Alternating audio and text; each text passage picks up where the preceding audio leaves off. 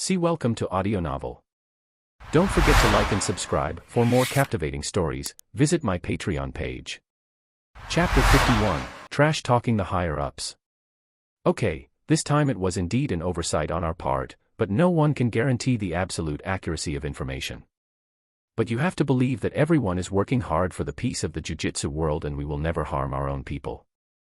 This is where the top brass showed their shamelessness. They knew that Gojo already knew the truth of the matter, but they still said these things in a high-sounding manner, even though they themselves did not believe their words. Ha ha. Gojo's face became extremely cold and he said, "If you do this again, I will kill you all." At this moment, the head of one of the three great sorcerer clans, the Gojo clan, and the most powerful sorcerer in the modern world's aura instantly burst out. Gojo was too lazy to beat around the bush with these rotten people. Faced with the blatant danger posed by Gojo, the higher-ups dared not speak out. After all, they couldn't restrict Gojo. The room fell into dead silence. At this time, Kazuma found the right opportunity to speak. "I have to say, you old antiques are very thick-skinned. I wonder if such a thick skin can withstand Sukuna's attack. How about next time, I let you guys fight Sukuna?" As soon as these words came out, murderous intent instantly enveloped him. Even Gojo beside him looked at Kazuma with some surprise. What surprised him was that Kazuma was so good at trash talking. Presumptuous. These senior executives were all furious and their faces had turned red. Judging from the look in their eyes, it could be deduced that they seemed to want to tear Kazuma to pieces. Gojo had a distinguished status, so it was okay for him to speak like this. But how dare Kazuma, a mere civilian with no background, speak to them like this? Even if he has demonstrated an exceptional level of strength this time, he is still not qualified. After all, besides Gojo, it is not impossible for them to kill a special-grade sorcerer by relying on the power behind them. In order to avoid trouble, Yaga had deliberately forged a civilian identity for Kazuma because these high-ranking officials like this kind of sorcerer who has no background and is easy to control. Okay, let's put this matter behind us, but Kazuma, please recognize your own identity. An old woman spoke up to smooth things over. This time, they had specifically called Gojo and Kazuma over for two things. In addition to scolding them, there was another important matter. That is, to test what kind of person Kazuma is. As high-ranking officials, their primary concern is obedience. For example, Yaga and Gakuganji Yoshinobu are obedient people. As for a strong person like Gojo Satoru who cannot be controlled, just one is enough. They had already discussed it long before. If Kazuma is obedient, he can be reused or even take over the position of principal in the future. After all, his potential is obvious to all. But if he is unruly, he will be transferred to Kyoto Jujutsu High to help Gakuganji Yoshinobu. As senior executives, they naturally know how to wield power. An institution cannot have too many talents. Otherwise, it will be difficult to control. Judging from the conversation just now, Kazuma is obviously not an easy person to deal with. So, several senior executives looked at each other and nodded. Kazuma is very capable, and Kyoto Jujutsu High is in need of teachers. Besides, Gakuganji Yoshinobu is already old and can no longer teach students. So we have decided to transfer Kazuma to a sister school. What do you think? After that, a paper certificate fell into Kazuma's hands. Kazuma briefly glanced at it and saw that it was a transfer procedure. Even the seal had been already stamped. Kazuma directly responded, "You've already stamped it, and you're still asking me what I think. TSK, it looks like I have underestimated the thickness of your skin. Gojo Satoru. Look at the character of the student you have taught. They have been in high positions for so long, when have they ever suffered such injustice?" However, due to Gojo's murderous eyes, they didn't dare to say it out loud at this moment. They suppressed their anger and said, "Jujutsu High is divided into two schools. They are all one family. Isn't it the same no matter where you go? And it's not far away. I hope you can consider the overall situation." Kazuma interrupted, "Shut up, oldie. I won't go." The higher-up saw his tough attitude and said, "Kazuma. This is an order from the higher-ups." "Order?" Kazuma sneered. A blazing flame ignited in his palm, turning the paper certificate into ashes. Even if the King of Heaven comes, it won't work. I said I won't go. Nobody can change my mind. He would naturally go to Kyoto Jujutsu High, but not now. And it's not these old guys' turn to give him pointers. He is not Gojo Satoru. After all, Gojo Satoru is from the Gojo clan, and although he looks careless, his character is definitely clean. But Kazuma has a PhD in curse words. He can curse for 5 minutes without repeating a single curse word. Hearing Kazuma's reply, Gojo breathed a sigh of relief. The reason why he didn't immediately refute was because this matter involved Kazuma's personal decision. He couldn't make a decision on Kazuma's behalf. Fortunately, Kazuma decisively refused. How dare you? You actually burned it down. However, before they finished speaking, they immediately shut their mouth because a faint voice sounded in the room. Curse technique lapse, blue. In Gojo's hand, a small energy ball with extremely powerful force had been condensed, ready to go. The higher-ups naturally knew what this was. At this moment, they became obedient. Gojo played with the energy ball in his hand. He raised his chin and said, "Humph, he's my student. No one can force him to do anything."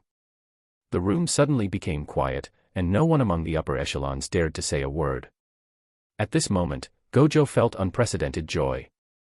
Through Kazuma's actions, he understood a truth. When facing these high-level officials, it is impossible to reason with them. Chapter 52, Jogo's Arrival. To put it bluntly, it means he has to lower himself when facing these people. When he thought about it this way, Gojo realized that the way he treated these people was very wrong. These arrogant, self-righteous old guys only know fists. 5 minutes later, Kazuma and Gojo left. The room became silent again, with only the faint sound of teeth grinding being heard. This child must not be allowed to stay. Under the moonlight, a black car was driving slowly on the winding mountain road. Ijichi looked at the two people behind him through the rearview mirror and asked curiously, "This time, it seems that you had a very happy conversation with the top executives."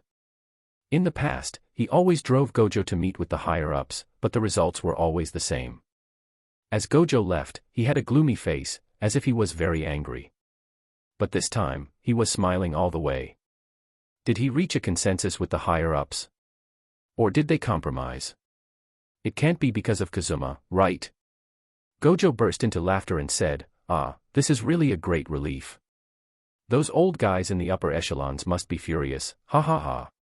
Unfortunately, we were not able to get them into the ICU. I didn't expect Kazuma to be so decisive and burn the contract directly. Well done. Especially the sentence that even if the King of Heaven came, it wouldn't work." It just made them speechless. As soon as these words came out, Ijichi, who was driving, suddenly contracted his pupils. His pupils widened as he looked in disbelief at the two people high-fiving each other behind him. Did he hear that correctly? Kazuma actually dared to burn the contract given by the higher-ups. But why was he feeling so comfortable? As an assistant supervisor, he was instilled with the belief of obeying orders from his superiors since childhood. Therefore, he was extremely respectful to Yaga and the higher-ups and did not dare to disobey in any way. But this doesn't mean that he doesn't have any complaints in his heart. Kazuma's actions were something he had only dared to do in his dreams. He is indeed a man who dares to beat up the principal. He must never mess with him in the future. Kazuma, who had confronted the higher-ups, was in a very good mood at the moment. But Gojo's actions seemed a little unexpected. He actually used lapse blue to scare the higher-ups. He wasn't so direct in the original story, right? Once Gojo showed lapse blue, the higher-ups didn't even dare to make a sound for the next 5 minutes. He didn't even have the chance to say anything. Fortunately, from the system panel, it seemed that 1/3 of the mission had been completed. Then the next step is Jogo. Also, he should remember to add spit to the water release. Judging from the time, Jogo should be coming out soon. Soon. The car reached the hillside above the winding mountain road. Kazuma and Gojo looked at each other, as if they had sensed something. Gojo patted Ijichi on the shoulder and said, "Ijichi, just leave us here and go back to the school first." Ijichi asked, "Are you going to buy mochi? I can drive you a little further." 3 black lines appeared on Gojo's face, but he still smiled patiently and said, "Don't bother. If we use our cursed energy to speed up, we won't be slower than a car. The moon is bright tonight, there's no chance of getting lost." Ijichi said, "Well, don't stay too late. The principal is still waiting for your news." After all, now that things have come to this, there is no need for him to continue asking. He just thought these two guys were getting weirder and weirder. Are all the special grades like this? Whoosh! The departing car kicked up a few scattered leaves. The breeze blew on their face and the leaves on the roadside rustled. Gojo put his hands in his pockets and said calmly, "Come out." Under the moonlight, a figure fell from the sky, making strange noises and seeming very excited. Kazuma and Gojo retreated at the same time. The figure was not big in size, but it fell from the sky like a car weighing several tons. Boom! The entire road shook violently, forming a huge deep pit. Spiderweb cracks quickly spread outward, and sparks flew in the sky. The smoke and dust dissipated, and Jogo, who was choked by the ash, walked out of the deep pit coughing. He looked at the two people with a teasing look. A trace of doubt flashed across Gojo's eyes. What a strange body shape. One eye, volcano head monster. Looking at this aura, is it a special grade cursed spirit that has never been recorded? Kazuma on the side raised his eyebrows and looked at Jogo with interest. As expected of the strongest of the four disaster curses. Just by standing still, he could feel the overwhelming cursed energy pressing towards him. Moreover, this cursed energy was much greater than that of the special grade cursed spirits that he had fought before. Even Three-Finger Sukuna that he had fought against before did not have as much cursed energy as Jogo. Jogo, who was a bit hunched, took out a pipe. He took a deep puff, and smiled with great enjoyment. He said, "Which of you two is Gojo Satoru?" "He's looking for you, Gojo-sensei." Kazuma smiled and stepped aside. The system mission will naturally be completed, but for now, he wanted to watch an exciting battle. Although he was very conflicted, he had no choice but to do it with tears in his eyes for the sake of the system reward. "Did you come to me specially to enjoy the moon together?" Gojo smiled and pointed at the full moon in the sky. However, what responded to him was Jogo's swift attack. Gojo put his hands in his pockets and dodged the attack. The strongest person of the current era can only dodge. After saying this, Jogo raised his hand slightly. A volcanic crater suddenly protruded beside Gojo. Chapter 53, Gojo vs. Jogo. Blazing flames instantly burst out, accompanied by billowing white smoke that completely engulfed Gojo. The flames swept across like a dragon, turning the large forest below the road into scorched earth. Under the light of the fire, the night was as bright as day. Jogo said, "Haha, that's it." Just now, he had seen with his own eyes, or rather eye, that Gojo was unable to dodge the attack. He was extremely confident that even a special grade sorcerer wouldn't be able to resist his unexpected move. Aren't the rumors too exaggerated? Gojo Satoru is nothing special. Jogo put one hand behind his back, took a puff of his pipe, and spoke with disdain. He looked at Kazuma again and gave a hoarse smile. He continued, "Then I'll kill you as well." Kazuma pointed to where Gojo was and said, "Are you sure that you have won?" "What?" Jogo's face changed, and he turned his head away suddenly. The thick smoke slowly dissipated, and a tall figure stood there unharmed. Gojo used one hand to disperse the remaining smoke and said calmly, "Why are you causing a fire? Don't you know how dangerous that is?" Jogo's eyes became more serious, and he raised his hand to touch the smoke coming out of his head. Interesting. The purpose of his visit this time was to see Gojo's power. Geto claimed that Gojo was the strongest in the current day and age. Gojo was the Ryuzen. Geto was so fearful that he chose to collect Sukuna's fingers. In Jogo's view, why was there a need to make things so troublesome? Just kill all humans, and reshuffle the world. Create a world without humans. But now, things were getting interesting. Looking at Gojo, who was doing warm-up exercises, Jogo grinned. "How about this? Ember insects." Suddenly, a dense swarm of strange-looking insects appeared in the sky, flapping their wings at a high speed and flying toward Gojo. Seeing this, Gojo was not panicked at all. Instead, a playful smile appeared at the corner of his mouth, and he calmly raised two fingers. The next moment, something strange happened. The dense swarm of insects stopped in front of Gojo, as if they were separated by invisible energy.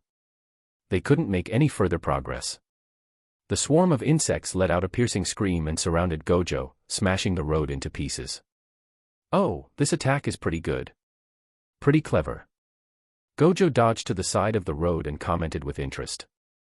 When he looked forward, he found that Jogo's figure had disappeared. Jogo said, "This is called a feint, stupid sorcerer." Jogo flashed to Gojo's side. A blazing flame appeared on his palm and pressed toward Gojo's head. Boom. Gojo's head was instantly ignited. "It's not over yet, so-called strongest." Then, Jogo aimed at Gojo's body and attacked him crazily, directly igniting his entire body and turning him into a fireman. Boom. The huge impact force shattered the roads on both sides and scattered smoke and dust. After doing all this, Jogo smiled confidently and said, "The strongest." That's all. It seemed that Geto was too cautious. These so-called special-grade sorcerers were nothing special. Jogo said, "Hey, you scum over there, the strongest among you humans is dead. Don't be sad, I'll send you to reunite with him right now." Kazuma was speechless. He said, "How come you didn't learn your lesson? Why are you repeating the same old routine?" Kettle. Upon hearing this, fire spewed out from Jogo's head and ears at the same time. Apparently, this name made him extremely angry. How dare this damned kid call him a kettle? He must be crushed to ashes. Gojo appeared again, intact, in the place where the smoke and dust had dissipated. Kettle. Good metaphor, Kazuma, you are really talented. Kettle, right. I'll call you that for now. I've reminded you once, but why don't you learn your lesson? Jogo's body trembled, and he slowly turned his head, his eyes full of doubt. What's going on? Jogo looked at his palm in disbelief. Are you kidding me? This time, he had definitely hit him. He still remembered the feeling of his palm pressing on his head. But how was this man still unharmed? You must be confused, right? Looking at the stunned Jogo, Gojo smiled and said, "To put it simply, you didn't hit me at all." Impossible. The volcano above Jogo's head emitted smoke rings and almost spewed out flames. My senses never lie. Unlike the first time, he had definitely touched Gojo just now, and every strike had firmly landed on him. He was not an ordinary special-grade cursed spirit. How could he be easily deceived? What you encountered was the infinity between you and me. This is one of my abilities.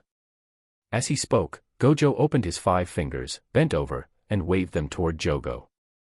He said, "Come here, my ability is a bit complicated. You may not understand if I just tell you. Just put your hand over it, and you'll understand. Come on, why are you being shy?" Jogo looked at Gojo calmly, and thought.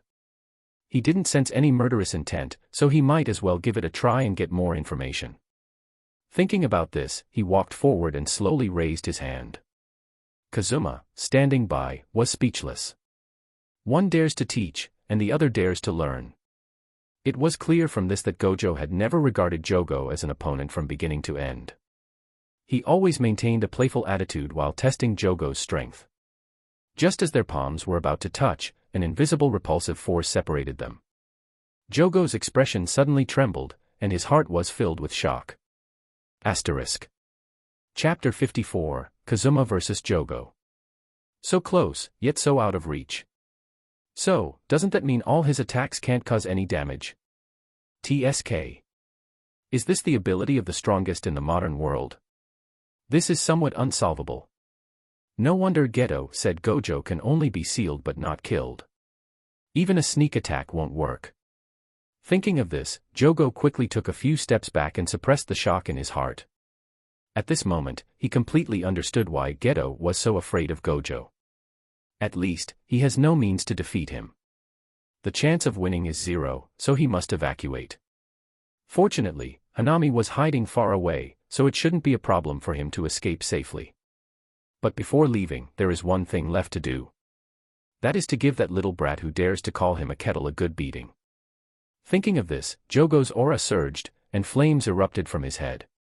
Seeing this, Gojo became interested and said, "Mr. Curse, are you going to use all your strength to deal with me?" I'm at your service any time. Jogo said, no. I don't want to fight with you. I want to have a good discussion with him. Jogo pointed to Kazuma, especially emphasizing the word discuss.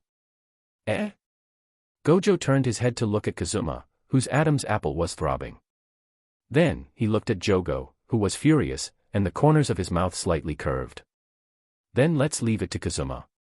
After saying that, Gojo squatted on the side of the road. He opened a box of fragrant mochi, and slowly tasted it.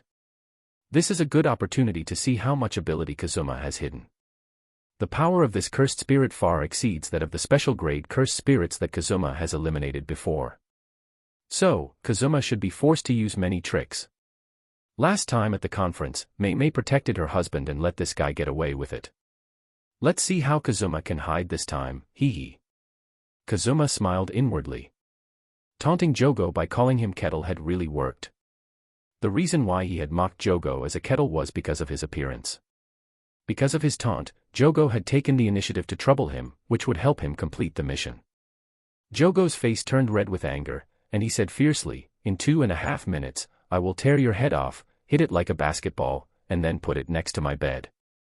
Kazuma just smiled and hooked his finger at Jogo without saying anything. Seeing this scene, Gojo felt a little strange. As the one being looked down upon and provoked, Kazuma didn't talk back. This was completely different than his behavior when he was angry at the higher-ups, right? Is he planning something and can't talk? T/N, for those who don't know what Kazuma is up to, he is not talking because he needs his spit. A truly strange guy. You bastard. Don't even think about leaving behind any ashes. Except for your head, your entire body will disappear in a while. Jogo clapped his hands, and 2 huge rocks rose from the ground instantly, sandwiching Kazuma in the middle. Boom. The flames that were powerful enough to burn everything instantly engulfed Kazuma. The surrounding mountains and forests instantly turned to ashes, and the heat wave soared to the sky. Gojo's heart skipped a beat. This cursed spirit was fighting harder now than before. It seemed that there was a lot of personal grudge involved. Haha, he didn't dodge it. Jogo curled his lips with a disdainful smile. Not everyone is Gojo. There definitely isn't another person in the world with an overpowered ability like infinity. A gust of night wind blew by, blowing away the billowing smoke. Jogo saw that Kazuma was standing there unscathed. Kazuma was pinching his nose with his hand and dispersing the thick smoke in front of him. Gojo swallowed a piece of kikifuku and said, so much smoke. He naturally knew about Kazuma's ability to become like a hologram. It is an ability that allows any attack to pass through the body. Thinking about it this way, isn't it even more powerful than his infinity? Jogo widened his eyes and stood there in a daze. What the hell is happening today? There's another person who has infinity. No. Absolutely not. Geto once said that there is only one 6 eyes user in this world. And infinity is inseparable from 6 eyes. This guy must have used some strange method. At this moment, Jogo's heart began to waver. After all, too many strange things had happened today. Looking at Kazuma, who wasn't speaking, Jogo had a bad feeling. Wasn't this guy quite mean before? Why is he so silent now? Damn it. Stop playing tricks on me. Jogo shouted angrily and threw out 2 huge fireballs from his hands. Suddenly, a dagger flew to his ear, piercing the air with a sharp whistle. In an instant, Jogo's attitude changed from vigilance to disdain.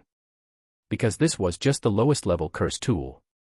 However, he immediately regretted his attitude when he saw Kazuma's figure disappear out of thin air. That's right. He disappeared in an instant, without any trace left, not even an afterimage. Suddenly, the hairs on his back stood up. This was the instinct of one of the 4 disaster curses. Bang. An extremely strong feeling of being pushed back hit him. Accompanied by a violent hurricane, his face and even the night were illuminated by a white-blue light. Just like that, Jogo maintained an extremely surprised expression as he flew backward at a very high speed, knocking down a row of large trees along the way. At the same time, the ground was also rubbed by Jogo's uncontrolled body. Sparks flew out, and deep gullies were left behind. Gojo covered his neck with both hands, almost choking to death on the cake. He pulled down his blindfold, saying in surprise, "Is this what Mayay and the others call raise-non? You call this a raise-non? This raise-non is too big." Through his 6 eyes, Gojo could roughly see the principle of this move. The principle is to concentrate the cursed energy in the hands, and then flow and compress it in irregular directions. It seemed very simple, but he knew that it was extremely difficult to use this move. Not to mention concentrating the cursed energy in the hands, just compressing the cursed energy in such a short time is something that only a few people can do. What a genius! He must pester Kazuma to teach him this trick later. Also, what was up with Kazuma's teleportation just now? Even his 6 eyes couldn't capture his movement trajectory. Could it be that Kazuma is even faster than him? Chapter 55, Continuous Black Flashes. Boom. The mountains and forests were in chaos. Countless trees snapped as a figure crashed through them. Kazuma flashed and instantly appeared above the still-gliding Jogo. Bang. A pair of strong hands grabbed Jogo's head tightly. Just like that, Kazuma stepped on Jogo, using him as a human skateboard, sliding along with the momentum. Jogo's pupils widened in shock. What's wrong with this guy? Such terrifying speed, it defies common sense. Even as a special-grade curse spirit, he felt completely powerless. Kettle, work harder. Kazuma's words instantly ignited a fire within Jogo. Kettle. How dare he call him that again? Die. Jogo's cursed energy surged, forcing Kazuma off him. A terrifying aura spread. Floating in the air, Jogo pulled back his arm as if he was drawing a bow. Whoosh! A massive firebird spread its wings and shot toward Kazuma. Kazuma calmly pulled out the gunbai from his Kamui dimension, raising it to defend. The moment the firebird touched Kazuma, it was rebounded. Boom! The mountains in the distance shattered under the force of the redirected firebird, showcasing its terrifying power. Seeing this, Gojo raised an eyebrow. Is that a special-grade curse tool? Why hasn't he seen this at Jujutsu High before? But he didn't dwell on it for long, continuing to watch the battle. Kazuma narrowed his eyes. Jogo had disappeared. Die. Jogo suddenly appeared at his side, clapping his hands together. A concentrated flame, sharp as a blade, pierced straight through Kazuma's heart. Ha, that's it. Jogo exhaled, retrieving a pipe from his waist and taking a deep breath. He had been caught off guard by this sorcerer earlier. But fortunately, he didn't have Gojo's ability. Wait. What? With a poof, Kazuma's body transformed into a wooden log. A substitution technique. At the same time, Jogo's pipe snapped in half as a violent gust of wind rushed toward him. Black lightning twisted like serpents in the night. Bang. Bang. Bang. Kazuma moved at incredible speed. Yuji, maybe his answer will satisfy you. Todo swallowed his saliva and nodded obediently. Seeing this scene, Mai was dumbfounded. What happened? Todo, who was always fearless even in front of the principal of Gakuganji, had become so obedient. Mai came forward with a puzzled look in her eyes. Todo, what are you doing? Why are you suddenly so cowardly? Hush. Stop talking. Go. Todo turned and left, not caring whether Mai followed him or not. Mai frowned slightly, looked at Kazuma deeply, and left with Todo. As for Megumi and Nobara, they were not too surprised. After all, they knew the horror in Kazuma's eyes. Nobara said, "By the way, Kazuma, how do you know that Yuji's answer will satisfy that big guy?" The two looked at Kazuma with puzzlement. Chapter 62, Juanpe realizes the truth of this world. It's just a guess. After saying that, Kazuma secretly added in his heart, because of watching the anime. As for the true reason, it must be because of Yuji's domain. Brotherhood for all. Todo will soon become Yuji's brother, then there's Choso, and even Sukuna has some connection to him. The most outrageous part. Kenjaku is actually Yuji's mother. So, Yuji's father was. Anyway, in Jujutsu Kaisen, is there anyone with stronger connections than Yuji? Suddenly, Kazuma's expression changed and he said, "You guys keep practicing. I have something to take care of." After he finished speaking, a vortex appeared behind him, and he vanished in an instant. Just now, the shadow clone he had sent out was automatically dispelled, leaving behind coordinates and some memories. Juanpe is about to meet Mjito. Watching Kazuma disappear, Megumi and Nobara couldn't help but complain. Mysterious guy. Inside an old movie theater. Earthworm 3 was currently playing. Perhaps the subject matter was too heavy and the visual impact was too strong, leading to very few viewers. 3 bodies, rotting and completely unrecognizable, stood stiffly in place. Their faces were frozen in expressions of terror, as if they had witnessed something horrifying. Juanpe stared at the 3 corpses before him in disbelief. Though their features were mangled beyond recognition, he knew exactly who they were, the bullies who had beaten him up this morning. A sense of satisfaction flickered through his heart. Is this something a human can even do? Suddenly, an image flashed in his mind, a man with pale skin, blue hair, and stitches all over his body. Just moments ago, those 3 had been causing a ruckus in the theater when the blue-haired man had walked up to them. And then, this. That guy had done it. Just by touching them, he had killed the 3 punks who had tormented Juanpe for so long. Thinking about it, Juanpe didn't feel fear. Instead, a deep yearning for power surged within him. I have to find him. Without hesitation, Juanpe ran after him. In a deserted alley. Wait a moment. Juanpe panted as he caught up, staring at Mjito's back. You did that, right? Mjito smirked, glancing sideways. He asked, so what if I did? Didn't those guys deserve it? Or were they important to you? Are you looking for revenge? As he spoke, his forearm morphed into a sharp, bone-like blade. Juanpe's breath hitched. So strong. If he had that kind of power, who would dare to bully him? Who would dare to mock his mother? I want to become as strong as you. Before he could finish his sentence, the dark wall beside him rippled. A vortex appeared and Kazuma stepped out. Mjito's pupils shrank. Without hesitation, he shut his eyes. There was no mistaking it. This was Kazuma. After the Jogo incident, Hanami had used his curse technique to simulate Kazuma's face, so Mjito recognized him immediately. Hey, don't be so tense. Kazuma said, studying Mjito with interest. He hadn't expected Mjito to be so decisive, shutting his eyes the moment he saw him. Mjito kept his eyes shut and smiled. He said, your ability is strange, so I'd better be careful. That was the intel Hanami and Jogo had gathered at great cost. Of course, he took it seriously. Though he would have liked to fight Kazuma, he was in a city. The 3 corpses in the theater would soon be discovered. The police and sorcerers would come soon. It is better to save the real battle for Shibuya. Kazuma's appearance didn't ruin his plans, it just forced him to act sooner. He had already figured out Juanpe's home address. All that was left was to slip Sukuna's finger into his house. He could already imagine Juanpe's look of despair. Mjito's mind raced, and he made his decision. Bye. With a playful wave, his body twisted into a grotesque shape, slithering underground like a worm. Kamui. The ground warped, rubble exploded, and a severed tail dropped to the ground, still twitching. Such a quick reaction. Mjito's combat power might not be the strongest among the 4 disaster curses. But he was definitely the hardest to kill. During a fight, he could reshape his body and reposition his vital organs at will. This allowed him to shift his weak points at crucial moments, dodging fatal attacks.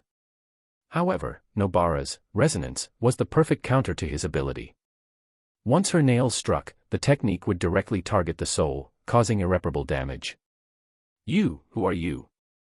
Juanpe took 2 steps back, eyeing Kazuma warily. This guy was strong. He hadn't even seen how Kazuma had attacked. Could he kill him too? Kazuma stepped forward, a smirk on his face. Young man, do you desire power? Kazuma spent the next 10 minutes giving Juanpe a crash course on jujutsu. Curses. Sorcerers. Curse users. Juanpe muttered under his breath. This information was too much to process all at once, his mind reeled. So, the world was far more dangerous and fascinating than he had ever imagined. But he had no reason to doubt Kazuma's words. With Kazuma's level of power, killing him would have been as easy as crushing an insect. There was no need for deception. Besides, hadn't he already seen it with his own eyes? Kazuma leaned against the wall, waiting patiently. Of course, if persuasion didn't work, there was always force. After all, claiming the system's rewards has always been on his mind. Chapter 63, Saving Juanpe's Mother. I promise you that I will become a sorcerer and a member of the Akatsuki. Now that I know the hidden side of this world, I don't want to be an ant that can't even protect itself anymore. Besides, my mother has raised me alone for so many years, it's my turn to protect her. Juanpe clenched his fists and looked determined as if he wanted to join the party. Kazuma's lips curved slightly and he said, "Then, on behalf of the Akatsuki, I welcome you. Please give me your hand." Juanpe didn't know why Kazuma was suddenly asking him to stretch out his hand, but he still did as he was told. You should have sensed a vague power emerging in your body recently, right? That is called cursed energy. Now, I will guide you to mobilize the cursed energy. Juanpe did as he was told, and soon, a flame-shaped cursed energy appeared in his hand. Then, Kazuma asked him to try it a few times on his own initiative. Success. I succeeded. After many failures, Juanpe finally succeeded in mobilizing his cursed energy independently. Looking at Juanpe's extremely excited expression, Kazuma nodded slightly. The system mission about the Akatsuki is to recruit sorcerers to join the Akatsuki. Now that Juanpe can mobilize cursed energy on his own, he is qualified to join Jujutsu High and can naturally be considered a sorcerer. Even if he doesn't have enough strength, it should be no problem to be an assistant supervisor. Kazuma said, "Now, take me to see your mother." Juanpe said with some surprise, "Ah. Kazuma-san, are you coming to my house? My mom is a great cook." Kazuma shook his head and said, "No, I need to save your mother's life." In the original story, Mjito had secretly placed a Sukuna finger in Juanpe's home. This caused a curse to appear there, and Juanpe's mother, who was alone at home, was killed. Since the latest mission is to save Juanpe's miserable life, his mother is an important factor that must naturally be taken into consideration. Moreover, his other shadow clone that was guarding near Juanpe's house had just discovered Mjito's trace. Does Mjito know that he has no chance with Juanpe and plans to launch the plan in advance? Hearing this, Juanpe was horrified, as if the sky had fallen. "You mean my mother is in danger?"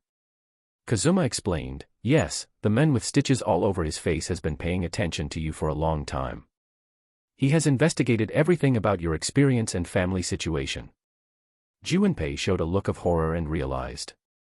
He said, "His purpose is to completely detonate the negative emotions in my body, so that I become a cursed spirit for him to control." Just now, through Kazuma's introduction, he already knew some general information about Mjito's ability. So, the scene in the cinema was deliberately prepared for him to see. Mjito knew that he had been subjected to bullying for a long time and must have an immense desire for strength. Thinking of this, Juanpe broke out in a cold sweat. If Kazuma hadn't appeared in time, he would have fallen into an endless abyss. If Kazuma hadn't intervened, Mjito's actions might have been even more disgusting. He would place Sukuna's finger into Juanpe's house to attract cursed spirits to kill his mother, and then put the blame on the classmates who had bullied him. The dark Juanpe would then confront Yuji. In the end, Juanpe would disappear in the flow of betrayal and despair. Juanpe's life would not at all be peaceful. Juanpe was so anxious that tears were about to flow out from his eyes. He anxiously said, "Kazuma-san, let's go." Kazuma nodded and said, "Hold my shoulders firmly." Juanpe, who trusted Kazuma immensely, did as he was told immediately. A vortex appeared and the two disappeared on the spot. In Juanpe's house, a beautiful woman with a pretty face and short wavy hair was sleeping soundly on the dining table. The dining table was filled with the dinner that had been prepared long ago. She was waiting for her son's return. Little did she know that in an inconspicuous corner, there was an ominous dry finger. It would surely attract cursed spirits soon. Mjito, who was hiding outside the door, grinned evilly. Beautiful things are meant to be destroyed. If the only light in Juanpe's heart were to dissipate, it would surely give rise to unimaginable cursed energy, right? Although he didn't know why Kazuma had suddenly appeared and disrupted his plans, did he really think this would stop him? Instead, it just hastened the tragedy. Ha ha ha. Juanpe, go hate this world, and all the sorcerers along with it. After doing all this, Mjito disappeared into a dark corner. At the dining table, the beautiful woman who was sleeping soundly frowned slightly, as if she was having difficulty breathing. Behind her, a thick and dark cursed energy loomed, and a cursed spirit with a hideous face appeared. Human, delicious food. A strong sense of death arose in her heart, and the beautiful woman felt a chill on her back and she suddenly woke up. Looking back, she saw an extremely horrifying scene. Just then, a whirlpool appeared and two figures walked out.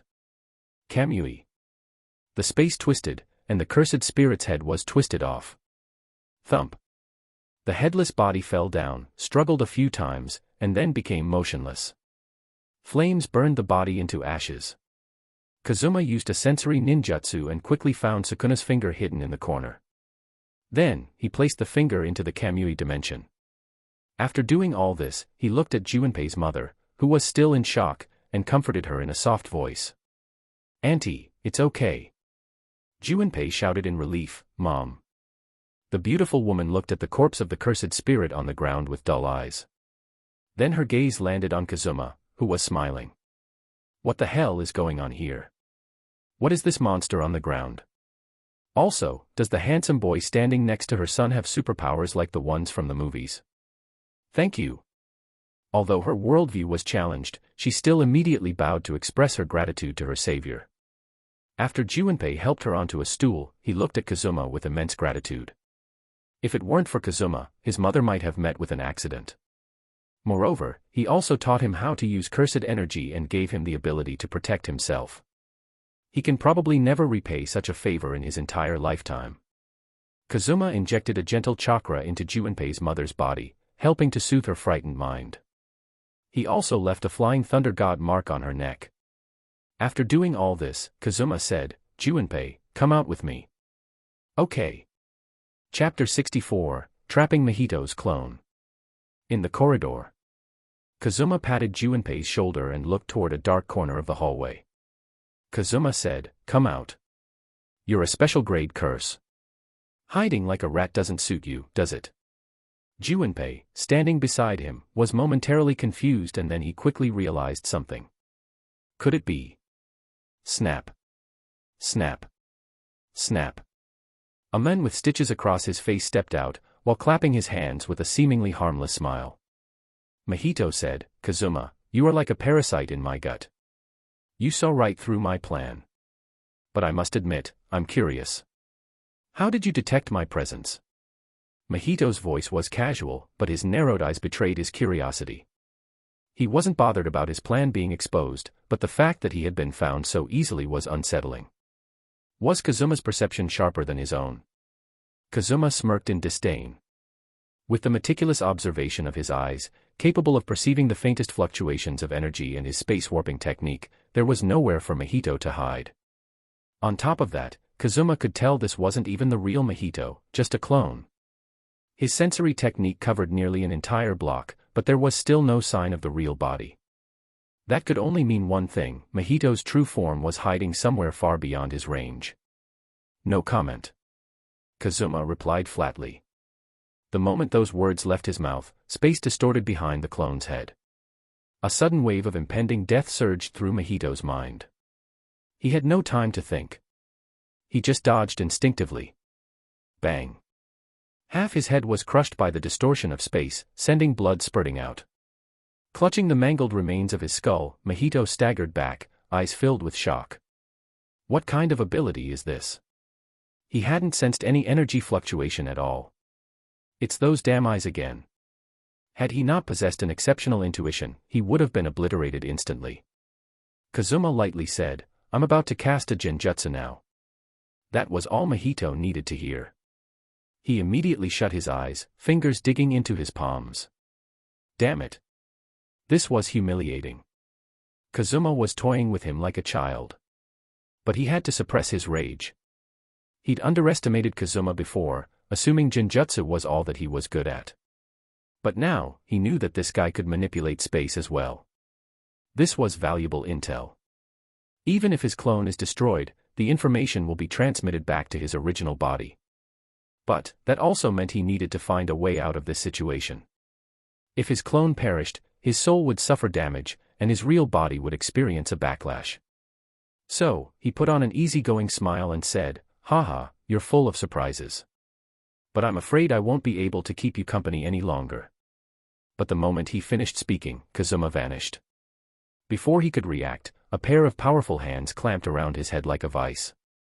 Then, a vortex appeared and both figures disappeared. Juanpe was left standing in shock. That was way too fast. Kazuma, is he really just a first-grade sorcerer? He had mentioned before that Mjito was one of the most dangerous special-grade curses. But when facing Mjito, Kazuma had made it look effortless. Juanpe clenched his fists. He has to get stronger. He can't just rely on Kazuma. He has to protect his mother and prove his worth. In a strange dimension, Mjito was now pinned to the ground, his limbs bound. Kazuma stood above him on a high platform, looking down. "I have to say, your clone is pretty convincing." Mjito's pupils shrank in horror. How did Kazuma know this? This clone was virtually identical to his true body, aside from a slight difference in power. But Kazuma had seen through it at a glance. And where even was this place? He couldn't sense any cursed energy. This place wasn't connected to the real world at all. It was like being completely isolated. Only now did he realize just how terrifying Kazuma truly was. No wonder Jogo had been so wary of him. Before, they had thought that Kazuma's genjutsu could be countered. They thought that as long as they knew what they were dealing with, they could focus their efforts on Gojo instead. But they were wrong. Horribly wrong. Gulp. Mjito swallowed his saliva and asked, "Is this your domain?"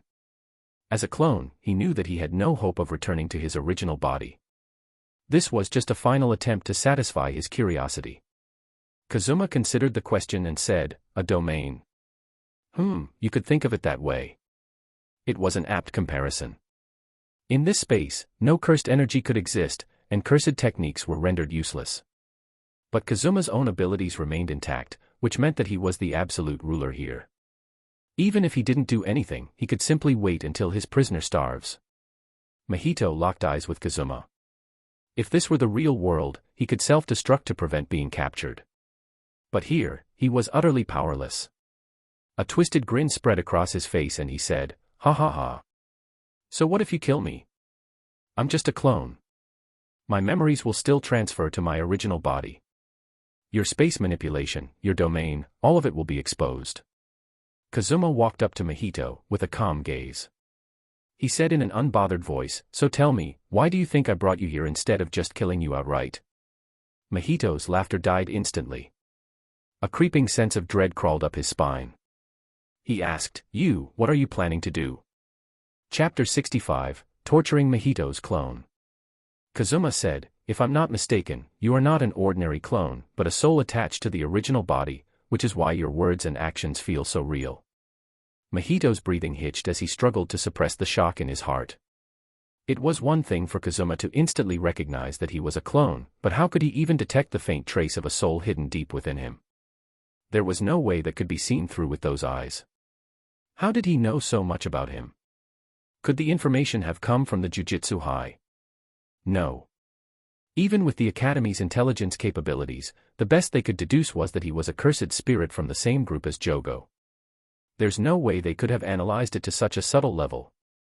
In reality, Kazuma's Mangekyo Sharingan couldn't directly perceive the soul within this clone. But, he had read the JJK manga.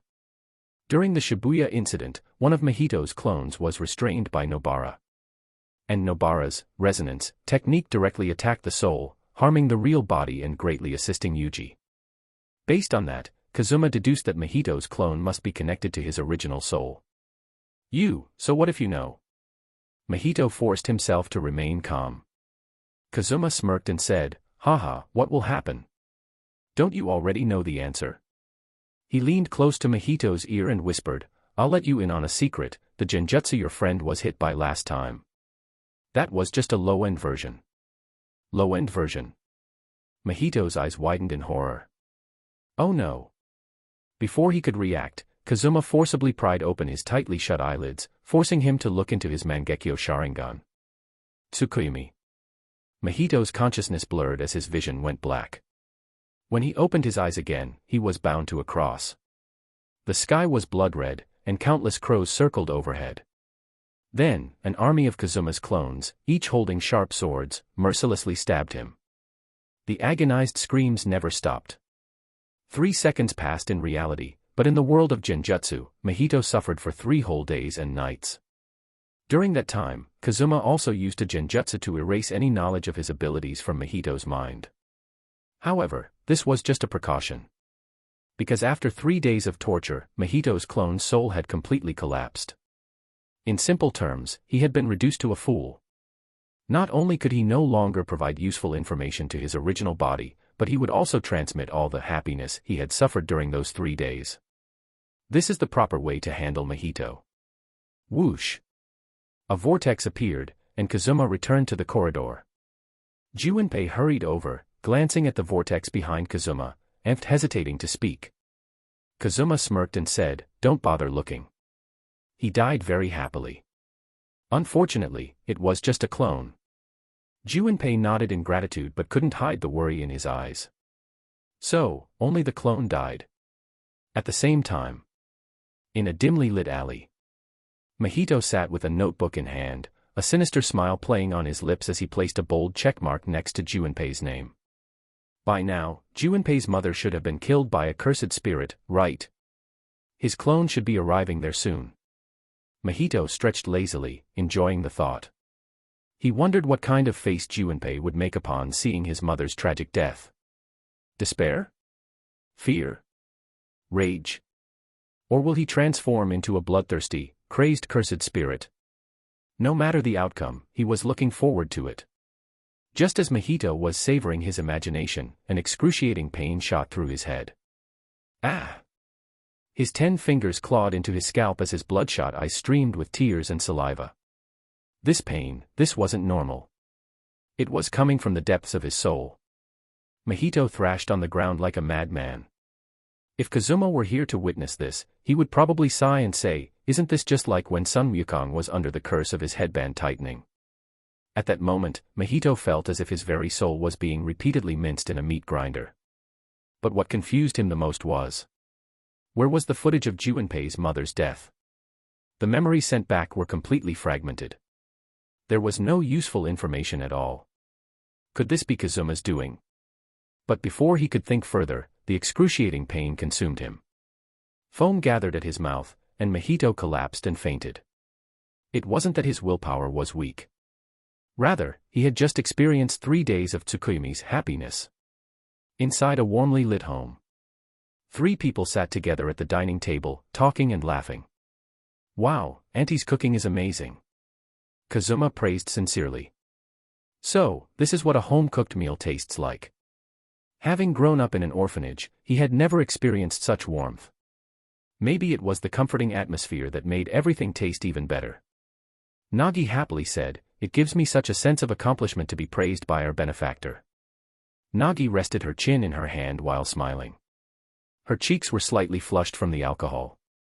She was happy to see her son, who had always been introverted, bonding with such a dependable older brother figure.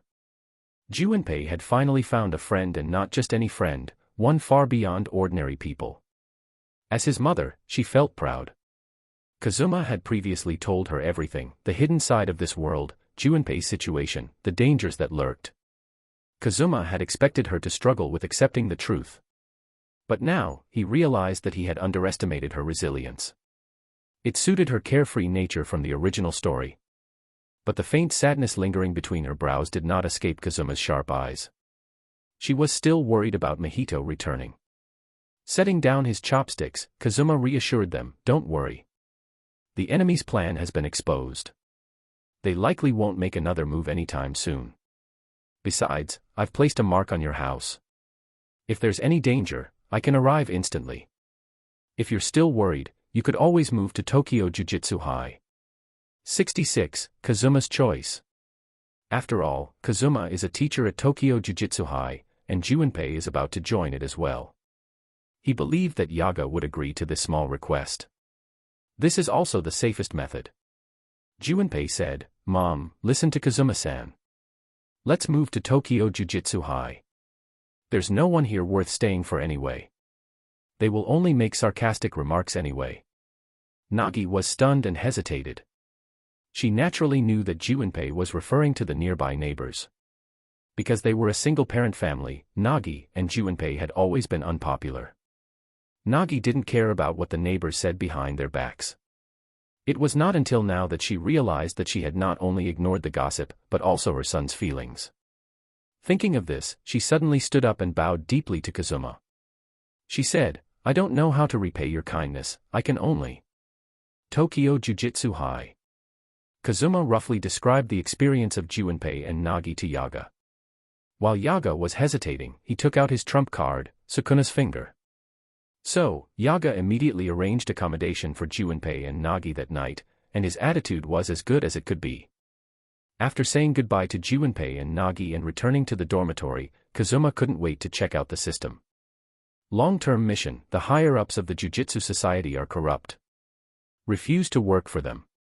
Please create the Akatsuki and invite sorcerers to join. Progress: 3/3, completed. Reward: Eternal Mangekyo. Just as he was about to receive the reward, a reminder came to his mind again. Ding!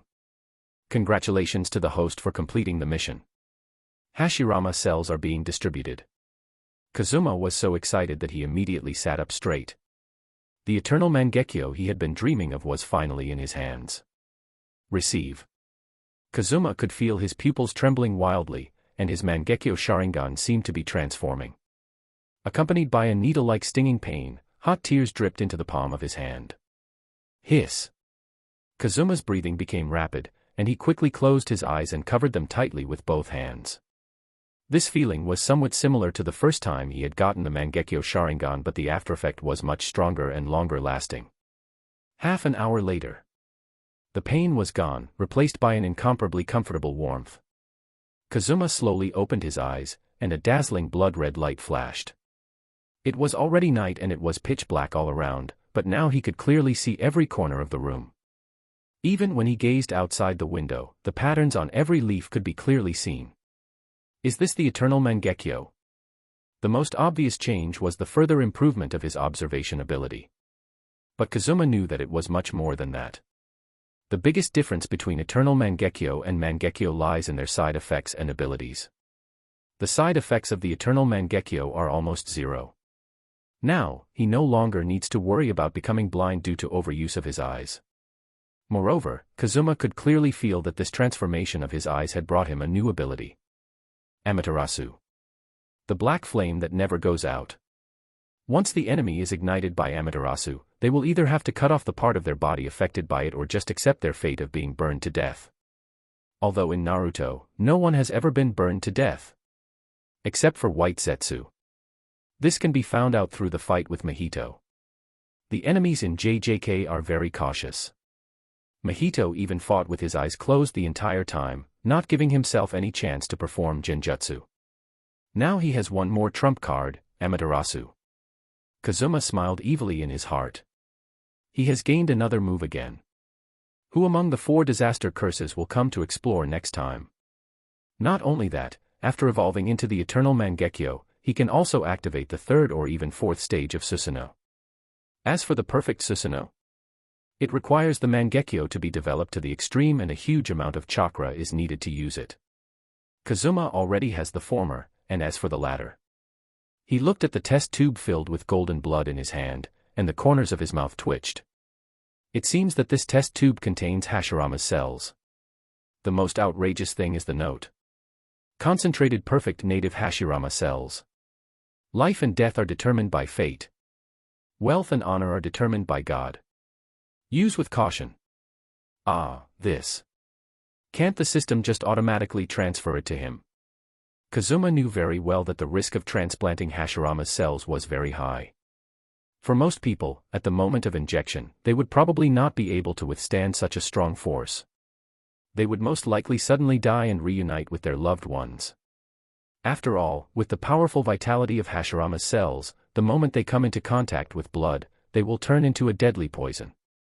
It would be fortunate if one died from their blood vessels bursting, internal organs being unable to bear the burden, and their body collapsing. The most frightening thing is if a person doesn't die instantly because of their strong physique. At that time, they will suffer continuous torture, and ultimately fail. Therefore, without a strong physique and will, transplanting Hashirama cells is tantamount to seeking death. With his current physical strength, Kazuma can barely open the gate of pain, but the side effects will be serious after that. From this perspective, it would be difficult to withstand the extremely powerful life force of Hashirama's cells. Kazuma put away the test tube and lowered his head in thought. Since coming to this world, he has always been very steady. He has only been doing the safest things, and he has never taken a gamble. But how could he not use the Hashirama cells that he had obtained with so much effort? Kazuma decided to take a gamble. He never wanted to experience the lack of chakra again. This choice might sound stupid to some. But this is his choice. If he is afraid of just this, he won't be true to himself anymore. When coming to this world, he had decided that he would change the ending. If he doesn't have any courage, how can he do that? Will he just watch on as his once favorite characters and now loved ones die? No. He won't let that happen. Chapter 67, Renegan or Idle Death Gamble. Kazuma was ready to gamble, but the risk must be minimized as much as possible. Hikari could use his domain, Idle Death Gamble, to gain infinite cursed energy and automatically use reverse cursed technique, frantically healing his injuries to achieve near immortality. Kazuma couldn't do this, but he could still rely on others. Soon, Shoko's beautiful face appeared in his mind. Her reverse curse technique was highly effective on others. If he could convince her to help, the success rate of fusing Hashirama's cells would definitely increase. But considering that Shoko might run out of cursed energy, an additional support is needed. This reminded Kazuma of Yutaheim. Yutaheim mostly wears a red and white shrine maiden costume and always has a bow tied behind her head. If Shoko is the strongest healer in the world of Jujutsu, then Yutaheim is definitely the strongest support. Her unique curse technique, Solo Forbidden Area, could increase the total amount of cursed energy for everyone, including herself, within its range. If Yutaheim continuously provides amplification for Shoko, and Shoko continuously provides healing for him, then the probability of success would increase drastically. As for the remaining risks, he could only rely on his willpower and physical endurance for that. Apart from all this, he couldn't think of anyone else's technique that could assist him. Just in case, he needs to ask someone he could absolutely trust to protect him. For example, Mayay. Kazuma knew her strengths and weaknesses, and she knew his, which made her reliable. Kazuma considered going to the Kamui dimension for the procedure. After all, it is absolutely safe there, and there is no risk of interference. But the Kamui dimension lacks cursed energy. In there, Shoko and Yutaheim won't be able to replenish their cursed energy, so that idea was dismissed. Or perhaps he could just take over Tengen's lair. After all, it was safe there, and no one would interrupt them. Anyway, that old guy screwed over Yuki badly in the later stages, so Kazuma wouldn't feel guilty at all. But after further thought, he decided against it. Tengen's true strength was unknown, and a confrontation with him might cause a huge commotion. Just as he was struggling with this, a system prompt appeared in his mind again. Ding! Mission choice triggered. Mission option 1, I am the natural disaster. At the sister exchange event, use fire release to crush Jogo, wood release to pierce Hanami, and water release to submerge Dagon. Reward, Renegan. Mission option 2, King of Retreat. With such a low success rate, what's the difference between this and suicide? Abandon the fusion of Hashirama's cells.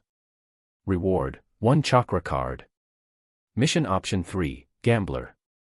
A child cannot cry every day, and a gambler cannot lose every day. Fuse Hashirama's cells on your own. Reward, Domain Expansion, Idle Death Gamble. Looking at the 3 mission options in front of him, Kazuma immediately ruled out the third one. Knowing he could reduce the risk by seeking help, yet choosing to fuse Hashirama's cells alone. That wasn't gambling. That was just recklessness. No, that was foolishness. Although Idle Death Gamble was powerful, it didn't appeal to him much. As for the second mission, asking him to give up on fusion. And offering such a measly reward. 1 chakra card. Was he being treated like a beggar? That was an immediate rejection. Now, only the first option remained. The reward was the Renegan. The Renegan, known as the eye that controls life and death, transcends even the eternal Mangekyo Sharingan.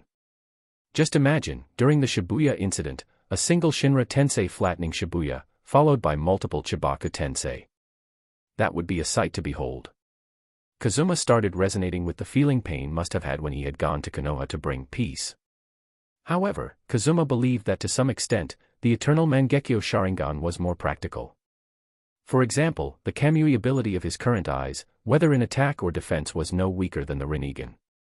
If he had to change his eyes to Renegan, he would only change one eye and ensure that he keeps his Kamui no matter what. This was his greatest defense against Sukuna's cleave. After all, in the original story, Sukuna had used cleave to kill Gojo. Kazuma couldn't guarantee whether Sukuna would use that on him. When it came to cutting techniques, he, Uchiha Kazuma, had to acknowledge Sukuna as the best. Retracting his thoughts, Kazuma carefully analyzed the mission requirements. Sure enough, the first option was the best fit. Using would release to pierce Hanami. He will need Hashirama's cells for that, there was no other way. But was that kind of piercing appropriate? However, from the mission details, it was clear that Dagon and Jogo would also appear. This was a major deviation from the original events. It seemed that Kenjaku had considered factors beyond just Gojo. Kazuma himself must have played a role in these changes. If that were the case, then what was the point of the competition between the two schools? In the original storyline, Hanami alone could push everyone to their limits. And now, Jogo and Dagon have been added to the mix. At this point, it won't be an exchange event anymore. It will be a battle royale. The butterfly effect was growing stronger and stronger, perhaps even Kenjaku might take action.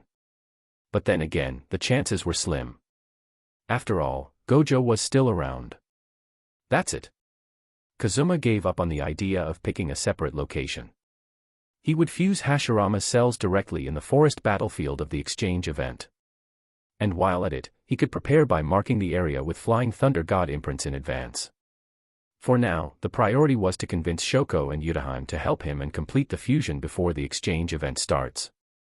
The next morning, Gojo was absent from school because he had received information regarding Geto.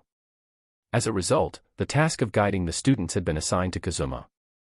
But Kazuma had a feeling that Gojo had vanished on purpose. Afterward, Kazuma held a special meeting with Maki and Juanpe. After all, these two were members of the Akatsuki, so their strength had to be formidable. Chapter 68, Asking Shoko and Yutaheim for help. After doing all this, Kazuma came to the infirmary. When he opened the door, he found Shoko and Yutaheim enjoying the air conditioning, with soap operas playing on their phones. Shoko asked, Kazuma, have you finished teaching your students? Shoko glanced sideways at Kazuma and smiled. Yutaheim looked at the two of them meaningfully and said, well, I won't interrupt you guys. Go ahead and chat. However, Kazuma raised his hand to stop Yutaheim and said with a smile, would you two like to go for a drink? I'll treat you. As soon as these words came out, Shoko's eyes flashed and her face turned slightly red. Ever since her opportunity was snatched away by Mayay last time, she hadn't found a chance to invite Kazuma. Unexpectedly, Kazuma had taken the initiative to invite her. Yutaheim stepped forward with her hands on her hips, frowning and examining Kazuma. She said, you are quite ambitious. Aren't you afraid that Mayay will do something? Kazuma's mouth twitched. He said, this time, I actually have an important matter that I would like to ask you two for help with. Izakaya. What? Yutaheim, who was sitting opposite Kazuma, couldn't help but exclaim, causing the guests around to look at her strangely. Yutaheim leaned closer and lowered her voice, are you serious about such a dangerous thing? Kazuma had already anticipated the two women's reactions and was not surprised. After all, this kind of thing does sound crazy. Shoko, sitting to the side with blurry eyes, took a sip of sake. She moaned comfortably, and looked slightly tipsy. She said, I agree to Kazuma's request. Yutaheim said, hey. Shoko, are you serious? This matter involves life and death. You must be drunk. Shoko's sudden reply surprised Yutaheim, and Kazuma was also taken aback.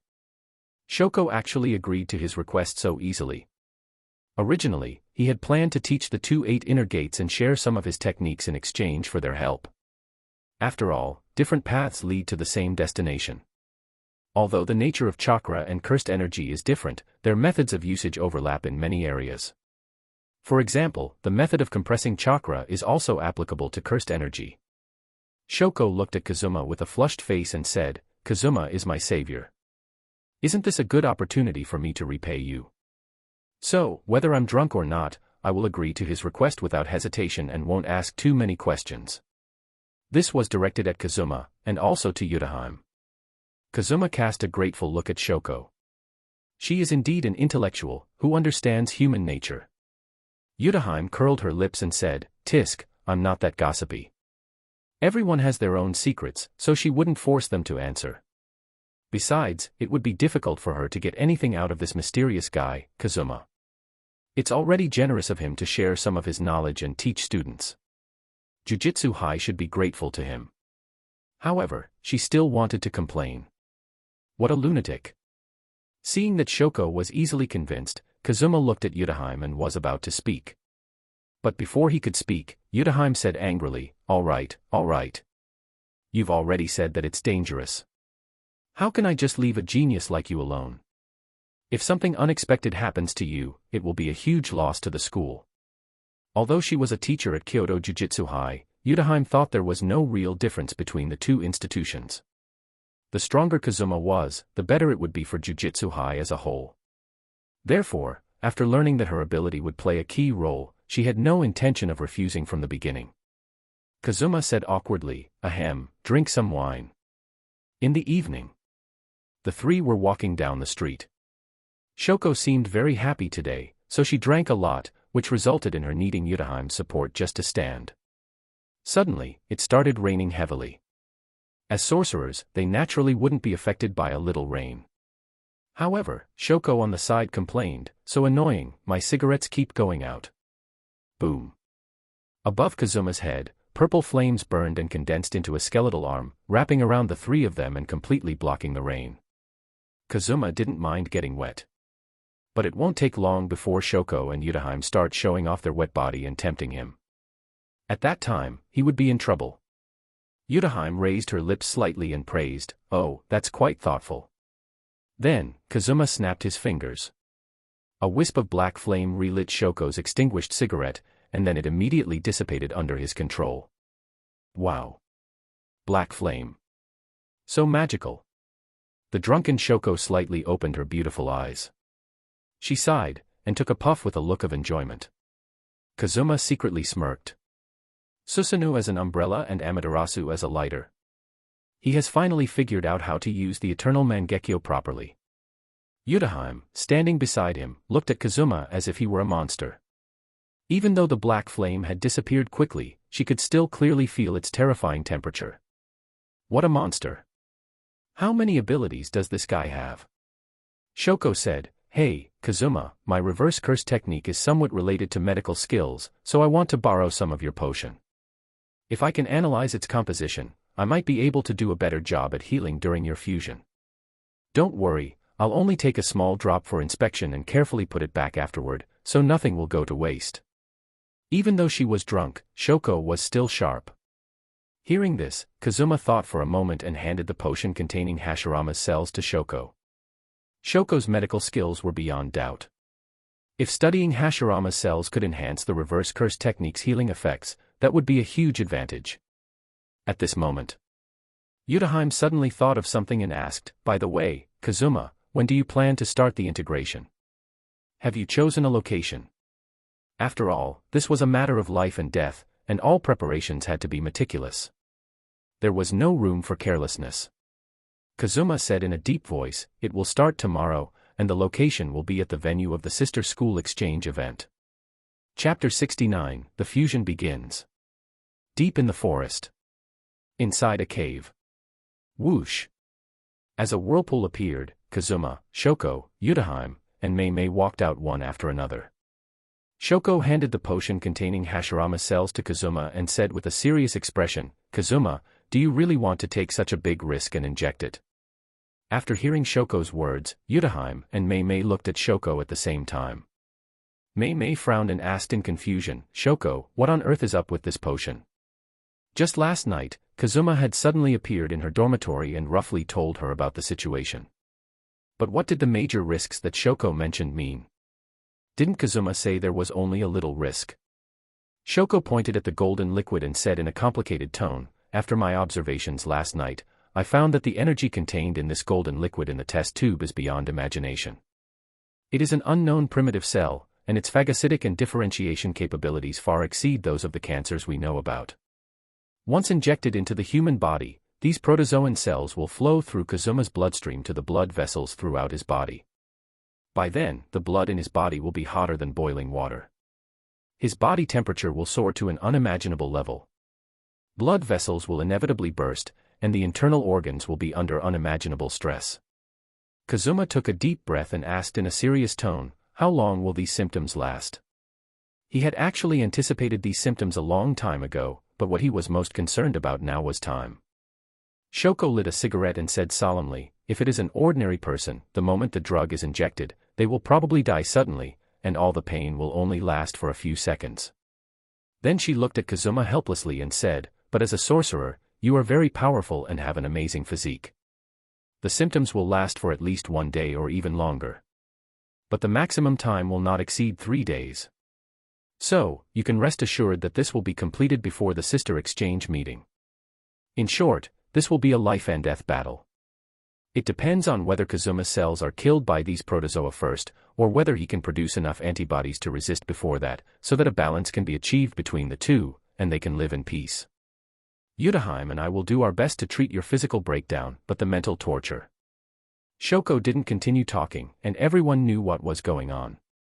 Last night, during the whole process of her research, she was so terrified that she couldn't sleep all night. Just a small drop contained such terrifying energy. And Kazuma wanted to inject the entire test tube. Kazuma is really crazy. Yudaheim and Mayay couldn't help but gasp after hearing this. Yudaheim asked, "Is this so scary?" Even though Kazuma had said yesterday that there would be a risk to his life, she never thought that it would go to this extent. No wonder Kazuma had asked her and Shoko for help. If he were alone, he would be in great danger, and he still is. Mayay sighed helplessly, came near Kazuma, and glanced at him. She said, "Is this the little bit of risk you told me about? Do you want me to be a widow?" Kazuma smiled awkwardly and scratched his head. He said, "Aren't Shoko and Yudaheim here to help me? I am very confident, don't worry." Mayay said, "TSK. I really can't do anything with you. Don't you dare fail." Mayay did not try to persuade Kazuma further. As Kazuma's supporter, it's not her job to stop him at this time. She just needs to do the best she can. Mayay stood in front of the hole with a huge axe in hand and began to share her vision with the summoned crows. Although this was a dedicated venue for an exchange event between sister schools, and no one is allowed to enter before the meeting starts, there is always a chance of something happening. Under the observation of the crows, Mayay would never allow any person or animal to disturb Kazuma and the others. Life and death are determined by fate. Wealth and honor are determined by God.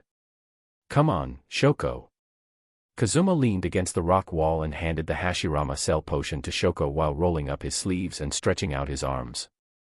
This made him think of the times when he had received intravenous drips and injections.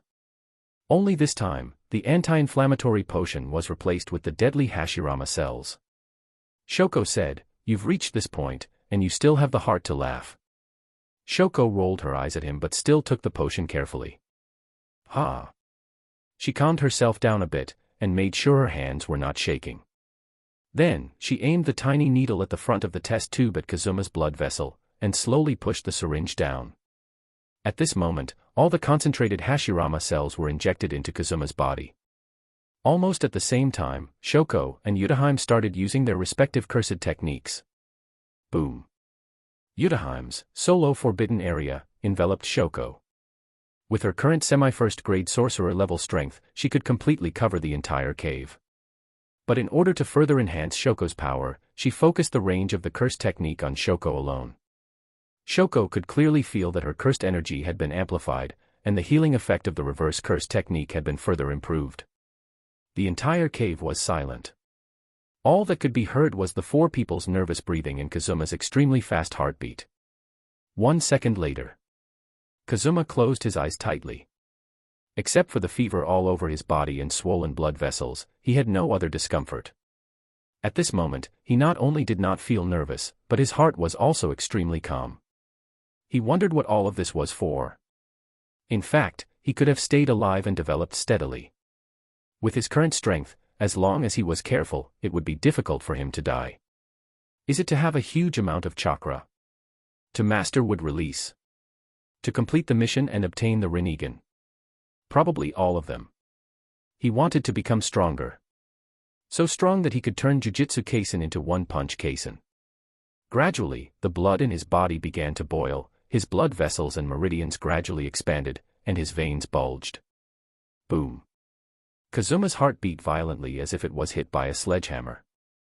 His eyes widened, and his eyeballs turned outward. Pwah. A mouthful of blood sprayed onto the stone wall, dyeing it blood red. Chapter 70, Excruciating Pain. Kazuma's eyes were bloodshot. His clenched teeth made a grinding sound.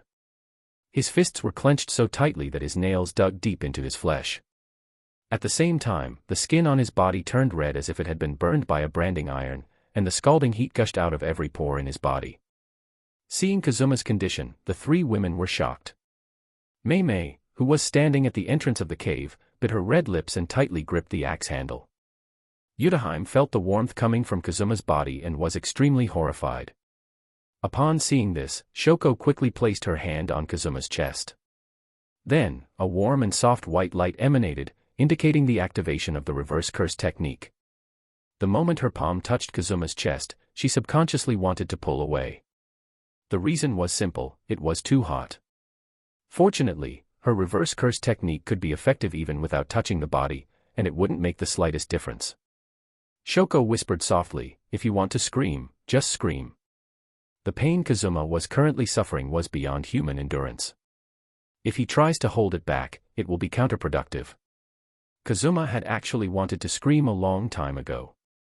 But as someone who cared about his image and reputation, he didn't want to scream in front of them. But the next second, there was no room for him. A muffled sound came from his body, which was the sound of a blood vessel rupturing. Severe pain swept through Kazuma's body, and he became stiff with pain. At this moment, the real integration had just begun. The concentrated Hashirama cells were constantly devouring the original cells in Kazuma's body. At this moment, Kazuma's cells and organs were all crying out in grief. Oh! Kazuma's 10 fingers dug deep into the rock wall in pain. It hurts. It hurts so much.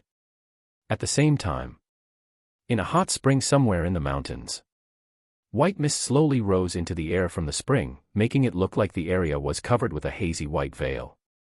Beside the hot spring, Jogo held the pipe in one hand and took a deep puff with a look of enjoyment. Hoo, ha. After a few days of soft and hard persuasion, Hanami had finally agreed to make a new pipe for him. He had even engraved a special volcano logo on it. Mjito said with a smile, "Ahahaha, found it. Jogo is secretly enjoying himself here." Mjito took off his shirt, revealing a body full of seams. His long blue hair flew as he spread his arms.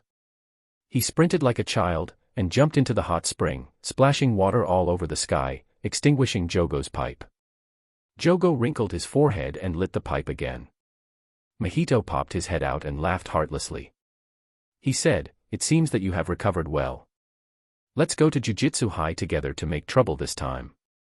Ah. Jogo looked unhappy and said, "I have to go too." Ever since he had experienced Kazuma's genjutsu last time, Jogo was somewhat reluctant to fight with Kazuma again. With one Gojo and one Kazuma, he really couldn't think of a way to win. At this time, Kenjaku slowly came behind the two and said with a smile, "The original plan did not require you, but considering the variable Kazuma, Hanami alone may not be enough. So this time, except for me, all of you 4 disaster curses will go out together to turn Jujutsu High upside down. This way, Mjito will have a chance to take all the Sukuna fingers collected by Jujutsu High." Jogo asked, "Dagon is going to come as well?" Jogo looked surprised, and quickly added, let's make it clear first. You guys will be the ones to take care of Kazuma. Kenjaku said, don't worry, just leave it to Hanami. Even if he can't defeat Kazuma, he can definitely escape. There will also be a curse user to cooperate with us. At this time, Mjito suddenly interrupted, with a distressed look on his face, speaking of Kazuma, I suffered a lot last time when I was collecting artificial cursed spirits. I seriously suspect that he has other cards hidden. Kenjaku smiled helplessly and said, I had warned you guys a long time ago not to get too careless. But you guys are all more stubborn than the other.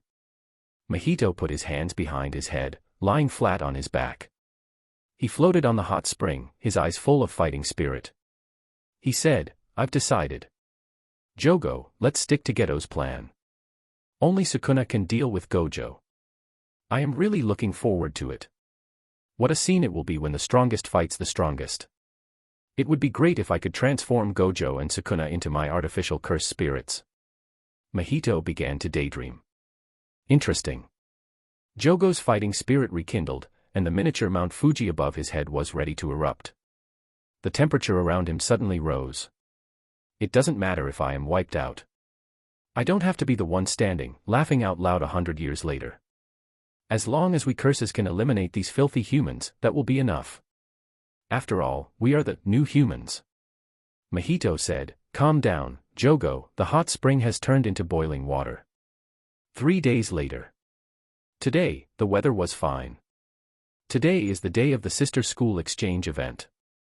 On the tiled path through the forest, all the first and second grade students of Tokyo Jujutsu High had arrived. What? Instead of going to Kyoto for sightseeing, we are going there for an exchange event. Nobara stood motionless like a petrified statue. She looked at the pink suitcase beside her, as well as the large and small bags of snacks and clothes, and fell into deep thought. Yuji burst into laughter and said, ha ha ha. Only a woman like you, who is obsessed with shopping, would miss here. Nobara angrily said, do you want to die? The laughter stopped abruptly, and Yuji immediately hid behind Megumi. Then he continued to tease, what a violent wild woman. Only Kazuma can deal with you. Maki interjected, stop it, the people from Kyoto Jujutsu High will be here soon. Don't let them laugh at you. Maki raised her hand to interrupt the two of them. Panda and Inamaki also agreed, with fighting spirit burning in their eyes. Tap. Tap. Tap. A sound of footsteps came from far away at the bottom of the stone steps.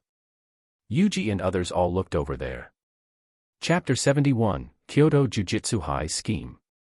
Mai said, oh my, it's been a long time since we last met. I wonder how much your strength has improved. Mai, who was walking in the front, glanced at everyone and her gaze finally stopped at Maki. TSK. Still looking so superior. There were a few people following behind her. Miwa, who had long blue hair draped over her shoulders. She had a dazed look on her face, and was looking around carefully. Kamo Noritoshi crossed his arms, looking calm and cool. A cute little girl with golden twin ponytails, Nishimiya Momo. And Mechamaru. Wow. Is this all metal? Are you Iron Man? Yuji and Nobara exclaimed. Apparently, they were surprised by Mechamaru's appearance. But on second thought, if a panda can be a sorcerer, then adding Iron Man to the mix wasn't surprising. For a while, the two sides confronted each other, and the atmosphere became tense. After Gojo and Yudaheim finished introducing the rules of this competition, Yuji raised his hand and asked, Gojo-sensei, where is Kazuma? I haven't seen him for several days.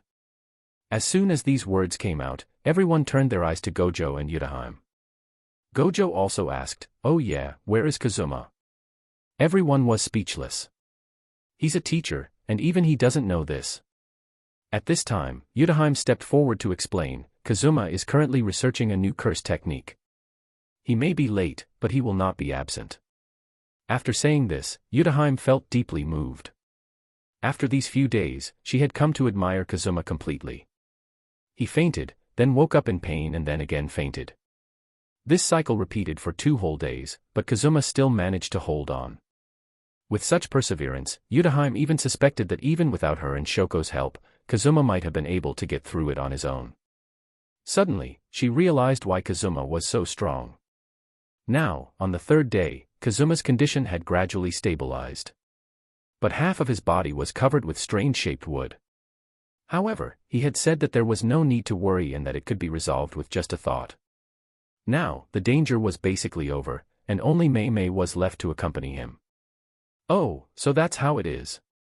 If someone else had said that they were busy researching curse techniques, they would find it to be absolute nonsense. But since Kazuma was the one who had said so, it made sense. They were already looking forward to it. What new technique would Kazuma come up with this time? Kyoto Jujutsu High. Pre-war meeting room. All the students of Kyoto Jujutsu High stood quietly on the tatami mat, looking at Principal Gakuganji, who had called them over. Follow the plan and kill Yuji. A hint of ruthlessness flashed across Gakuganji's old face. This is what the higher-ups want. Yuji is an unstable time bomb. No one knows how many of Sukuna's fingers he can accommodate. If he can't bear it anymore and Sukuna completely wakes up, the consequences will be disastrous. So, I want you to kill him, accidentally, in the team competition. Nishimiya Momo curled her lips and complained in her heart. How annoying.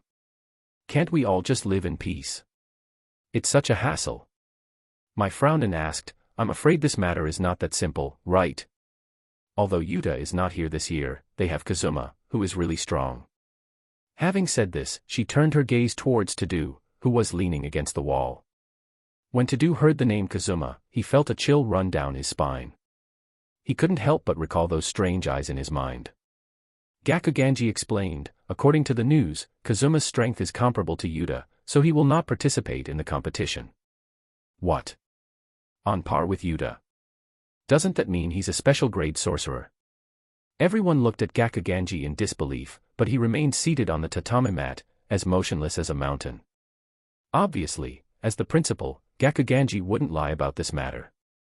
Doesn't this mean that Tokyo Jujutsu High has one more special grade sorcerer? They had heard Yutaheim mention Kazuma. It was said that he was a rare talent introduced by Gojo not long ago. But who could have thought that in such a short time, he would become so strong? Not long after entering school, he had already reached the level of a special grade. Todo's eyes lit up, and the haze in his heart dissipated. So, the one he had faced last time was a special grade sorcerer. Then his loss was understandable, and not shameful. Mai then asked, but principal, killing is clearly prohibited, right? If we kill Yuji, how will we face Gojo?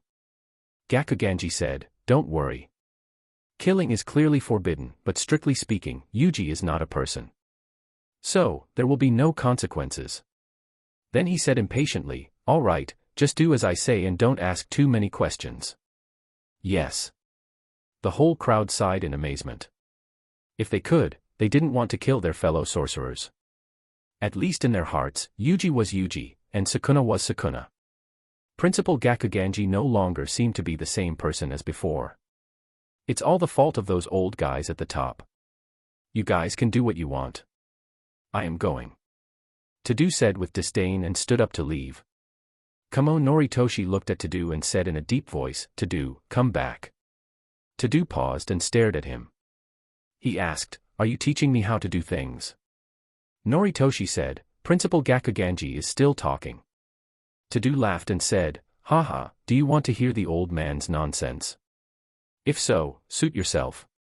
But I don't want to kill my own people. What a ridiculous strategy. You go do it yourself. Takada-chan will appear as a guest on a show later. How can I let her down? Is this why he is in such a hurry to leave? The competition is about to start, okay. Noritoshi frowned and said calmly, you can watch the replay later. Come back. Todo seemed to be irritated by this and said, as a true fan who has been following her for 2.5 years, you want me to be absent. I want to watch it live. Even the gods can't stop me. Or, do you want to fight me? Chapter 72, Mayay's Reward. As soon as Todo spoke, the atmosphere in the conference room suddenly became solemn. Miwa and Momo shrank their necks and silently stepped back, wanting to persuade but not daring to. Seeing that Gakuganji's face was becoming increasingly gloomy, Mai held her forehead helplessly and was about to speak. Just then, Todo's cursed energy suddenly erupted, and he glanced at everyone. He said, "Listen to me, you as well, old man. I have long given up hope on you guys, who have terrible taste in women. Go ahead and kill Yuji yourself. I won't interfere.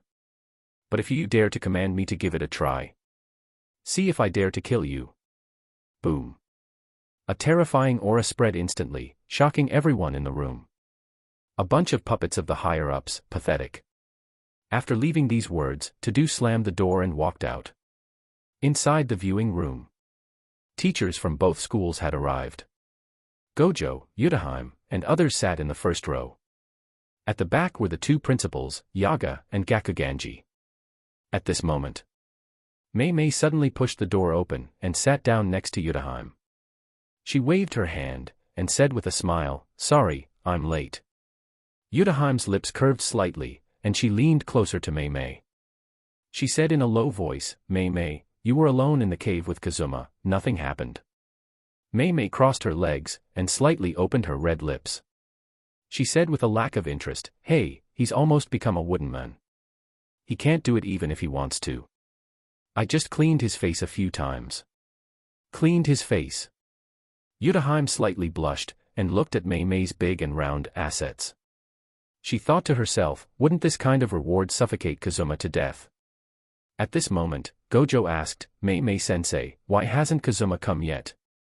As Gojo finished speaking, the others also turned their eyes to Mayay. A glimmer of light flashed in Gakuganji's dim and turbid eyes. As someone who often deals with high-level executives, he was almost tired of hearing the name Kazuma. It seemed that the higher-ups had a very bad impression of Kazuma. What on earth did he do to make those old guys hate him so much? Mayay leaned lazily on Yuta's shoulder and said, "Don't worry, he should be here soon." Well, I also want to know what Kazuma has taught during this period of time. Have my lovely students made any progress? It seems that the only way to draw a conclusion is through the next match. There were still 5 minutes left before the competition, but Gojo couldn't wait any longer. He picked up the microphone and looked at the students on the screen. HR announced, "The game will start soon. Let our Yuta-sensei give a pre-game speech." Yuta complained, "Hey. The microphone is in your hand, so can't you speak for yourself? Also, is it really okay to start the game early?" After a round of complaints, Yuta picked up the phone, cleared her throat, and said gently, "Well, it's inevitable to get injured during a match. Well, everyone should cooperate with each other." Gojo said, "Yuta-sensei is a little socially anxious. Students, don't mind it. Then the exchange event will start. Now." The sudden roar startled Yaga. Yaga said, "Gojo. What are you yelling about all of a sudden? What if old man Gakuganji has a heart problem?" Gakuganji raised his eyebrows and picked up the microphone. He said, My heart is very healthy." In the forest, students from both schools twitched their lips as they listened to the voices on the radio. After complaining in their hearts, they all set off and galloped through the woods. 4 people from Kyoto Jujutsu High ran quickly. Noritoshi frowned and asked, "Has Todo not come back yet?" Tisk. Mai helplessly spread her hands and said, "Who knows about that guy? He won't come back even if the world ends if he hasn't shaken hands with his Takada-chan. Let's just follow principal's instructions." Momo quietly turned her face to the side and complained in a very low voice, "What a hassle. Can't you just try to keep peace? How annoying." Noritoshi said, "It doesn't matter if Todo is gone. Panda and Gojo's student are the only 2 who are a bit troublesome, but the others are nothing to be afraid of. We just need to disperse them one by one, and then we can easily kill Yuji." In previous years, with the presence of the 2 monsters, Yuta and Hikari, they were completely crushed. But now, one of them had gone abroad and the other had been fired by the higher-ups, so Tokyo Jujutsu High was very weak. Mechamaru and Momo, flying in the sky, were carefully searching for their target, Yuji. Meanwhile, on the other side, Maki was holding a spear, looking extremely fierce. Following behind her were naturally Yuji, Nobara, Panda, and Inamaki.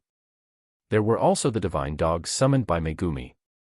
Yuji asked, "By the way, where is the hidden cursed spirit?" Panda explained as he ran, it should be at the junction of the two parts of the forest, but it will definitely not sit there and wait for us to kill it. Maki calmly analyzed, anyway, after we cross this path, we will split into two groups. Megumi will lead Nobara and Inamaki as one team. He will rely on the divine dogs to search for the scent of the cursed spirit, and the rest will follow me to search in another direction. I'll leave to do to you, Yuji. Yuji was full of confidence and said, don't worry. I've been wanting to try out the Renegan that Kazuma has taught me, to see how powerful it is. In response, Maki smiled, with fighting spirit burning in her eyes. She couldn't wait to try out the results of her training in the 8 inner gates. Just then, Megumi suddenly shouted, Maki-senpai, be careful. Suddenly, a cursed spirit with a human face emerged from the dense woods ahead. Go, there. It was hanging upside down, attacking everyone. Panda said disdainfully, just a small fry. However, the next second. Boom. An extremely powerful gust of wind whistled past him. It was like a torrent pouring down, breaking trees along the way and raising a cloud of dust. When the smoke and dust cleared, an extremely strong body stood in front of everyone. As for the cursed spirit, it had already been blasted into pieces. Todo was extremely excited at this moment, and he seemed to have endless energy. Chapter 73, Yuji's Special Brotherly Aura. Just now, he had successfully shaken hands with Takada-chan. Next, it will be time to confess his love. He had even thought of a name for the child. Todo looked forward and said, oh, they're all here, that's good. Todo grinned, and his fists collided with each other, making a loud muffled sound. Maki said, Yuji, I'll leave it to you. Yes. Maki and the others quickly moved around from both sides. Just as Todo was about to block them, Yuji came at him with a knee. Boom. A solid knee strike hit Todo's face. Inside the viewing room, the teacher's eyes lit up when they saw this scene. As expected of the strongest fighter in Kyoto Jujutsu High, Todo. Killing the cursed spirit with one punch was okay. What's impressive is that he was completely unharmed by Yuji's full-strength attack. Yaga found the right opportunity and applauded. Gakuganji snorted coldly and did not respond. Yaga's obvious sarcastic tone showed that it was not a compliment at all. It was obvious that he was just using Todo to highlight Yuji's excellence. Yuji, a student who had just joined the Tokyo Jujutsu High, was so quick that he was able to catch Todo off guard. Gakuganji looked at the screen with cloudy eyes and sneered in his heart. I'll let you be proud for a while. Noritoshi should be making a move soon. The minor feud between the principals had been going on for years, so Gojo and the others did not intervene. In the forest. Bang. Bang. Bang. The two figures clashed at high speed, punches colliding. Todo roared angrily and punched out with great force, knocking Yuji away and slamming him hard against a tree. Todo rubbed his nose and looked at the person in front of him with interest. He asked, "Are you Yuji?" He vaguely remembered Kazuma once saying that a man named Yuji might be able to give him a satisfactory answer. Yuji ignored the blood flowing from his forehead. He assumed a fighting stance, and warily looked at the tall man in front of him. What a tough guy. With all those knee strikes and punches, he still wasn't hurt. No wonder everyone attaches so much importance to this guy named Todo. Thinking of this, Yuji not only did not retreat but became even more determined to fight. At this moment, Todo slowly stepped forward, and crossed his arms. He shouted with a serious expression, "Tell me. What kind of woman is your type?" Huh. Hearing this, Yuji's momentum instantly collapsed, clearly overwhelmed by these sudden words. 1 second, they were fighting for their lives, and the next second, he was asking what kind of woman was his type. Are you kidding me? However, looking at Todo's expectant eyes, Yuji couldn't bear to refuse. He asked, Why are you asking me this all of a sudden? Todo said, "Tell me, this is very important to me." Todo took another step, getting closer to Yuji. He stared into Yuji's eyes with a burning intensity. Yuji swallowed and stepped back subconsciously. Finally, he held his chin, thought for a while, and said seriously, "If I really had to say, I think I like tall girls with big butts. Someone like Jennifer Lawrence."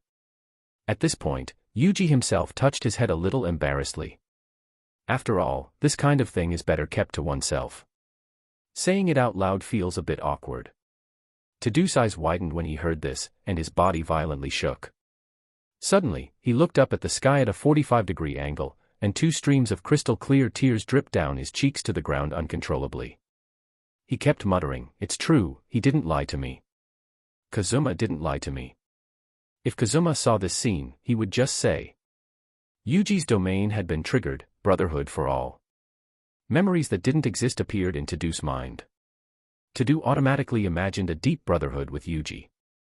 Soon, Todo fell into a wonderful world. There, he spent a joyful high school life with Yuji, and the two became inseparable friends. Afterwards, Todo mustered up the courage to confess his love to Takada-chan but was rejected and given the good guy card. Takada responded, "Todo, you're a good person, but we're just not meant to be." Under a cherry tree, Todo stood in a daze, letting the petals fall on his head. Suddenly, Yuji appeared like a ray of light. From then on, Yuji patiently comforted him and helped him move on from heartbreak. That day, Todo made up his mind to be a Sigma male. In just a few seconds, Yuji's position in Todo's mind became irreplaceable. At this time, Yuji was stunned. Looking at the tough guy in front of him suddenly bursting into tears, he helplessly spread his hands.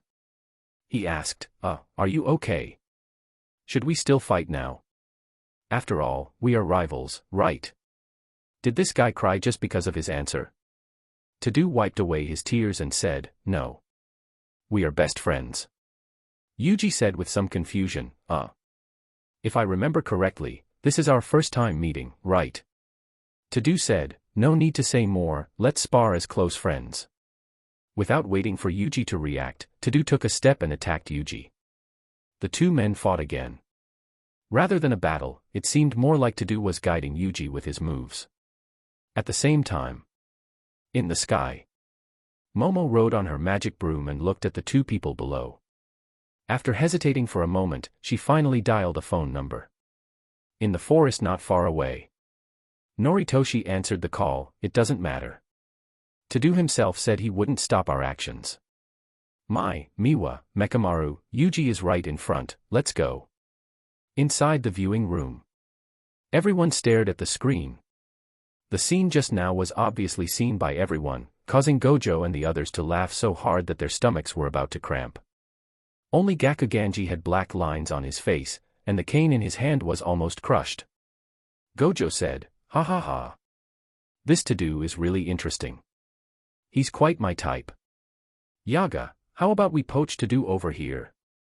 Gojo laughed and looked at Yaga behind him. Cough. Cough. Yaga coughed twice and gave him a sharp glare. "The principal is sitting right next to you. How can he say such a thing? Doesn't he have any respect for him at all?" However, at this moment, the screen showing Yuji and Todo suddenly went black. Then, countless snowflakes appeared. Chapter 74, A New Kazuma. Hey! What's going on? Is the surveillance broken? That shouldn't be the case. I specially asked someone to renovate it before the competition. Gojo was very confused. Just when everyone was worried about it, a smile appeared on Gakuganji's lips. He said, "It's normal. Maybe it was caused by a fierce fight." Everyone nodded in response to this without too much doubt. After all, similar situations had occurred many times in the previous 2 competitions. At that time, with the existence of Yuta, more than one surveillance camera was damaged. Yutaheim curiously looked at Mayay, who was standing next to her with a calm face and holding her fair chin with one hand.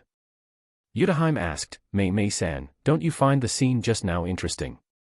Mayay closed her eyes tightly and put a finger in front of her red lips. She said, "Sure, I'm looking at Kazuma." Upon hearing this, Yutaheim understood immediately that Mayay had been using the crows to know about Kazuma's situation. As for the competition, she didn't seem to care at all.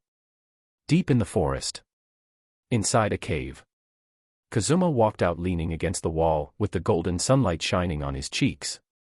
He spread his hands, narrowed his eyes, and welcomed the sunlight, as if he had been reborn. The fusion of Hashirama's cells was nearing completion, and the inhuman pain that had been felt before had disappeared. Taking out the mirror given by Mayay, Kazuma's mouth twitched as he saw his appearance. At this moment, half of his body had almost completely turned into wood. Branches had grown from his right arm, and flowers had even bloomed on his face. Shit. He has become white Zetsu. That's impossible. Boom. Kazuma's body shook violently, and the wood, branches, and flowers on his body instantly turned into powder. Instead, a sturdy body with clear lines appeared on the mirror. Every inch of muscle on his body seemed to contain explosive power. Transformation successful. Is this the power of concentrated Hashirama cells? Every cell in Kazuma's body was filled with a vast power, almost ready to burst out. And every cell contained a huge amount of chakra. From now on, the word lack of chakra will no longer exist in his dictionary. Kazuma walked out of the cave and raised his hand slightly. Wood release, cutting technique. Swish. Countless sharp wooden sticks suddenly pierced out from the ground, instantly sealing off the entire cave. Seeing this scene, Kazuma's mouth slightly curled and he nodded with satisfaction. As the saying goes, high risk, high reward. This time, after fusing with Hashirama's cells, he had gained a huge amount of chakra. Most importantly, he can now successfully use wood release ninjutsu. His strength has made a qualitative leap at this moment.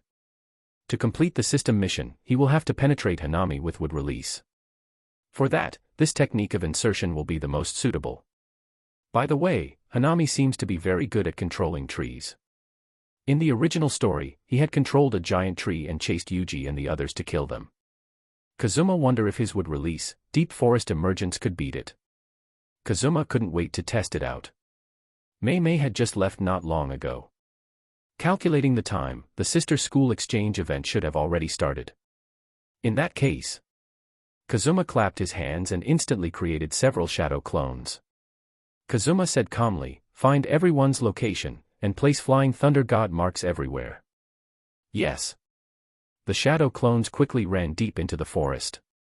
Thinking of facing the upcoming 4 disaster curses, Kazuma became serious. He did not become arrogant just because of his increased strength. Flying thunder god marks must be deployed as soon as possible. Fusing with Hashirama's cells and mastering the power of wood release is just the beginning. The next step is the Renegan. Therefore, Kazuma did not plan to return to the viewing room, but wait here for Jogo and his companions to arrive. Then he slowly raised his head. He smiled and waved at the crow on the tree. Then, a vortex appeared and he disappeared on the spot. Let's return to the playing field. Bang. Yuji exchanged punches with Todo, and was knocked back several meters. TSK, this guy is really powerful. It seems that he can only use that move. Yuji slightly bent his body, and put his palms together. A red energy ball formed by compressed and condensed cursed energy appeared in his palms. This is the Renegan that Kazuma had taught him. But with his current ability, Yuji could only condense it into the size of a basketball.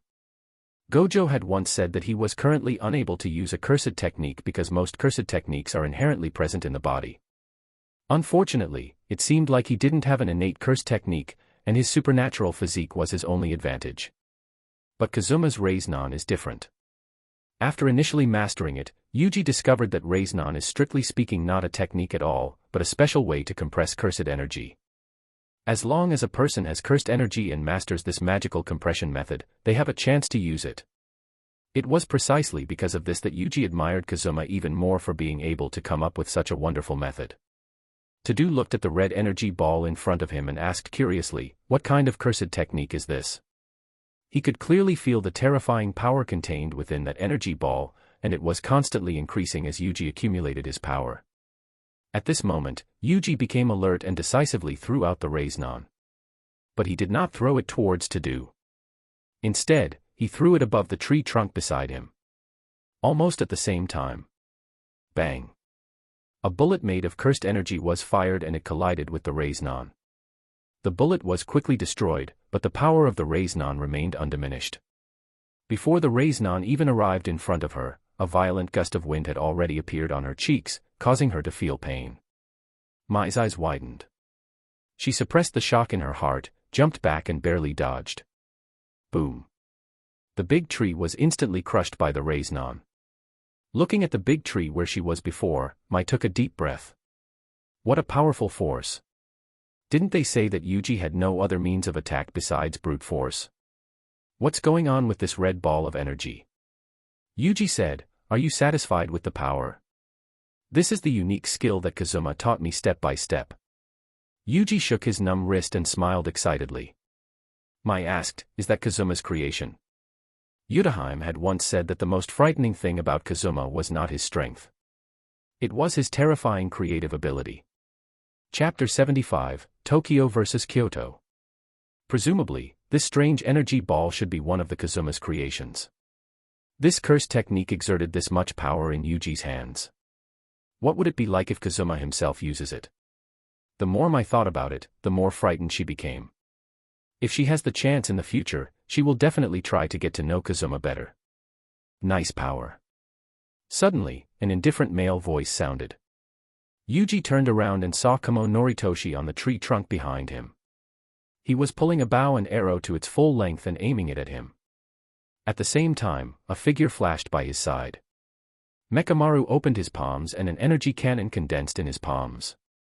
The hunting time begins. Yuji looked around intently and gritted his teeth. He said, am I surrounded? Wrong. Yuji looked at the muzzle of the revolver pointed at him, the bow that was drawn to its full length, and the mechanical bullet that was about to fire. A bad feeling crept into his heart. Do these people want to kill him? Just at this moment. Clap. Yuji and Todo instantly switched places. Everyone was stunned, and Noritoshi found that Yuji had suddenly appeared on the top of the tree with a confused look on his face. Is this Todo's curse technique? Boom. A punch came at them fiercely, and everyone quickly moved away to avoid it. I told you, if you dare to get in my way, I'll kill you. Todo was like a ferocious beast, his eyes sweeping over everyone. Noritoshi was upset and retorted, you clearly said that, if we dare to command you. Get lost. It's all the same. Before he could finish his words, he was interrupted by an angry roar. The atmosphere suddenly became quiet. After a brief silence, Noritoshi put away his bow and arrow and passed by Todo. Seeing this scene, Yuji, who was on the tree, was even more confused. What on earth is going on? That guy wanted to kill me just 1 second ago, and now they are fighting among themselves. Mai said, what an annoying guy. Mechamaru said, looks like we have to evacuate temporarily. Miwa clenched her fists and said excitedly, that's great. Noritoshi said calmly, with Todo blocking us, we can't kill Yuji. But we cannot disobey the order of Principal Gakuganji. We must evacuate temporarily and slowly look for an opportunity. After they left, Todo looked at Yuji and said, finally, no one can disturb us. Come on, let's continue the competition. But before that, Todo suddenly walked up to Yuji, hooked his shoulders, and smiled. Todo said, since I saved you just now, can you teach me about that energy ball you just used? Yuji said, ah. You mean the Renegan? This is what Kazuma taught me. He holds the copyright, so I need his consent. Todo was shocked and said, hey. We are close friends. High in the sky. Watching everything below, Momo sighed and said, this is a complete mess. Anyway, keep going.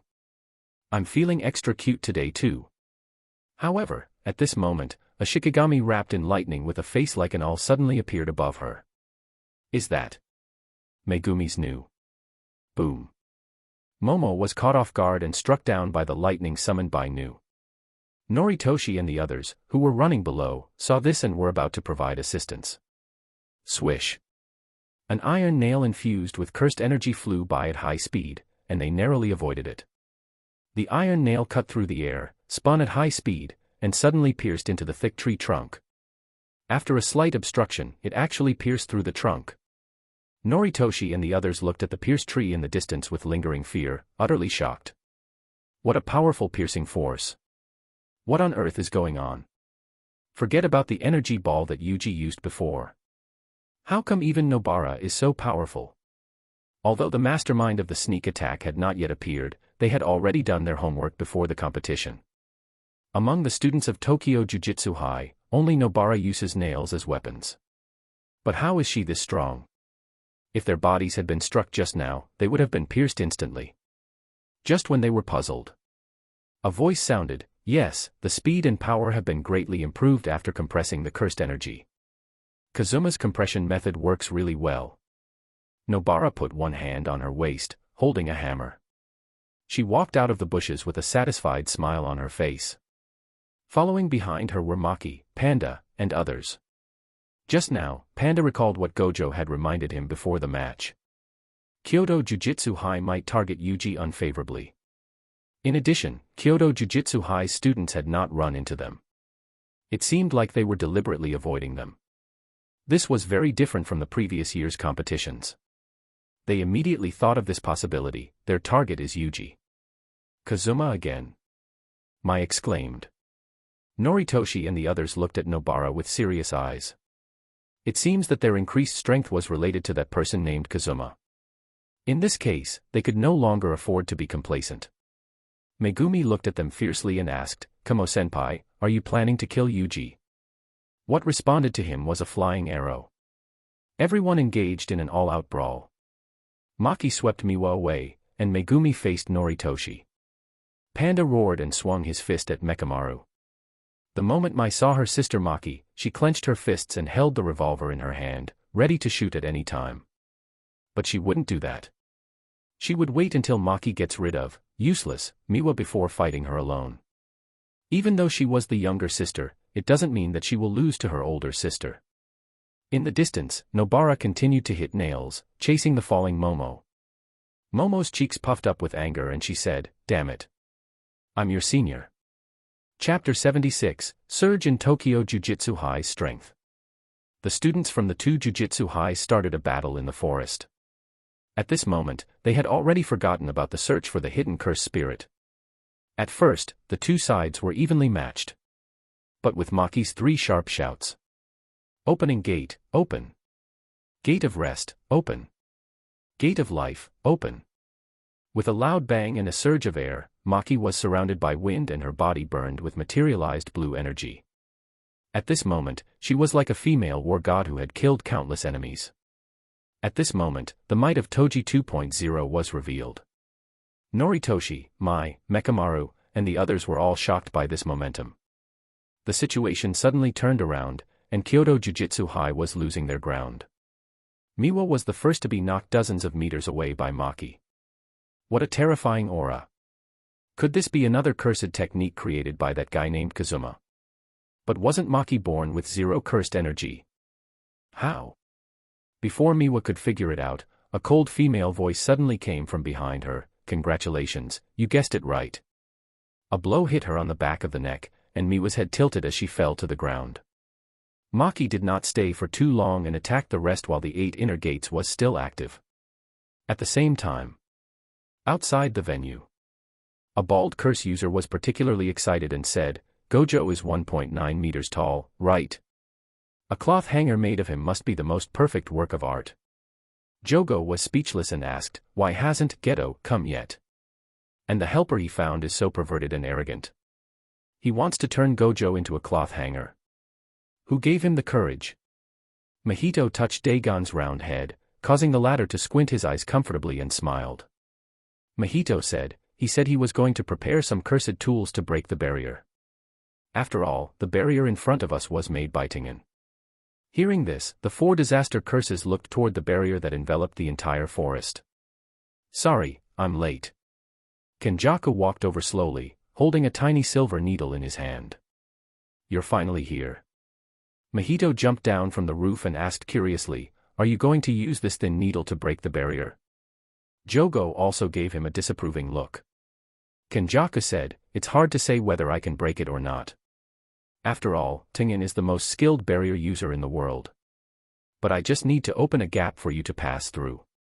And there is also an advantage in doing this, which is that it is not easy for Tingen, who is far away in the depths of the tombs of the Star Corridor, to notice it immediately. He is second only to Tingen in terms of barrier techniques. It is not too difficult for him to do this, not to mention that he has the silver needle that is specifically used for barriers. I will open a gap in the center of the highest point of the barrier to make it easier for you to drop from the sky and reach the center. Oh, by the way, we must also set up a barrier that specifically prohibits Gojo from entering. This is of utmost importance. Mjito looked expectant and said, then let's proceed according to the plan. I'll be in charge of borrowing Sukuna's fingers from Jujutsu High. Let's go and make a big scene, Jogo, Hanami, and Dagon. The bigger the noise, the better. As for you. Mjito looked at the bald curse user and said, I'll leave Gojo outside to you, is that okay? When Mjito said this, he smiled secretly. The only purpose of this guy is to attract the attention of Gojo and the others. To put it bluntly, he is just cannon fodder. No problem. Let me beat Gojo. He's the perfect cloth hanger material. Well, I wish you success. Mjito nodded and reminded, finally, here's a reminder. If you meet Kazuma, don't look into his eyes. Inside the viewing room, Gakuganji was stunned. He looked at the scene on the screen in front of him and fell into deep thought. What is going on? When did the people in Tokyo Jujutsu High make such great progress? It's fine that the girl named Nobara was chasing after Momo. But how did the 4th grade sorcerer Maki, who was born with 0 cursed energy, suddenly become so powerful? Even Noritoshi and Mechamaru were beaten by her alone. After a long while, Gakuganji turned to look at Yaga, who was grinning from ear to ear. He asked, Yaga, tell me the truth, what is going on? Seeing Gakuganji's expression, Yaga was very happy. He suppressed his joy and proudly said, you should ask the new teacher in our school about this question. A trace of doubt flashed across Gakuganji's eyes, and then he immediately thought of someone. You mean Kazuma? At this time, Gojo spoke up, old man, you have a quick mind. Yaga is right. During this period, I deliberately lied and said that I was busy, just to let Kazuma come forward to guide the students. After all, I know his talent better than anyone here. Except Mayay. At this point, Gojo sighed and said, but I didn't expect Kazuma to be so good at guiding students. Their progress has opened my eyes. Yudaheim, who was standing by, also showed praise, and at the same time, an idea came to her mind. It is definitely unrealistic to poach Kazuma and ask him to join Kyoto Jujutsu High. But if she can invite Kazuma to guide Todo and the others, it will definitely help her students make great progress. It just so happens that she had helped Kazuma this time. If she invites him, he won't refuse, right? She then looked at Mayay and asked, Mayay-san, aren't you surprised? Mayay said boredly, I am not interested in anything other than money. Yudaheim said, really? Then I wonder who was using the crows to keep an eye on Kazuma. Mayay's expression froze for a moment, and she sighed, Yudaheim, you're also starting to learn how to tease people. Hearing this, Gakuganji sighed inwardly. It seems that the plan to kill Yuji has failed, and even this exchange event may end in a loss. He has already done his best, so let the higher-ups decide for themselves. He is already old. However, at this moment, swish, swish, swish. At this moment, all the talismans stuck on the wall suddenly burned, emitting light white smoke. Chapter 77, Students in Danger. The screen in front went black. This is the end of the game. And it's all red. But the students were clearly still fighting just a second ago. Yudaheim quickly stood up, with a bad feeling in her heart. Gojo and the others were also confused. At this time, Mayay suddenly spoke up, they are foreign invaders, including the volcano head curse that Gojo had recorded in a video last time. Just a reminder, there are 3 accomplices beside him. Mayay was a little angry at the moment because the blue-haired man with stitches all over his face actually gave her crow a middle finger. What? How did they break Master Tengen's barrier? Gakuganji suddenly stood up in disbelief. Oh no. That volcano head is an unrecorded special grade cursed spirit. Judging from its appearance, it should be born out of fear of natural disasters. The exchange event will stop immediately, and we must rescue the students as quickly as possible. They are completely powerless to resist a cursed spirit of this level. If we are a step slower, the consequences will be disastrous. Yaga was extremely anxious. Gojo patted the dust off his pants, stretched, and said in a serious tone, if nothing unexpected happens, those 4 are all special grade curses, and their strength far exceeds that of ordinary special grade cursed spirits. Everyone, let's get going. Our lovely students are waiting for us to rescue them. Every teacher had a serious expression, and Gakuganji even took out his weapon, an electric guitar. Only Mayay did not show too much panic because she knew that Kazuma was about to take action. A barrier rose that blocked out the sky and the sun. The originally bright and clear sky suddenly dimmed. Not far away, several figures were running rapidly.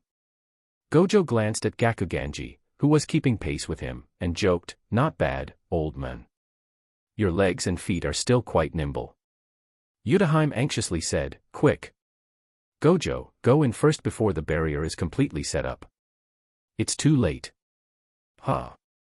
The barrier has actually been completely set up, but because its effect was prioritized, it caused a visual delay. Thinking of this, Gojo thought to himself, "It seems that the other party has a unique understanding of barrier techniques." As they were talking, they had already arrived in front of the barrier. Now that he's here, he can just break it. Gojo raised his hand and placed his palm against the barrier. However, at the moment of contact, boom! A powerful repulsive force pushed Gojo back. Seeing this, Yudaheim and the others were shocked. Even Gojo was forcibly repelled. "Is this barrier so strong? Wait, why were you bounced away, but I can go in?" As she spoke, Yudaheim had already reached her hand into the barrier. The whole process was unobstructed, as if the barrier did not exist for her. Then, Mayay and Gakuganji also successfully reached their hands in. Gojo's face suddenly darkened and he said, "It seems that the other party came prepared. They're not restricting others from coming and going freely in exchange for absolutely rejecting me. That means, except for me, you all can come and go as you please." As soon as these words came out, Yudaheim and the others were stunned. The intent couldn't be clearer. The purpose is to prevent Gojo from entering. It seems that the enemy is not only a master of barrier techniques but also has a solid grasp of intel. Things have gotten more troublesome. Gojo said, "The other party has obviously put in a lot of effort this time. The 4 disaster curses have all been dispatched. Do they want to kill all the students? Even if you enter now, I'm afraid you won't be their match." Gojo's tone became more serious as he said, "Because, apart from the volcano head, the other 3 are also very likely to have domains." Hearing this, Yudaheim clenched her fists, feeling powerless. At this moment, Mayay suddenly spoke up, "Yudaheim, don't forget that Kazuma is still inside." Yudaheim's eyes suddenly lit up, her tense heart relaxing, replaced by an inexplicable sense of security. Yes. The incident had happened so suddenly that she had forgotten about Kazuma. That guy will definitely protect the students. Gojo let out a sigh of relief and complained, "Mayay, why didn't you say so earlier?" Only Gakuganji looked puzzled. Why was Kazuma inside? But now was not the time to worry about that. "Well, I guess except for old man Gakuganji, we all know Kazuma's strength. But we can't let our guard down just because of the security he brings us. After all, the enemies are 4 disaster curses. Even if Kazuma can handle them alone, what if they target the students? I'm afraid he won't have the time to protect so many students all at once.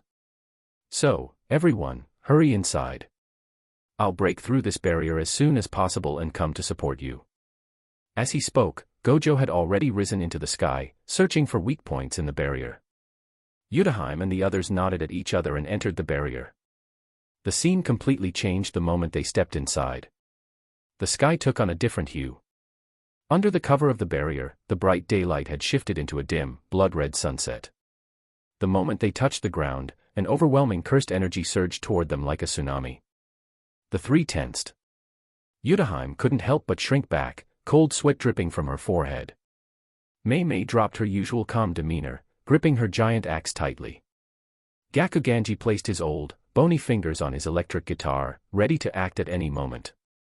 What a terrifying aura. Is this the cursed energy of the 4 disaster curses, far surpassing even regular special-grade cursed spirits? Suddenly, a figure leaped forward, shouting crazily. "Hello. Hello. Hello. Why is there an old man and 2 women here? Where is Gojo?" Looking at the bald man wielding a kitchen knife, Gakuganji frowned slightly and said, "A curse user." Although he wasn't the source of the overwhelming cursed energy, his strength shouldn't be underestimated. "Mayay, Yudaheim, go protect the students first. I'll handle this." Gakuganji held up his electric guitar. A rock song was about to be played. At that moment, a dazzling light suddenly flashed in the sky. Chapter 78, Inamaki's Stance. A high-speed spinning ball smashed down from above the curse user's head. Raise non. Boom. The wind howled. A massive spiral ball struck head-on, almost swallowing the bald curse user whole. When the smoke and dust cleared, the curse user, who had just been boasting about turning Gojo into a cloth hanger, was lying unconscious in a deep pit. Kazuma suddenly appeared beside everyone. Kazuma. The three immediately turned to the side. Gakuganji's mouth fell open, his eyes filled with disbelief. That's Kazuma. That energy blast just now had instantly knocked out the curse user. Before, Gakuganji had only heard rumors about Kazuma's strength but had never witnessed it firsthand. Now that he had, he realized that it was beyond extraordinary. Judging from his appearance, he couldn't be more than 20 years old. Kazuma said, "You have misunderstood. I'm just one of his clones. My real body is in the center of the forest. The exact battle situation is unknown." With that, Kazuma's clone vanished in a puff of white smoke. The mission here was complete, and this clone's memory would soon be transferred back to the main body. A clone. That guy really comes up with the weirdest techniques. Mayay and Yuji both thought to themselves. Gakuganji was utterly shaken. If just a clone is this powerful, what about his real body? Don't space out, old man. Kazuma is in the center of the forest, and I'm sure he's already fighting the 4 disaster curses. We need to help him. Mayay gripped her axe and sprinted toward the forest center. Yuji said, "Principal, let's move. Even if we can't fight, we can protect the students and ease Kazuma's burden. Besides, my cursed technique can boost Kazuma's power. If we hold out until Gojo breaks through the barrier, this whole mess will be over." Gakuganji nodded, and they quickly rushed toward the center of the forest.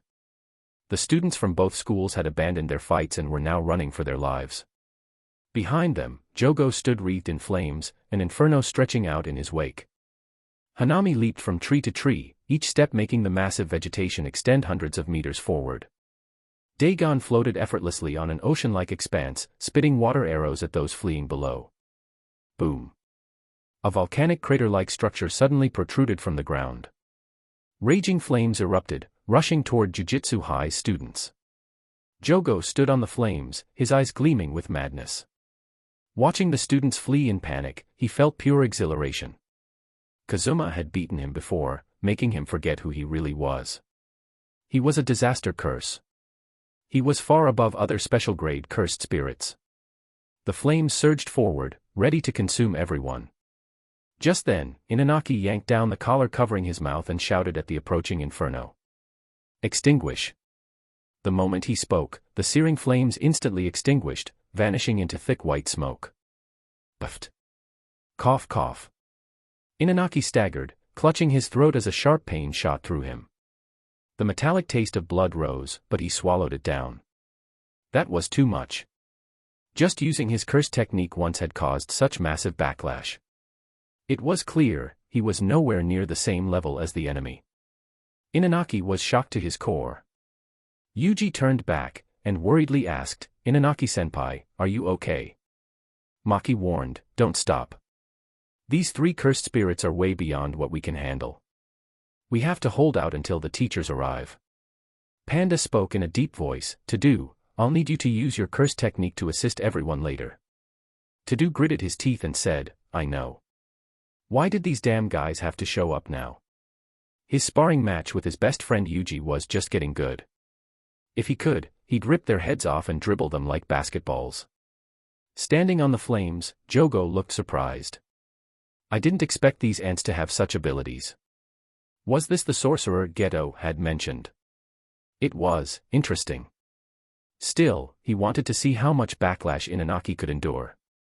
Jogo glanced at Hanami, who stood atop a massive tree, and at Dagon, who was floating effortlessly on the water. "Your turn. Let's turn Jujutsu High into ashes." Hanami and Dagon nodded. Boom. Hanami waved his hand, and massive tree roots burst from the ground. They twisted wildly like living creatures, lunging at Yuji and the others. In an instant, Dagon summoned an enormous tidal wave, crashing through the forest, smashing through trees as if they were nothing. Jogo was not to be outdone. He unleashed another roaring inferno, scorching everything in its path. Hanami frowned at the destroyed vegetation but didn't say anything. Flying high above, Momo's face paled with fear. She muttered in despair, "It's over. There's no escaping this. What do we do?" Below, the students had stopped running. There was nowhere to go. A combined attack of this scale was unavoidable. The only option left was to set up a barrier and hope that it would hold up. But everyone knew that it was a futile attempt. In the face of such overwhelming power, a barrier was nothing more than a fragile illusion of safety. Just as hopelessness set in, Inanaki stepped forward once more. He slowly pulled down the fabric covering his mouth, with an unwavering gaze. His lips parted slightly. A glimmer of blood was visible inside his mouth. Megumi grabbed him in alarm and said, "Inanaki-senpai. The backlash is too severe. If you keep going." Inanaki patted his shoulder, glancing at the group behind him. In a hoarse voice, he declared, "At this moment, the only thing that can save us is the ultimate curse technique." As a sorcerer, he understood what that meant. Using a curse technique of such magnitude required an enormous amount of cursed energy. Especially against an opponent of such overwhelming power. The backlash would be catastrophic. Chapter 79, Kazuma arrives. Just stopping Jogo's attack just now had almost made him vomit blood. This time, he was facing multiple attacks at the same time, and their power was far greater than before. The cost of stopping these attacks would be unimaginable. In the beat case scenario, his throat would be completely destroyed, and he would never be able to be a sorcerer again. In the worst case scenario, he would die on the spot. In just 1 second, countless memories flashed through his mind. Faced with the coming flood, sea of fire, and giant tree, Inanaki's thin body seemed extremely small. Yuji and the others behind him watched this scene.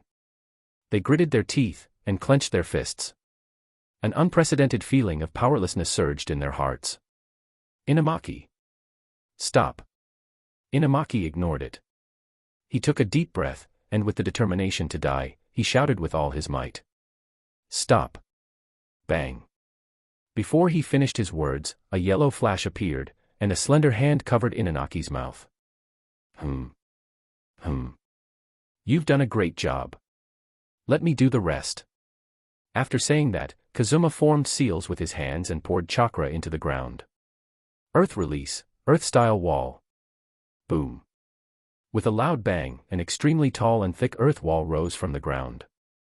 Although in the Naruto world, this ninjutsu is only ranked as B rank, its effectiveness also depends on the caster. Kazuma was now no longer the same person he used to be.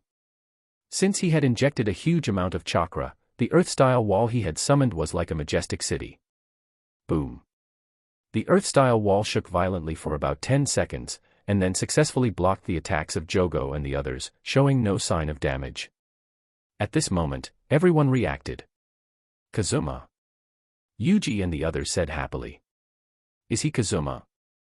The students of Kyoto Jujutsu High had heard this name many times. The intuitive feeling they got when hearing this name was mysterious and powerful. Now, they finally saw Kazuma's true appearance with their own eyes.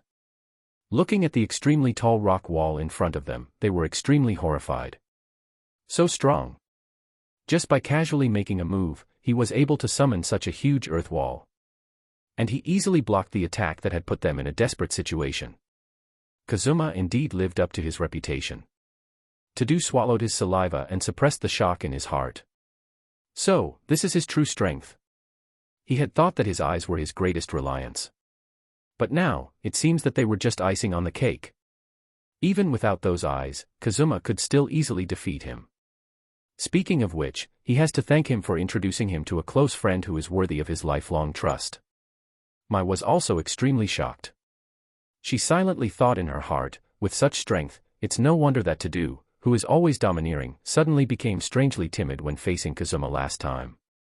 Now, it seemed that Todo had backed down at the right time. Otherwise, he would have faced a dangerous punishment. She recalled the Renegan used by Yuji, Nobara's surge in strength and the powerful physical skills that Maki had suddenly mastered. All of this had something to do with the men in front of her. In the sky, Momo placed her hands in front of her. Her face turned slightly red, and she said infatuatedly, "Amazing. Is he the Kazuma that Yudahime-sensei often mentions? He looks very nice too. I wonder, does he like my cute self?" Mechamaru beside her breathed a sigh of relief and said, "It seems that we are saved for the time being." Kazuma turned around and looked at the people who were standing there in a daze and said with a smile, "Everyone, remember to stay away later." After saying that, he snapped his fingers and instantly removed the wall of earth blocking his way. Next, it's time to complete the system mission. Kazuma looked at the 3 disaster curses that were chasing after him. He waved his hand, and said with a smile, "Long time no see, Kettle." This time, Jogo did not get angry. Instead he urgently reminded Dagon beside him, "Quick! Turn your head away. Don't look him in the eye." Following Jogo's exclamation, Dagon immediately lowered his head. He stared at the ground, not wanting to meet Kazuma's gaze even with his peripheral vision. Jogo's actions were even more exaggerated, he actually closed his single eye tightly. He didn't plan to make the same mistake twice. Seeing this scene, Kazuma was speechless, and the corners of his mouth slightly twitched. Was it necessary to be so exaggerated? At this moment, a shout came from behind. "Kazuma!" Everyone looked back and saw Mayay, Yudahime, and Gakuganji rushing over. Yuji and the others were delighted when they saw this. "Wait a moment." Kazuma looked at Jogo and the other 2 and said calmly. Then, under the gazes of the 3, he walked toward the crowd. Seeing Kazuma dare to ignore them, Hanami looked at Jogo and Dagon and asked, "Are we really going to wait for him?" Jogo waved his hand and said indifferently, "The main purpose this time is to attract attention so that Mjito can steal Sukuna's finger. The longer we wait, the better it will be for us, right?" On the other side, Yudahime said seriously, "I will use my curse technique for you. As long as we can hold out until Gojo breaks through the barrier." Kazuma ignored Yudahime and looked at Gakuganji, who was standing aside with a serious expression and holding an electric guitar. Wasn't this the old version of the already old Yamamoto? As a conservative, he seemed to want to kill Yuji this time, but his plan had obviously failed. Yudahime explained, "He is the principal of Kyoto Jujutsu High, Gakuganji." "Oh, then please take the students and hide away." Kazuma glanced at Gakuganji indifferently. He had no good impression of this person. After saying that, Kazuma turned and walked toward Jogo and the other 2, his eyes full of excitement. Yudahime stamped her feet and said anxiously, "Hey! Do you really not need a boost?" She certainly knew that Kazuma was very strong, especially after his transformation. Now, he might be able to go even further. However, what he had to face this time were 3 special-grade cursed spirits of natural disaster level. Chapter 80, Kazuma vs 3 Disaster Curses. Mayay said, "Okay, Yudahime, Kazuma just doesn't want you to be in danger. Your curse technique has a small range. If you want to provide him with an amplification, you will have to be close to the battlefield. Just imagine, can you withstand a battle of this level, even just the aftermath? And we can't rule out the possibility that they will attack the students. Our mission is to protect the students and let Kazuma fight without any worries." Hearing this, Yudahime nodded with a complicated expression, lamenting her own weakness. Soon after, except for Kazuma, the rest of the people evacuated to the rear. Mai asked, "Mayay-sensei, Yudahime-sensei, why did those 3 cursed spirits react so strongly when they saw Kazuma? Either they looked away or closed their eyes tightly, as if they were scared." As soon as these words were spoken, they attracted curious glances from others, and even Gakuganji felt puzzled. After hearing what Mai said, it did seem true. The moment Kazuma appeared, the momentum of the 3 cursed spirits that had been chasing them collapsed slightly and was replaced by fear. Nobara said playfully, "You can ask Todo-senpai about this. He knows it better than anyone else." Hearing this, everyone turned their eyes to Todo. Todo coughed and cursed Nobara in his heart, "Why bring this up now? With so many people around, what about his dignity? And he's in front of his best friend, Yuji right now." But under the weight of so many curious gazes, he finally said awkwardly, "It's all because of his weird eyes. Once you look into his eyes, you will fall into endless pain." Having said this, Todo paused for a moment and then said with a serious expression, "It's terrifying. And that volcano head curse, he must have been affected as well. Suddenly, Yuji's eyes lit up. He clapped his hands as if he had suddenly realized something. I was wondering why only his head was left last time. After the previous incident, he had asked Gojo, but the latter had just told him to figure it out himself. When he asked Kazuma, the only answer he got was that Jogo went crazy and hit himself. It was only now that he fully understood the truth. Damn it. As the one involved, he was only now realizing the full story. He blamed it on Gojo and Kazuma, those two Riddlers. To put it simply, it's a genjutsu. Mayay smiled as she parted her red lips. She was actually the first victim of those eyes. The suffocating feeling was unforgettable. After her explanation, everyone could roughly imagine just how terrifying it was. This ability is simply impossible to defend against. It's practically a second six eyes.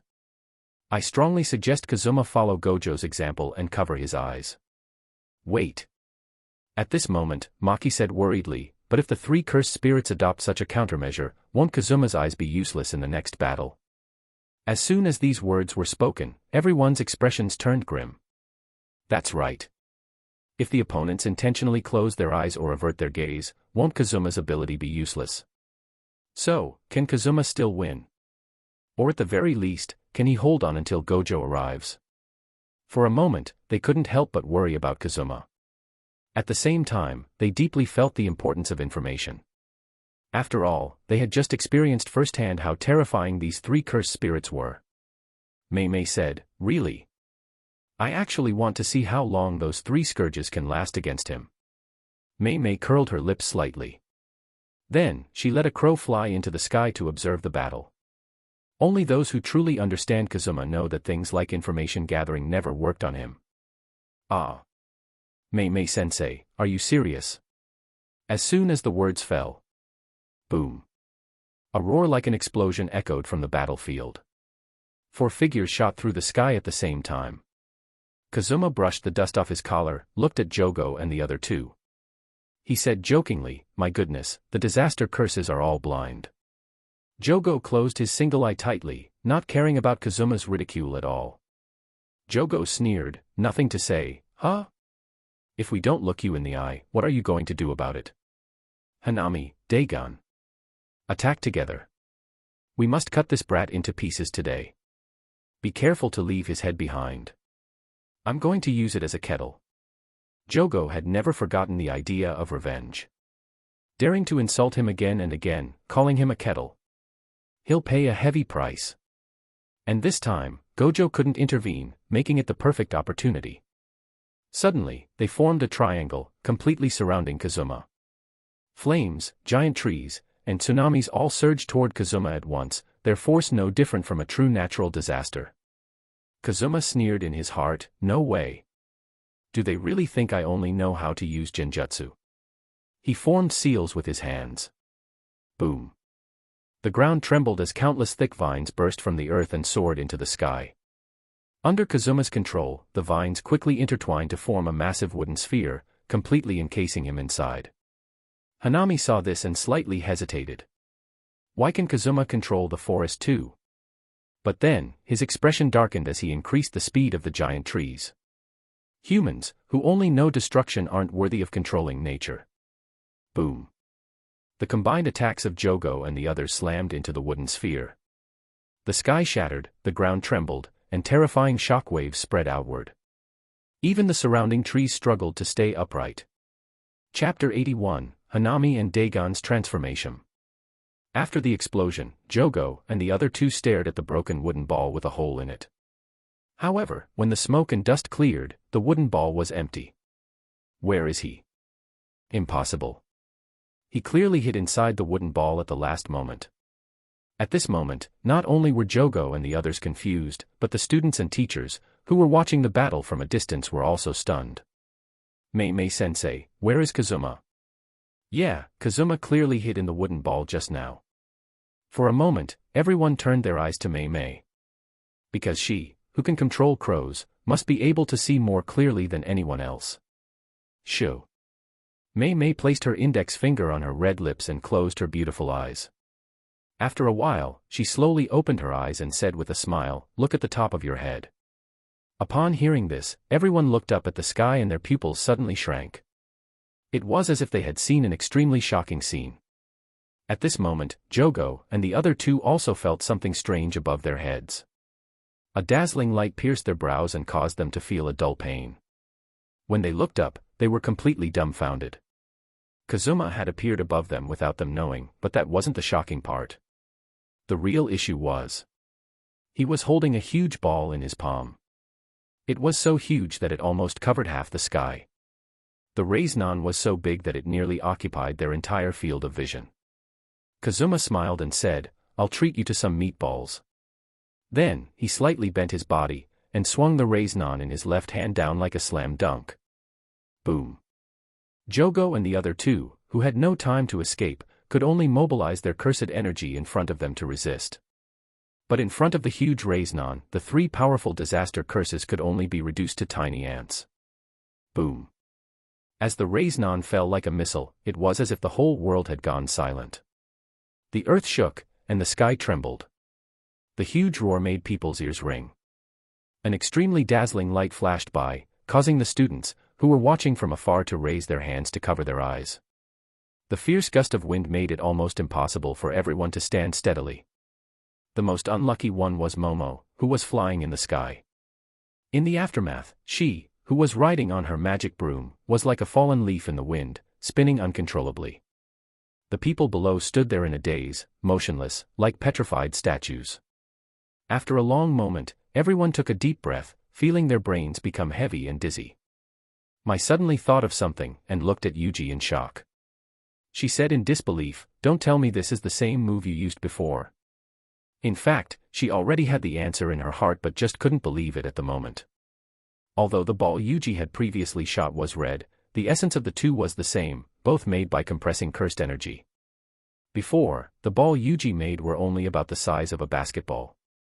But the Renegan used by Kazuma would probably have to be calculated using a basketball court. What a monster! Yuji sighed and said weakly, "Yes, this move is called Renegan, and everyone should know the principle." Yuji was a little shocked at this moment. He scratched his ears and cheeks and said, "Why is mine so small? But Kazuma's is so big. It's really heartbreaking." Hearing this, everyone almost choked and rolled their eyes at Yuji. You'd better be talking about the Renegan. However, from this perspective, how terrifying is Kazuma's control over cursed energy? How did he create such a big Renegan in such a short time? Incredible control. Is this something a human can do?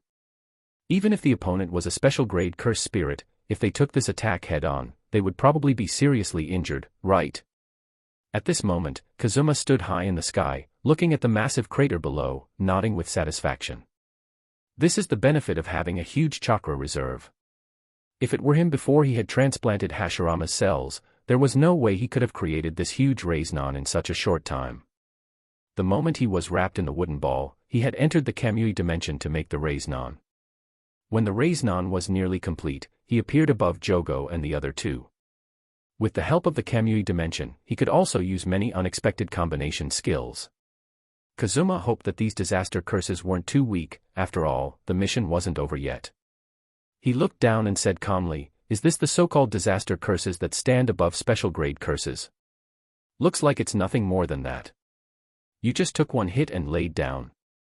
At the bottom of the crater, Jogo, Hanami, and Dagon stood up with difficulty, all suffering considerable injuries. If the three of them hadn't joined forces to cast a defensive technique at the last moment, they would have been severely injured. At this moment, Hanami had already torn off the white cloth wrapped around his arms.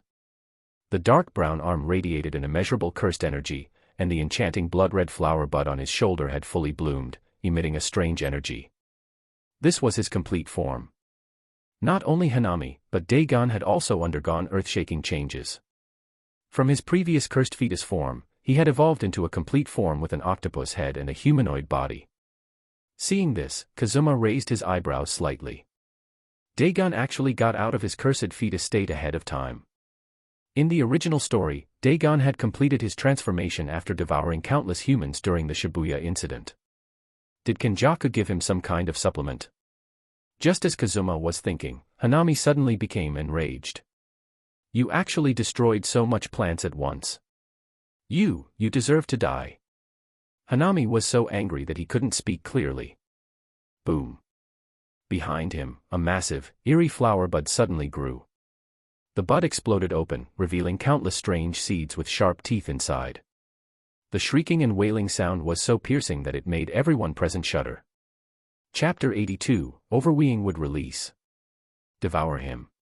Countless strange seeds burst out from the stamens, instantly covering Kazuma in the air. In this situation, all of Kazuma's escape routes were blocked, there was no way out. Soon, Kazuma's pupils widened. His eyes were filled with unwillingness as his entire body became engulfed by cursed seeds. The seeds took root and sprouted within him, devouring his flesh and blood. In mere moments, Kazuma could no longer be considered a human. Hanami's sudden and strange attack shifted the tide of battle in an instant. Nobara clenched her hammer tightly and stared at the sky. She asked, Kazuma, he's not dead, right? Gakuganji spoke in a deep voice, you too. Go save Kazuma quickly, maybe there's still time. Leave the students to me. Everyone nodded. The opponent's curse technique was too strange. Without prior knowledge, it was impossible to guard against. And Kazuma's genjutsu was useless in this situation. Yuji spoke anxiously, what about letting Todo use Boogie Woogie? He can clap his hands and switch with Kazuma. Todo's mouth twitched violently as he feigned disappointment. Hey! I'm your best friend. What would I do if I switched places with him? That said, his hands were already preparing to move. Clearly, he wasn't the type to back down. Kazuma's role was far greater than his own. Maybe he wouldn't have cared about Kazuma's fate before. But he had introduced a best friend to him. Just as he was about to clap his hands, Mayay interrupted, Hey, it's fine if Kyoto's students are worrying, but why are you two panicking, Yuji, Nobara? Have you forgotten the substitution technique Kazuma used when he fought Sukuna before? Those cursed seeds are fast, but even if it were me, I'd have time to react. Do you really think Kazuma couldn't? Despite her calm tone, May's heart was anything but steady. She wasn't completely sure if Kazuma had managed to substitute himself in time. Hearing this, Yuji and Nobara slapped their heads, suddenly remembering, and their worry eased slightly. But the Kyoto students were confused. Substitution technique? What kind of ability was that? They had never heard of it before, but it sounded useful. Was Kazuma pulling off something crazy again? Jogo looked at Kazuma, who was now completely parasitized and drained by the cursed seeds, and laughed wildly like never before. So what if he is powerful? No matter how strong he is, he's still just a human. But the very next moment, he regretted it. Kazuma, who had been immobilized in midair, suddenly vanished in a puff of white smoke. A flood of bad memories rushed into Jogo's mind. Substitution technique. Hanami, retreat immediately. Sorry, this time it's a shadow clone. A calm voice whispered near his ear. Jogo's face twisted in horror. He turned around, just in time to see a glimmer of light. Hanami reacted quickly, slamming both hands to the ground. Boom. Massive, towering trees erupted from the earth like coiling pythons. At that moment, Kazuma's voice rang out again. Would release, nativity of a world of trees. This is one of the legendary techniques of the god of shinobi, Senju Hashirama. Whether in attack, defense, or crowd control, it is unparalleled. It is an all-encompassing technique, perfect in every aspect. Boom. Twisted, monstrous trees surged forward like living creatures. Under Kazuma's control, they continued to expand and spread, endlessly growing. Soon, a massive green canopy had formed behind him, blotting out the sun. Even the barrier set up by Kenjaku was about to be pierced. Kazuma stood in the center of this tree world, his arms crossed. The trees Hanami had summoned before. They had been swallowed entirely by the endless green tide. Not even a trace of them remained. In this ocean of trees, Kazuma was the absolute master. Natural disasters, witness the true power of nature. His voice was calm, yet it echoed through the battlefield like an incantation. Roar. The colossal trees roared like dragons. Hanami, escape. Quickly. Jogo's face contorted in terror as he shouted. But in the next instant, he realized how foolish those words were. The forest of destruction surged forth like a relentless tidal wave. The dense, endless greenery engulfed them instantly. There was nowhere to run. How is this possible? How can he control plants just like Hanami? And more than that, the sheer quantity, the power, the precision, it was on an entirely different level. This wasn't just a natural disaster. This was a force beyond nature itself. The students watching from afar stood frozen, their eyes wide, their mouths hanging open. Their minds were blank, overwhelmed by sheer horror. This is the new curse technique Kazuma created. After a long silence, Gakuganji turned his head stiffly to look at Yudaheim and Mayay. Mayay ignored him. Her long hair covered her face, making it impossible to tell her expression. Only the slight tremble of her lips revealed the unease she felt. Yudaheim's delicate face turned pale with shock. She forced an awkward smile at Gakuganji and said, I think so. Creating a cursed technique. That was just an excuse she, Mayay, and Shoko had made up for Kazuma. But who could have imagined that Kazuma would really do that? Not only did he create a new curse technique. It was on this level. Could this even be considered a curse technique anymore? It wasn't just a cursed technique, it was a force of nature. Hearing this, Gakuganji nearly dropped his electric guitar. He had heard rumors that Kazuma was skilled at developing strange new curse techniques, a true inventor of abilities. But now, he had witnessed it firsthand. In his 70-plus years of life, he had never seen anything so overwhelming. Never. Now, he finally understood why the higher-ups were so terrified of Kazuma. If nothing unexpected happens, Kazuma will become the second Gojo Satoru. Chapter 83, Maximum, Meteorite. But how much cursed energy is required to do this? In other words, how much cursed energy is contained in Kazuma's body? It's probably more than Yuta's, right? As for Yuji and the others in the back, they were already speechless. Before, the three disaster curses were chasing and killing them, but now it was Kazuma alone who was chasing and fighting the disaster curses. Kazuma's strength was once again refreshed in their hearts. In the ocean of trees, Jogo, Hanami, and Dagon were trying their best to avoid the attacks of wood release. If they weren't careful, they would be struck by the extremely hard vines. During this process, they had tried to attack and destroy the attacking giant trees. But there were too many to finish. At this moment, Kazuma, within the tree world, raised his hands again and formed a seal. Wood release, cutting technique. Whoosh. Whoosh. Whoosh. Suddenly, several sharp wooden stakes shot out from the sea of wood, heading straight for Hanami.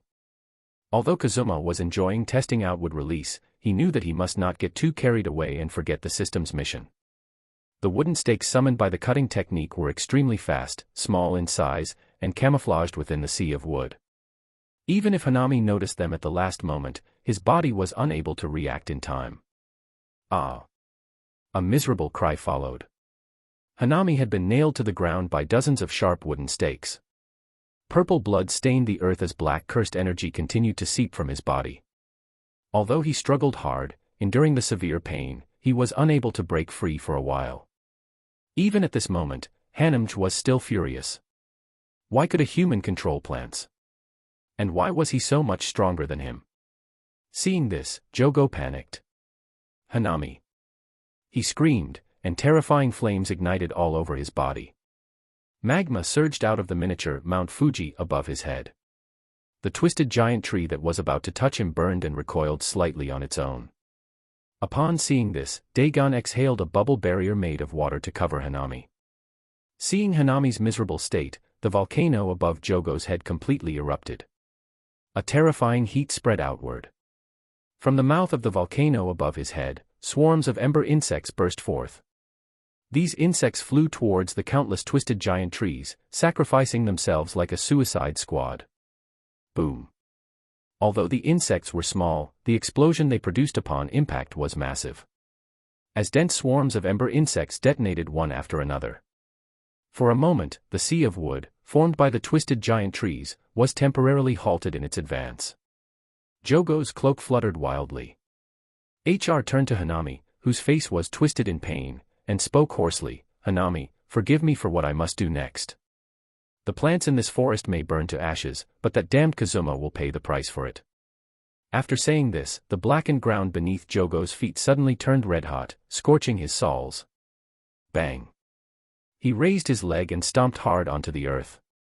The ground split open as countless streams of magma surged out. The terrifying lava instantly melted everything in its path, consuming the landscape in a fiery inferno. Among the 4 disaster curses, Hanami was the closest to Jogo. Seeing him in such agony, Jogo's rage exploded. Like a fuse, this fury ignited an unbreakable resolve in his heart. He intended to burn everything, transforming into a demon within the flames of his wrath. Jogo spread his legs, lowering his stance until he was almost touching the ground. Maximum, meteorite. As his hoarse and furious voice fell, a tremendous burst of cursed energy erupted from his body. The magma beneath his feet, as if responding to its master's call, shot up instantly, forming a sea of fire that blazed 100 meters into the sky. At the same time, under Jogo's control, the massive sea of fire compressed into a gigantic fireball. It was like Mars crashing into the earth. Kazuma, standing within the tree world, raised an eyebrow slightly, sighing inwardly. Is there some hidden bond between Jogo and Hanami? Seeing Hanami injured actually made Jogo unleash such immense power. Maximum, meteorite, was unexpectedly making an early debut. This was the same full-force attack Jogo had used against Sukuna during the Shibuya incident. The fireball behind Jogo continued to grow larger. Even from hundreds of meters away, its terrifying heat could be felt. Watching the scene unfold, Kazuma stepped out of the tree world and said with a faint smile, "Playing with fire. Who doesn't know how to use fire release these days?" Kazuma waved his hand, dismissing the vast sea of wood. Seeing this, the students were puzzled. Nobara exclaimed in confusion, "Why did Kazuma remove the curse technique controlling the plants?" Gakuganji said, "I guess it's probably because he's running low on cursed energy. The amount of cursed energy required to sustain such large-scale trees should be terrifying. It's already amazing that he lasted this long." Although Gakuganji's words sounded harsh, they made sense. Kazuma was still human, after all. No matter how much cursed energy he possessed, it wasn't infinite. If he continued maintaining that cursed technique, he'd be drained in no time. Yutaheim pulled her clothes tighter and said, "But he doesn't seem panicked at all. That volcano curse looks furious. The fireball behind him is nearly as large as the huge raisonnon that Kazuma had created before." As soon as those words fell, everyone tensed up. Even from such a distance, they could feel the scorching heat. Sweat was already forming on their foreheads. Its power was unimaginable. At this moment, Mayay suddenly stepped forward. She waved her hand to conjure a barrier, blocking the incoming heat waves. Miwa hid behind Mai and whispered gratefully, "Mayay-sensei is really thoughtful. I'm afraid half of this forest will be reduced to ashes by that volcano curse's next attack. This battle is absolutely terrifying. We'll definitely be caught in the crossfire later."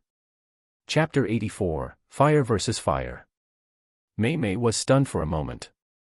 Then she smiled and said, You guessed wrong, Miwa-san.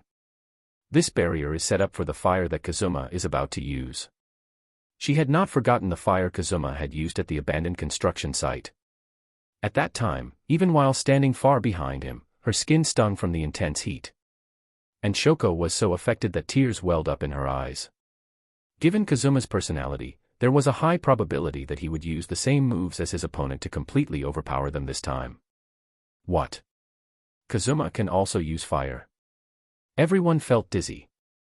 Just how many curse techniques did this guy know? Hadn't Principal Gakuganji said that Kazuma didn't have much cursed energy left? Even if he used fire, could he suppress the massive fireball of that cursed spirit? Gakuganji analyzed in a deep voice, if Kazuma can control the water element, his chances of winning will be higher. After all, water conquers fire. Kazuma stood atop the giant tree, waiting for Jogo to unleash his ultimate move. Jogo's expression was ferocious. Even with his eyes tightly shut, the boundless rage radiating from him was palpable. "Don't even think about leaving your ashes behind." As the final word fell, the massive fireball in the air instantly locked onto Kazuma and shot toward him at high speed. The fireball was enormous, like a falling meteor. Kazuma had no intention of dodging. He strode forward and leaped high into the air. A huge surge of chakra flowed into his throat. Kazuma's cheeks bulged as he brought his hands together in front of his chest. Fire release, great fire annihilation. Boom. A torrent of flames erupted from his mouth, forming a towering volcano of fire in an instant. The sky burned red, and the temperature of Kazuma's flames rivaled that of Jogo's fireball. The system mission stated having an overwhelming victory, so Kazuma didn't hold back. Chakra surged into his throat, as if it were limitless. As if that wasn't enough, his eternal Mangekyo Sharingan also spun. Amaterasu. Black flames flickered amidst the red fire, standing out ominously. Did Amaterasu count as fire release too? But soon, Kazuma realized that Amaterasu was unnecessary. The moment his sea of fire clashed with Jogo's fireball, a violent sizzling sound erupted. At first, the two flames were evenly matched, but over time, Jogo's fireball was gradually devoured by Kazuma's sea of fire, shrinking bit by bit. Though their raw power was nearly equal, Kazuma's endurance was far superior. The once dense forest was now barren. The earth was scorched black, smoldering with thick white smoke. Amaterasu's black flames moved swiftly, engulfing Jogo before he could react. Jogo was horrified. He had no time to process the flames spewing from Kazuma. Instead, he frantically leapt around, channeling his cursed energy in a desperate attempt to douse the black flames. Seeing this, Kazuma smirked and thought to himself, "This is a flame said to be unquenchable. It will not die out until its target is reduced to ashes. If you can put it out, I'll admit defeat." Amaterasu, like the infernal flames of the underworld, continued to spread despite Jogo's struggle. Jogo screamed in agony, "Dagon!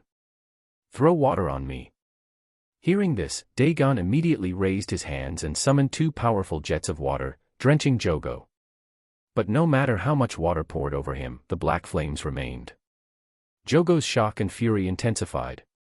A chilling sense of death crept into his mind. What was this cursed flame? His own cursed energy couldn't erase it. Even Dagon's water couldn't extinguish it. The black flames crept further, torturing Jogo mercilessly. This pain was unlike any ordinary fire, it burned deep into his very soul. If this continues, he will die. Dagon! Cut below Jogo's neck, now. Before it's too late. Nearby, Hanami, still riddled with wounds, had just pulled the wooden stakes from his body. Seeing the situation, he shouted, "There's no time to put it out. The only option is amputation. Otherwise, if that strange black flame reaches his head, Jogo is finished." Dagon nodded. He condensed an ultra-sharp blade of water and slashed toward Jogo's neck. Swish. Jogo's head separated from his body and his vision spun. Hanami caught Jogo's head in his palm, lifted it, and muttered darkly, "Mjito should be almost here. Let's prepare to retreat." Jogo, now just ahead, sighed deeply. "Is Kazuma my nemesis?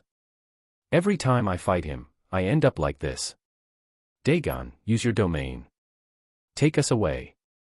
The three of us can't kill him." Despite his reluctance, Jogo had to admit it. Dagon nodded, and crouched slightly. He pressed his hands to the ground, and spoke in a low voice. "Domain expansion, horizon of the captivating Skanda. Death swarm." Boom. As Dagon's domain unfolded, the ground split open beneath them. A violent ocean surged from the cracks, churning with towering waves. Countless ancient, bloodthirsty fish leapt from the water, their gaping jaws snapping toward Kazuma. And amidst the chaos, Dagon seized the moment, using the waves to carry Jogo and Hanami away. Comment. Chapter 85, Hollow Purple's debut. Kazuma was shocked when he saw this and immediately formed two hand seals to block their retreat. Water release, water formation wall. Water release, exploding water colliding wave. Dagon is a cursed spirit born out of fear of the ocean. Therefore, although his domain's damage is not the highest, its range is very large. The most important thing is that Kazuma's mission has not been completed yet. How can he let them go?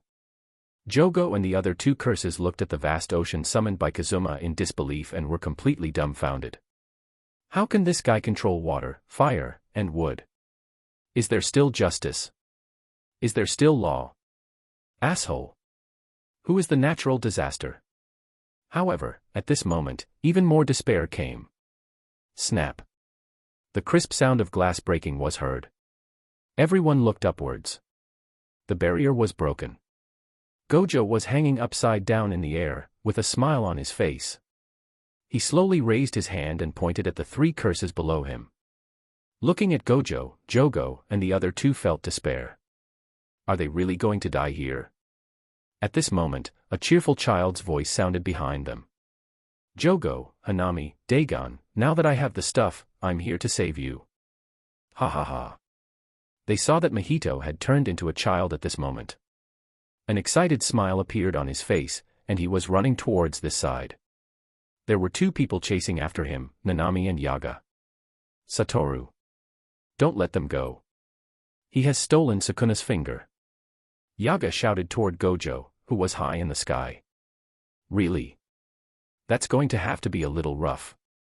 Gojo, floating upside down in the sky, took off his blindfold, revealing his pale blue 6 eyes. He clasped his hands together and said calmly. Curse technique amplification, blue. Curse technique reversal, red. As he finished speaking, 2 red and blue spheres filled with manic energy appeared behind him and began to squeeze and merge with each other. Take the amplified and the reversal, then smash together those 2 different expressions of infinity to create and push out imaginary mass. Imaginary technique, hollow purple. A purple sphere emitting terrifying pressure, enough to destroy everything, condensed in front of Gojo. Boom. The sphere burst out, swallowing everything in its path. Mjito, who had sneaked into the range of Dagon's domain, smiled and sighed. It's so powerful that even from such a distance, it can make every cell in my body tremble uncontrollably. However, I don't want to die here. It is a pity to waste all the man-made curse spirits I have accumulated. He sighed and pulled out a handful of shrunken artificial curse spirits from his pocket. Polymorphic soul isomer. This is a technique he had extended from soul multiplicity. As long as 2 or more souls are fused together, the strength of the souls will increase instantly, and a powerful artificial curse spirit can be forcibly pieced together. The form can naturally be decided by him. Mjito threw the shrunken man-made curse spirit into the air and then suddenly clapped his hands. Fused together. After the artificial curse spirit was forcibly squeezed and fused, it turned into a huge wall of flesh and blood. Mjito looked at Jogo and the other 2 and said, Hey! Help me, this won't stop Gojo's killer move. Boom. The wall of flesh and blood was annihilated in an instant when it came into contact with hollow purple. Hanami quickly created a giant wooden shield, and Dagon gathered all the seawater in the area to form a water shield. But despite this, facing purple, they still had no resistance. Boom. As the explosion ended, the ground was devastated and almost split in half. A huge crack appeared before their eyes, and the place where the 4 curses were located was completely annihilated, without even ash left. Mayay sighed and said, Tisk, aren't these 2 guys too monstrous? Their techniques are so out of the ordinary. Yaga asked in a low voice, Are they dead? Gojo used his 6 eyes to stare at the place where the disaster curses had just been.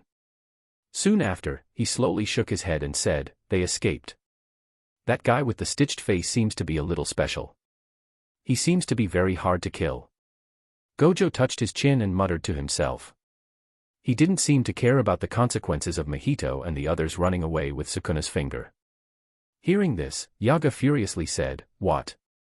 They just ran away. You almost destroyed this forest, and you still couldn't save the people. Gojo immediately retorted, Hey!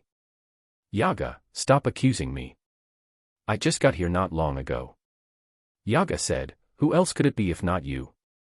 Do others have the ability to destroy the forest like this?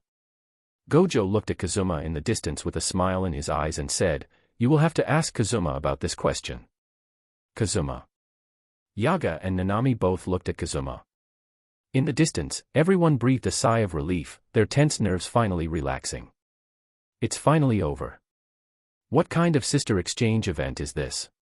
It's clearly an exchange event between special grade sorcerers and disaster curses. Yuji and the others came to their senses. Fear and helplessness appeared on their faces. Mayay looked at Gakuganji, who had a dull look on his face, and said proudly, "Principal Gakuganji, didn't you just say that Kazuma's cursed energy was running low? But what about that sea of fire? And that terrifying tsunami?" The corners of Gakuganji's eyes twitched slightly, and for a moment, he didn't know how to answer. He himself was still extremely puzzled. From the moment Kazuma started fighting the three cursed spirits, he never stopped using super large-scale moves. If possible, he even wanted to dissect Kazuma's body to study what was so unique about it. This kid has an almost endless supply of cursed energy. Yuji suddenly remembered something and asked, "By the way, Kazuma, what's going on with your black flame? Is this another new curse technique of yours?" Chapter 86, A Traitor. Everyone turned their eyes to Kazuma, except for Yuji, whose forehead was wrinkled. Although they were shocked by the boundless sea of fire, they were most curious about the strange black flame that they had never seen before. No matter what method was used, the curses could not extinguish it at all, and in the end, he was forced to amputate his limbs to survive. Kazuma made up a story and said, that's a variant of a cursed technique related to flames. You can think of it as a flame that never goes out. Once infected, there is no other way than to amputate the affected part decisively." Hiss. Everyone gasped. A flame that never goes out? Isn't that too far-fetched? Kazuma wouldn't use the black flames to burn his own people, would he? Yuji, who was standing by, said, "You used such a dangerous flame to light Shoko's cigarette last time. You even said it's an ordinary flame, just with a special color." Yudi's heart skipped a beat when she heard the words, "never extinguishes." Recalling the scene of that day, she couldn't help but feel scared. What if Kazuma's move had gone awry? What would Shoko do then? Everyone was shocked again. Did they hear that correctly? Kazuma had used this to light Shoko's cigarette. One dares to do it and the other dares to take it. However, Shoko should not have known about this. Otherwise, she might have to quit smoking on the spot. What never goes out? What about Shoko? Yaga and Gojo came over and looked at Kazuma with scrutiny. Did he do something to offend Shoko? But looking at Mayay's smiling face, she doesn't seem to be jealous, right? Half an hour later. Everyone gathered together to understand the whole story. Yaga said, "That's basically what happened. The other party's goal this time was not to kill the students, but to attract attention and steal Sukuna's finger. These disaster curses are fundamentally different from other special-grade cursed spirits. Their intelligence is the same as that of humans, or even higher. But how did they know the location of Sukuna's finger? You mean, there might be a traitor inside Jujutsu High?" Gojo frowned slightly and asked in confusion. At this moment, he had snatched Momo's magic broom and was flying around at a low altitude. Momo was so annoyed that she took the opportunity to run to Kazuma and act coquettishly. But she was quickly silenced by a look from Mayay. Looking at her pretending to be so pitiful, Kazuma couldn't help but sigh. What a clever little Lolita. Yaga said solemnly, "That's right. Although it's just a guess, it's highly likely that this is the case. Next, I'll have to trouble Yuji to lead the students to conduct an investigation." Yuji nodded, but she was still a little reluctant to believe that there was a traitor. It's possible to collude with a curse user, but how could someone collude with a cursed spirit? For a moment, everyone fell silent. Jujutsu High has always been united, and there has never been a traitor. Kazuma already had the answer in his mind. One of them was a senior executive above the level of principal. The other was responsible for leaking information to the higher-ups. Thinking of this, Kazuma turned his gaze towards Mechamaru. When Mechamaru saw Kazuma suddenly looking at him, his heart skipped a beat in the secret room. But he soon realized that this was probably just a coincidence. So, Mechamaru nodded calmly towards Kazuma. Kazuma just glanced at him and then looked away. Having read the original story, he naturally knew everything. Mechamaru, strictly speaking, is not a traitor. He just wanted to use Mjito's idle transfiguration to completely heal himself. He also has a heavenly restriction like Maki, but his situation is completely opposite to that of Maki. His cursed energy can almost cover the entire country. He has a wide range of techniques and a cursed energy output that far exceeds his own strength. But the price is His lower body is completely paralyzed from the waist down, and his skin is even more fragile than that of a newborn baby. Even a faint ray of sunlight can easily burn him. Whether it is Maki or Mechamaru, the lucky ones, they all hate the god's gift. After discovering Mjito and Kenjaku's Shibuya plan, Mechamaru had once tried to spread the news. But in the end, despite giving it everything, he still failed. Just as Kazuma was thinking about how to deal with this matter, Gojo suddenly shouted, "Kazuma is fine." Although his identity, origin, and ability are unknown, Gojo couldn't continue talking at this point. What happened to Kazuma being doubt-free? Why are there so many mysteries? Yaga shouted angrily, "What are you yelling about? Did I say Kazuma was a traitor?" If he hadn't fought the 3 disaster curses alone this time, the consequences for the students would have been disastrous. You have a chance of being a traitor, but there's no way Kazuma is the traitor. Everyone. Yuji said, "I also think it's impossible for Kazuma to be the traitor. Those cursed spirits must hate Kazuma to death by now. Especially that volcano head curse." The way he looked at Kazuma seemed like he wanted to tear him into pieces. Kazuma was speechless. Why did they suddenly change the topic to him? However, seeing this scene, he couldn't help but feel a little emotional. The sister exchange event should be the one where the most people had gathered, right? After the Shibuya incident, people died left, right and center. Nobara was in a vulnerable state, and Hanami was blown to pieces by Mjito's idle transfiguration. At night, in the dormitory, Kazuma turned on the system panel. "Congratulations to the host for completing the task, rewards are being distributed." Hearing this voice, Kazuma showed joy on his face and immediately sat up straight. However, the next second, the cold mechanical sound rang out again. "The Renegan has been issued. Please transplant it yourself." Chapter 87, Renegan. Huh. Kazuma looked at the Renegan that had suddenly appeared in his hand and fell into deep thought. Is this the final form of the Sharingan, the Renegan that is said to be able to control life and death? Under the night sky, the Renegan emitted a faint purple light. But the system wants him to transplant it himself. Pick his eyes off and put the Renegan back in an empty eye socket. This kind of operation is not uncommon in Naruto. After all, the Sharingan is no different from a USB flash drive, and it can easily be inserted whenever or wherever. But it's still a little hard to do it himself. Ha! Taking a deep breath, Kazuma covered his fingers with a layer of gentle chakra. Then, he slowly moved them towards his left eye. Just as the Renegan and the eternal Mangekyo of the left eye approached each other, suddenly, a suction force came from deep within his eyes. Then, the Renegan seemed to have encountered a magnet that could attract it and merged into his left eye on its own. This process only took a few seconds and there was no pain at all. Kazuma just had a slight cold and uncomfortable feeling. Kazuma slowly stood up and opened his eyes. He stood in front of the mirror. His right eye was scarlet and charming, but his left eye had taken on a deep purple color. He discovered that he could switch back and forth between the eternal Mangekyo and the Renegan at will. Thankfully, the system has a conscience. He silently gave the system a good review in his heart. In this way, while possessing the power of Kamui, he can also use the powerful moves of the Renegan. For example, Shinra Tensei, Chibaku Tensei, Bansho Tenin, and other super ninjutsu. After thinking about all this, Kazuma couldn't calm down. Before, he could only envy this ability, but now he can actually use it himself. This time, after secretly stealing Sukuna's fingers, Mjito actually ran back to save Jogo and the other 2. It's just that the so-called 4 disaster curses were just pawns of Geto from beginning to end. Once they loses their value, they can be discarded at any time. Next, all Kazuma has to do is wait quietly for the Shibuya incident to happen. By the way, now he has the Renegan. During the Shibuya incident, should he follow Pain's example? Let the likes of Mjito and the others feel pain.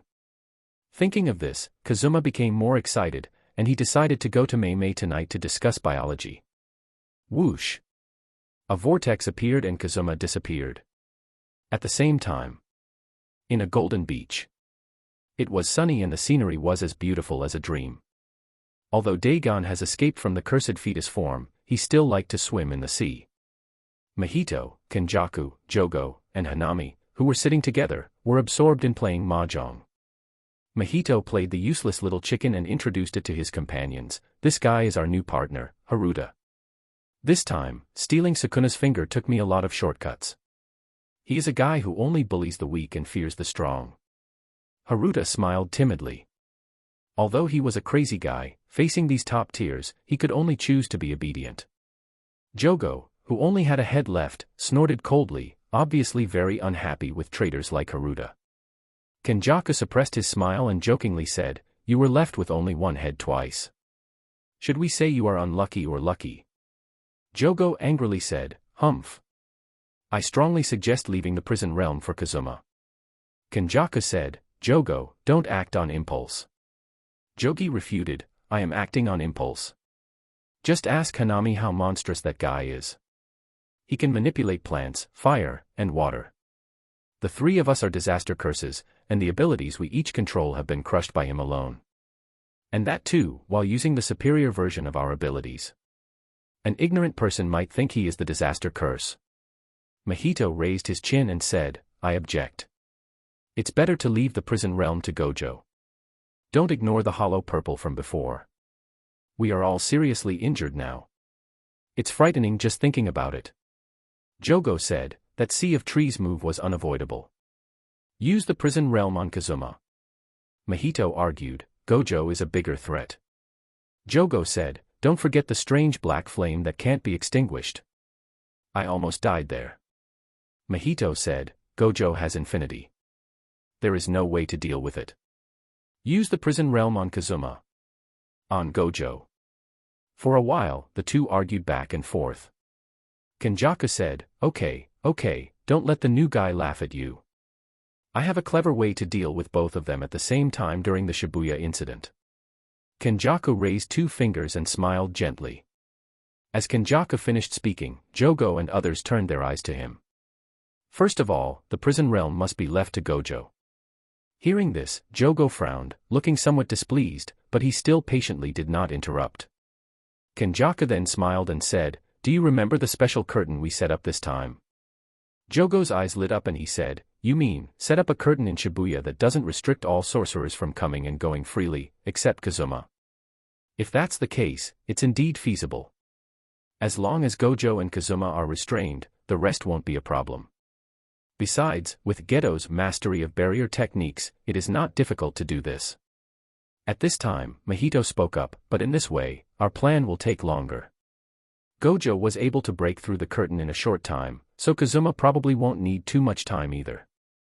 What if Kazuma breaks inside before we seal Gojo?" Chapter 88, Kenjaku's Plan for Kazuma. Kenjaku smiled and said, "So, we have to work harder. 3 layers inside and 3 layers outside, how about that? I think this shouldn't be a big problem, right? 3 layers inside and 3 layers outside. Although doing this will consume a lot of cursed energy, at least Kazuma can be completely restricted this way. No matter how strong he is, it will be impossible for him to break inside in a short time. Unless he can teleport. However, this kind of thing should not be possible." Thinking of this, Jogo felt relieved and did not object again. Kenjaku said, "The matter of prison realm has been settled. Next, let's talk about the information about Kazuma we have gained from this fight. This is very important." Although he didn't want to recall it, Jogo still told in detail. As far as we know, his abilities include controlling natural elements, genjutsu, and unextinguishable black flames. 2.5 minutes later. Jogo sighed. "That's all we know for now. As for how many tricks he has yet to reveal, we don't know. But I think Kazuma's tricks should have been forced out. It's impossible that we can fly into the sky and summon meteorites to smash us to death, right?" Jogo looked at everyone and spoke slowly. Kenjaku solemnly said, "Well, this guy knows a lot. No wonder you are so afraid of him, especially those super large-scale techniques. But with this information, we can make some corresponding targeted decisions." At this time, Mjito brought up an old box with a seal on it. When the cloth strips were torn off, Sukuna's fingers that were covered in wax and wrapped in old yellow sealing cloth strips were revealed. Mjito said, "I'm very confused. Why would you go to so much trouble to steal these fingers?" Didn't Jujutsu High keep Yuji just to use him as a vessel to devour Sukuna's finger? Even if we left it alone, it would be eaten sooner or later, right?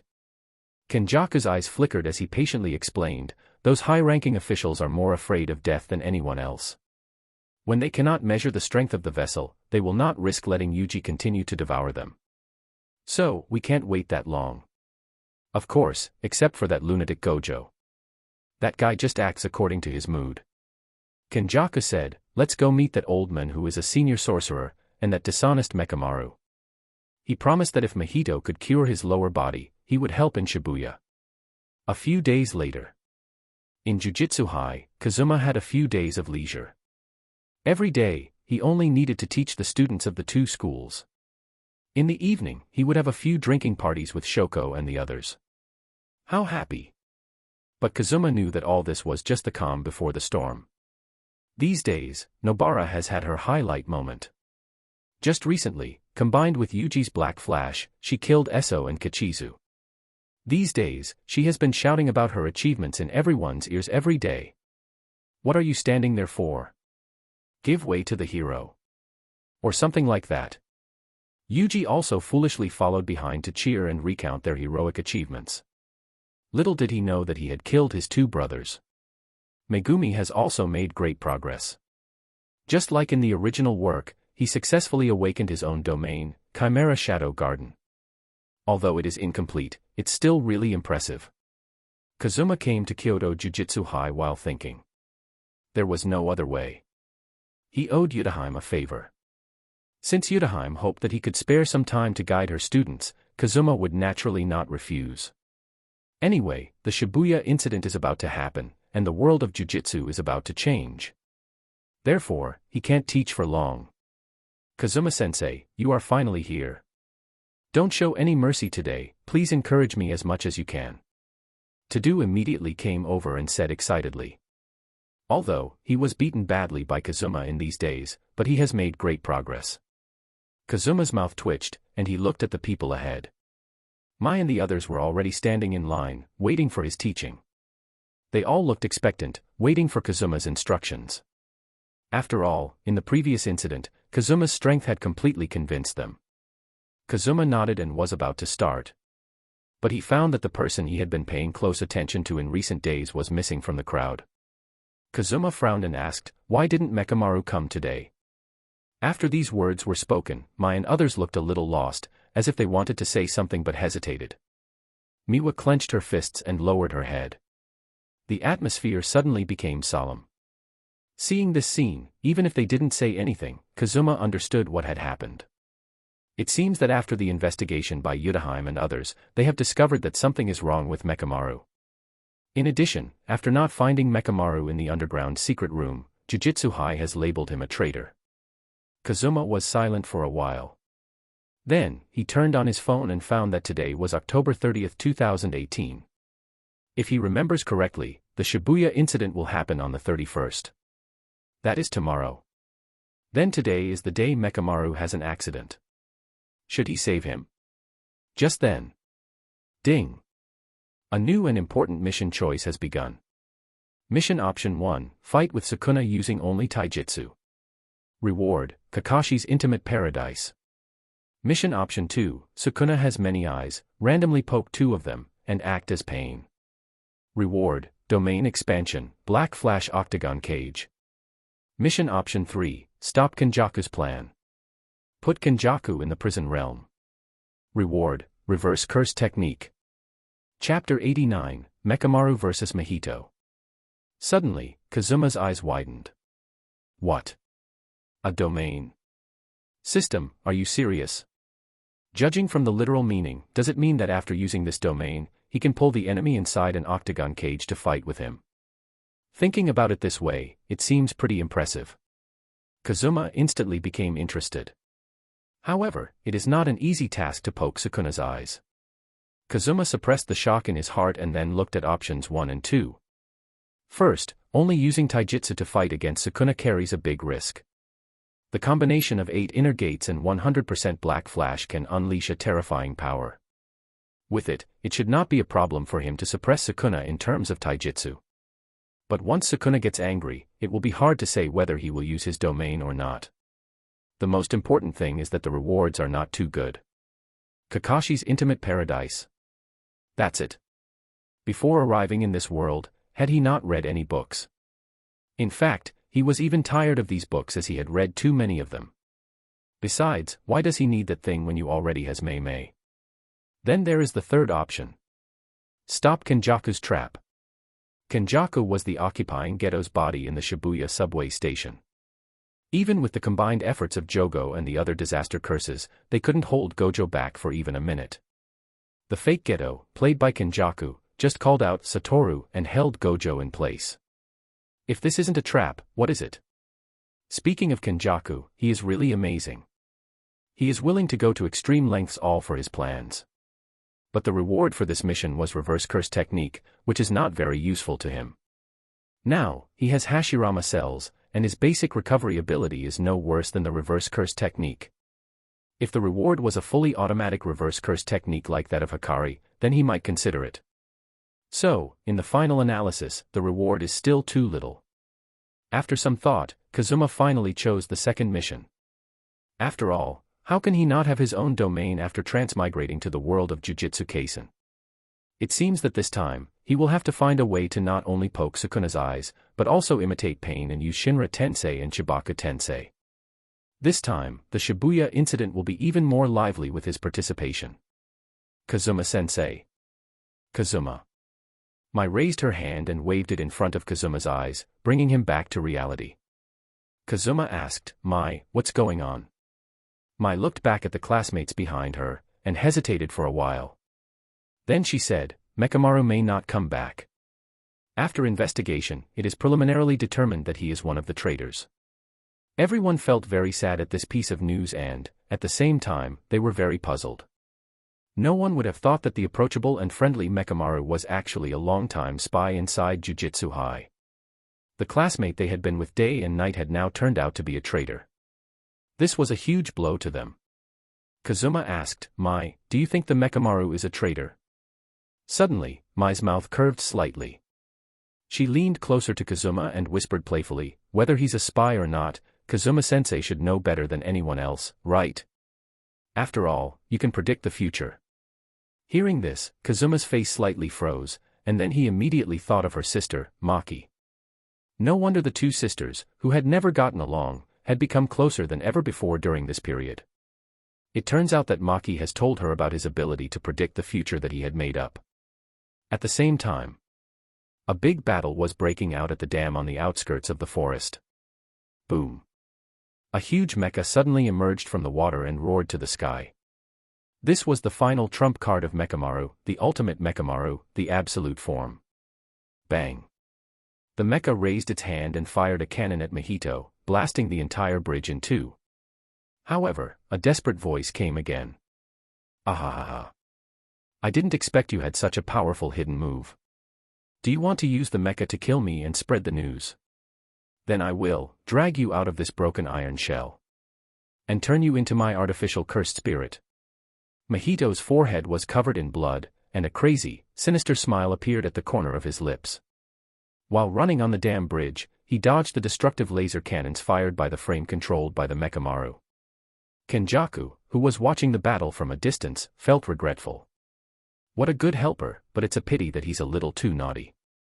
Since you didn't listen and now know my plan, then please just go and die. Inside the mecha, Mechamaru was gritting his teeth and controlling the machine to continuously attack Mjito, while constantly brainstorming. Damn it. The mecha has limited abilities to use, and there's also the curtain set up by Kenjaku in the outside world. The message simply couldn't get out. But no matter what method he uses, he must get in touch with Gojo and spread the news. Tell him about the Shibuya plan. Only in this way can Gojo come to protect him. He has to see them all again. And, he will reunite with everyone in this healthy and true face. Thinking of this, Mechamaru's eyes became more determined, and he shouted. Charge for 2 years. Miracle Cannon. Boom.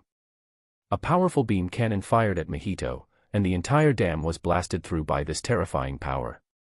For a moment, the earth trembled, dust flew, and the lake water churned up huge waves. However, Mjito sneaked around to the side without anyone noticing, in a blind spot.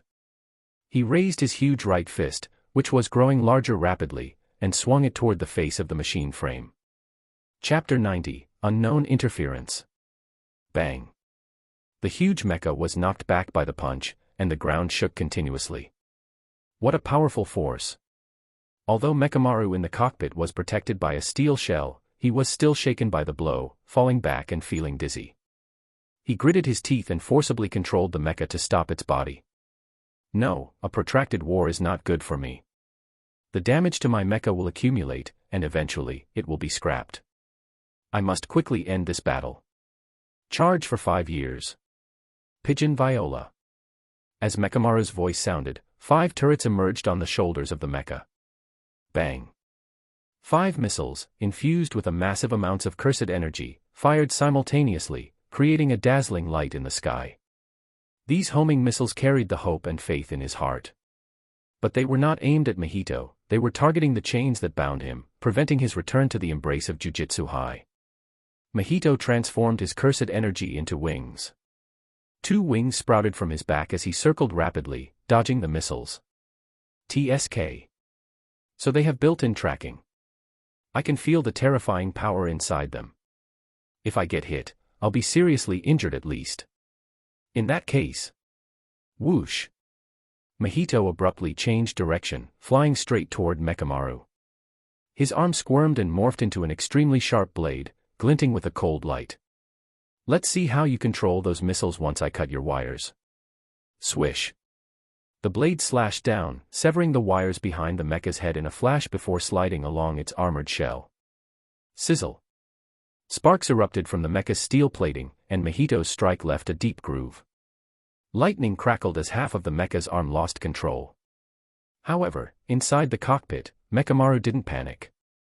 He clenched his fists and punched Mjito, sending him flying backward. Then, a gleam of determination flashed in his eyes. Countless memories raced through his mind, finally settling on his comrades at Jujutsu High. I can win. I want to reunite with everyone in a healthy body. Reload the technique. Ah! Die. Blood trickled from the corners of Mechamaru's mouth. His eyes were bloodshot, and veins bulged on his forehead. With a roar, the mecha's fist transformed into a high-speed spinning drill, striking Mjito with full force. This attack is an all-out gamble. Mjito was blasted backward at high speed, his face covered in blood. Mjito laughed and said, "Ha ha ha. You actually pushed me this far. But this is where it ends." He suddenly opened his mouth, revealing 3 pairs of pale, miniature hands. The hands interlocked, forming an intricate hand seal. Domain expansion, embodiment of self-perfection. As Mjito spoke, an empty and oppressive space unfolded, enclosing Mechamaru within it. Mjito hovered cross-legged in the air above the domain, his long blue hair fluttering. Behind him, countless pale hands bloomed like a grotesque lotus flower. A massive hand extended, slamming Mechamaru's giant mecha into the ground. The mecha thrashed for a moment but then fell silent. Even its lights flickered out. The machine that had unleashed overwhelming power just seconds ago was now reduced to lifeless scrap metal. That's that. Mjito gazed indifferently at the immobile mecha before him. I'm sorry to have extinguished your last hope. As someone born from negative emotions, I can taste the despair in your heart right now. But don't bring dreams and hope into battle. It only makes you look pitiful. With hands behind his head, Mjito turned his back to Mechamaru, speaking like a victor addressing the defeated. Inside the dark cockpit, Mechamaru hung his head in silence.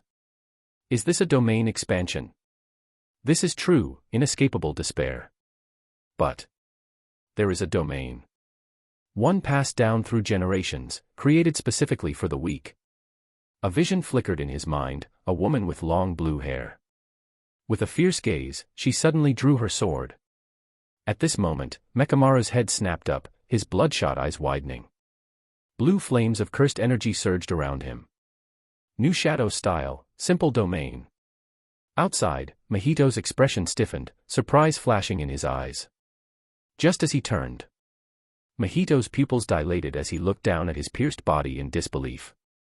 Blood spewed from his mouth as his body contorted and twisted, before exploding into a mist of crimson.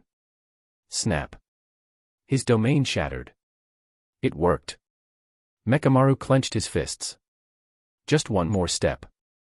If I can defeat Geto, I can escape. I can win. The faces of his friends at Jujutsu High resurfaced in his mind. But his joy was short-lived. Snap.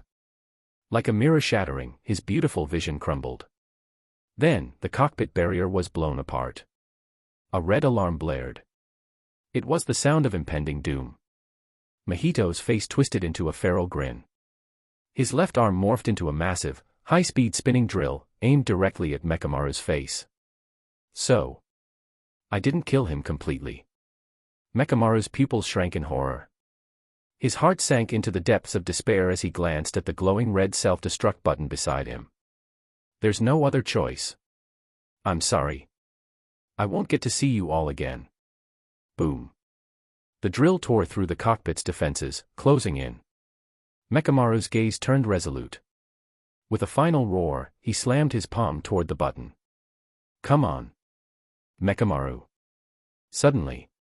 A pair of massive hands appeared, crushing Mjito's drill in an instant. At the same time, they halted Mechamaru's hand, preventing him from pressing the button. Outside, Kenjaku stood with his hands in his pockets, while slightly raising his eyebrows. Huh? Am I seeing things? I thought I saw a flash of yellow just now. Chapter 91, Saving Mechamaru. The next second. Mjito's figure flew out and landed heavily at Kenjaku's feet. Ahem. Mjito covered his neck and spit out blood, aggrieved. He said, Geto, Mechamaru has been rescued. Kenjaku asked, who was it? Mjito said, I didn't see clearly. The other party was incredibly fast and disappeared in a flash. But I guess it's Kazuma. After all, Jogo mentioned this ability last time. Kenjaku was stunned at first, then he breathed a sigh of relief. He said, I thought I was hallucinating. Mjito struggled to stand up and said speechlessly, Hey. Geto, the point isn't that. Mechamaru has been rescued. Our plan will be known to Jujutsu High. Ha. Kenjaku flicked his sleeves, and turned his back to Mjito. He said in a tone that everything was under control, so what if they know about this? What if I play my cards openly? This is an open conspiracy. Otherwise, why would I tell Mechamaru about these plans? Also, the most important thing is that Mechamaru doesn't know. Hearing this, Mjito immediately sat up straight and asked, You didn't tell him about the sealing of Gojo? Kenjaku replied, Of course, this kind of thing can only be known by you, the ones I trust the most. Let's go. Call Jogo and the others, and go to Shibuya to make arrangements in advance. At the same time. In an underground secret room. Kazuma put the seriously injured Mechamaru down. Mechamaru said, Thank you for saving my life, but with your strength, it shouldn't be difficult to kill those two cursed spirits just now, right?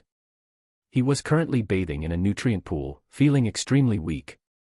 Kazuma said calmly, I am not the real body. This was just a wood clone of Kazuma. The real Kazuma should be setting up Flying Thunder God marks in Shibuya right now. After making this clone, Kazuma had given an order to rescue Mechamaru and not to fight with Mjito. After all, Kenjaku's strength was a level higher than Mjito's. There was no need to take any risks. Hearing this, Mechamaru was stunned. A clone. So that's what it is. You should take good care of your injuries. When you recover, you can explain to others yourself. After saying that, Kazuma turned into white mist and completely dissipated with a bang. Seeing this, Mechamaru could only sigh at the mystery of Kazuma's abilities. He pulled a mask from his pocket. Fortunately, he still has a little cursed energy left. It should be enough to control the puppet left in Jujutsu High. Mechamaru had kept a lot of masks like this in school so that he could contribute one last time after his death. Before deciding to use Mjito, he had already prepared for the worst. But unexpectedly, the one who came to save him this time was not Gojo, but Kazuma, who had taken a special look at him during the exchange event that day. Could it be that he had noticed something was wrong at that time? Forget it. For now, he should use the last bit of his cursed energy to tell everyone about the plan to massacre in Shibuya. In Kyoto Jujutsu High. The afterglow of the setting sun shone through the window onto the ground, reflecting the figures of Miwa and others. Todo leaned against the door with his hands folded, while Mai and others sat on wooden stools and chairs without saying a word. They all looked at the mechanical puppet sitting motionless at the front of the classroom. During the years of getting along with each other, Mechamaru was always taciturn and rather boring. But his warm heart was deeply engraved in everyone's hearts, and he became an indispensable member of Kyoto Jujutsu High. Before this, Miwa and the others had tried to communicate with the puppet many times. But a puppet was just a puppet after all. Without Mechamaru's control, it would naturally not respond. Miwa lowered her head and sighed softly. Before this, he had said that it wouldn't be long before he would meet everyone in his true form. But why did he become a traitor overnight? Mai smiled and said, "Perhaps, things will turn around." Miwa said, "Don't comfort me, Mai-san. Yudahime-sensei's investigation can't be wrong." Mai smiled but said nothing. Only she knew that the matter of Mechamaru was definitely not that simple. Otherwise, why would Kazuma suddenly leave her? He must have foreseen something with his eyes. Now, she understood why her sister looked at Kazuma with something strange in her eyes. At this moment, the mecha puppet sitting in front suddenly moved. The mechanical puppet turned around very stiffly and faced everyone. "Mechamaru. You." For a moment, everyone looked at him warily. After all, he was now a traitor. "I don't have much energy left, so I beg you to listen to me FOT now." A weak voice came from the mecha. On October 31st, the cursed spirits will stage a massacre in Shibuya. Their purpose is unknown, but it is definitely not as simple as it seems. Please meet. Before he could finish his words, the faint red light in the eyes of the mechanical puppet completely went out. The surrounding fell into silence instantly. Todo unhappily said, "Humph. Can you trust what this guy says now?" He hated betrayal the most. Miwa's eyes were extremely complicated and she said, "If what he said is true, won't that happen tomorrow? No matter what, let's tell the teachers the news." Mai stood up and spoke. "I agree." October 31st, 2018. 1900 hours. Shibuya, Tokyo. As a prosperous neighborhood symbolizing business, entertainment, and culture, it is naturally the favorite place for young people. Plus, it's the Halloween night. So, the streets of Shibuya were already crowded with people. People gathered here cosplaying as various horror characters. There were couples wearing ghost masks taking photos and checking in. There was a man wearing a scary pumpkin head scaring people everywhere. They were enjoying Halloween and relaxing from the pressure that had been accumulated in their hearts for a long time. Little did they know that the real terror was approaching quietly. "Oh. Keep drinking. You can't take it anymore, bro. Hurry up, a man can't say no. Shut up, idiot." Chapter 92, What the hell is happening in Shibuya? A young man climbed onto the roof of the car under the encouragement of the people around him. Then, he drank the half-can of beer in his hand in one gulp under everyone's gaze. The man's behavior caused cheers from those around him, and the atmosphere became more lively. At this moment, bang! Two half-drunk men were running and fighting. They seemed to have knocked over something. But when they got up and looked ahead, there was nothing in front of them. "Wait. There's nothing in front of me, why? Did we encounter a ghost?" As soon as these words were spoken, everyone burst into laughter. "Ha ha ha. Are those two idiots drunk and out of their minds? Are they gesticulating at the air? Yes, I also met a ghost. Who among you on Halloween isn't a famous evil ghost?" Then, some people who didn't believe in it went to try it. As a result, they were all blocked by something invisible. One or two is fine, but as more and more people tried it, they gradually realized that something was wrong. Some timid people even fell into panic. What is going on? Are we trapped by an invisible force? Just when everyone was panicking. At the top of the subway station, 5 figures squatted in a circle, playing mahjong. Mjito said, "Geto, it seems that Mechamaru has told others about our plan to operate in Shibuya. Among these people, there are also many sorcerers and assistant supervisors." Mjito transformed his palm into a telescope and squatted on the roof to observe. Kenjaku waved his hand and smiled calmly. He said, "It doesn't matter. The senior executives don't know our ultimate goal. So, they can't defend themselves no matter what. The powerful people from Jujutsu High are not in this area. Tell Dagon below to take action. Take all these hostages inside the subway station. Outside, the cheerful atmosphere had disappeared. It was replaced by endless panic. Ijichi and the others were trying hard to maintain order, but the effect was minimal. Damn it. This is the first time I've seen a curtain be instantly generated. Phone calls are not working, and messages are blocked. At this moment, a strong wind suddenly blew up at the entrance of the subway station. Right now, the entrance to the subway station seemed like the mouth of an abyss. A powerful suction force sucked large numbers of people inside. Faced with this sudden situation, ordinary people had no ability to resist at all. They could only allow their bodies to be sucked inside. Ijichi and others who possessed cursed energy could only barely hold their ground. They had no time to care about ordinary people. Save me. What on earth happened? At this moment, cheers turned into screams. The dense crowd was like fallen leaves in a strong wind. They were being uncontrollably sucked into the subway station by a powerful suction force. Soon, the venue suddenly became deserted. Only a dozen or so assistant supervisors were left. Ijichi-san, the curtain here seems to have no restrictions on us. A beautiful blonde assistant supervisor easily passed her hand through the curtain. Ijichi was overjoyed and said, "Quick. Let's go out right away and tell Gojo and the others what happened here." 1 hour later. There were probably thousands of people caught up in the subway station right below us. And this curtain, which is nearly 400 meters long, is also extremely strange. This is the first time I've seen a curtain with 3 layers inside and 3 layers outside. It was set up in an instant. The opponent's method is extremely clever. Although the signal is blocked, sorcerers and those who have some initial mastery over cursed energy can enter and exit freely. If the other party wants to kill people, the consequences will be disastrous. Ijichi's expression was extremely serious as he told the whole story in detail. Standing opposite him were Nanami, Megumi, and Nobara, who had received the mission. Nanami held his forehead and sighed, "TSK. Working overtime is annoying already. Now, it has become even more troublesome. And I can feel the remnants of cursed energy in the air. It's relatively familiar."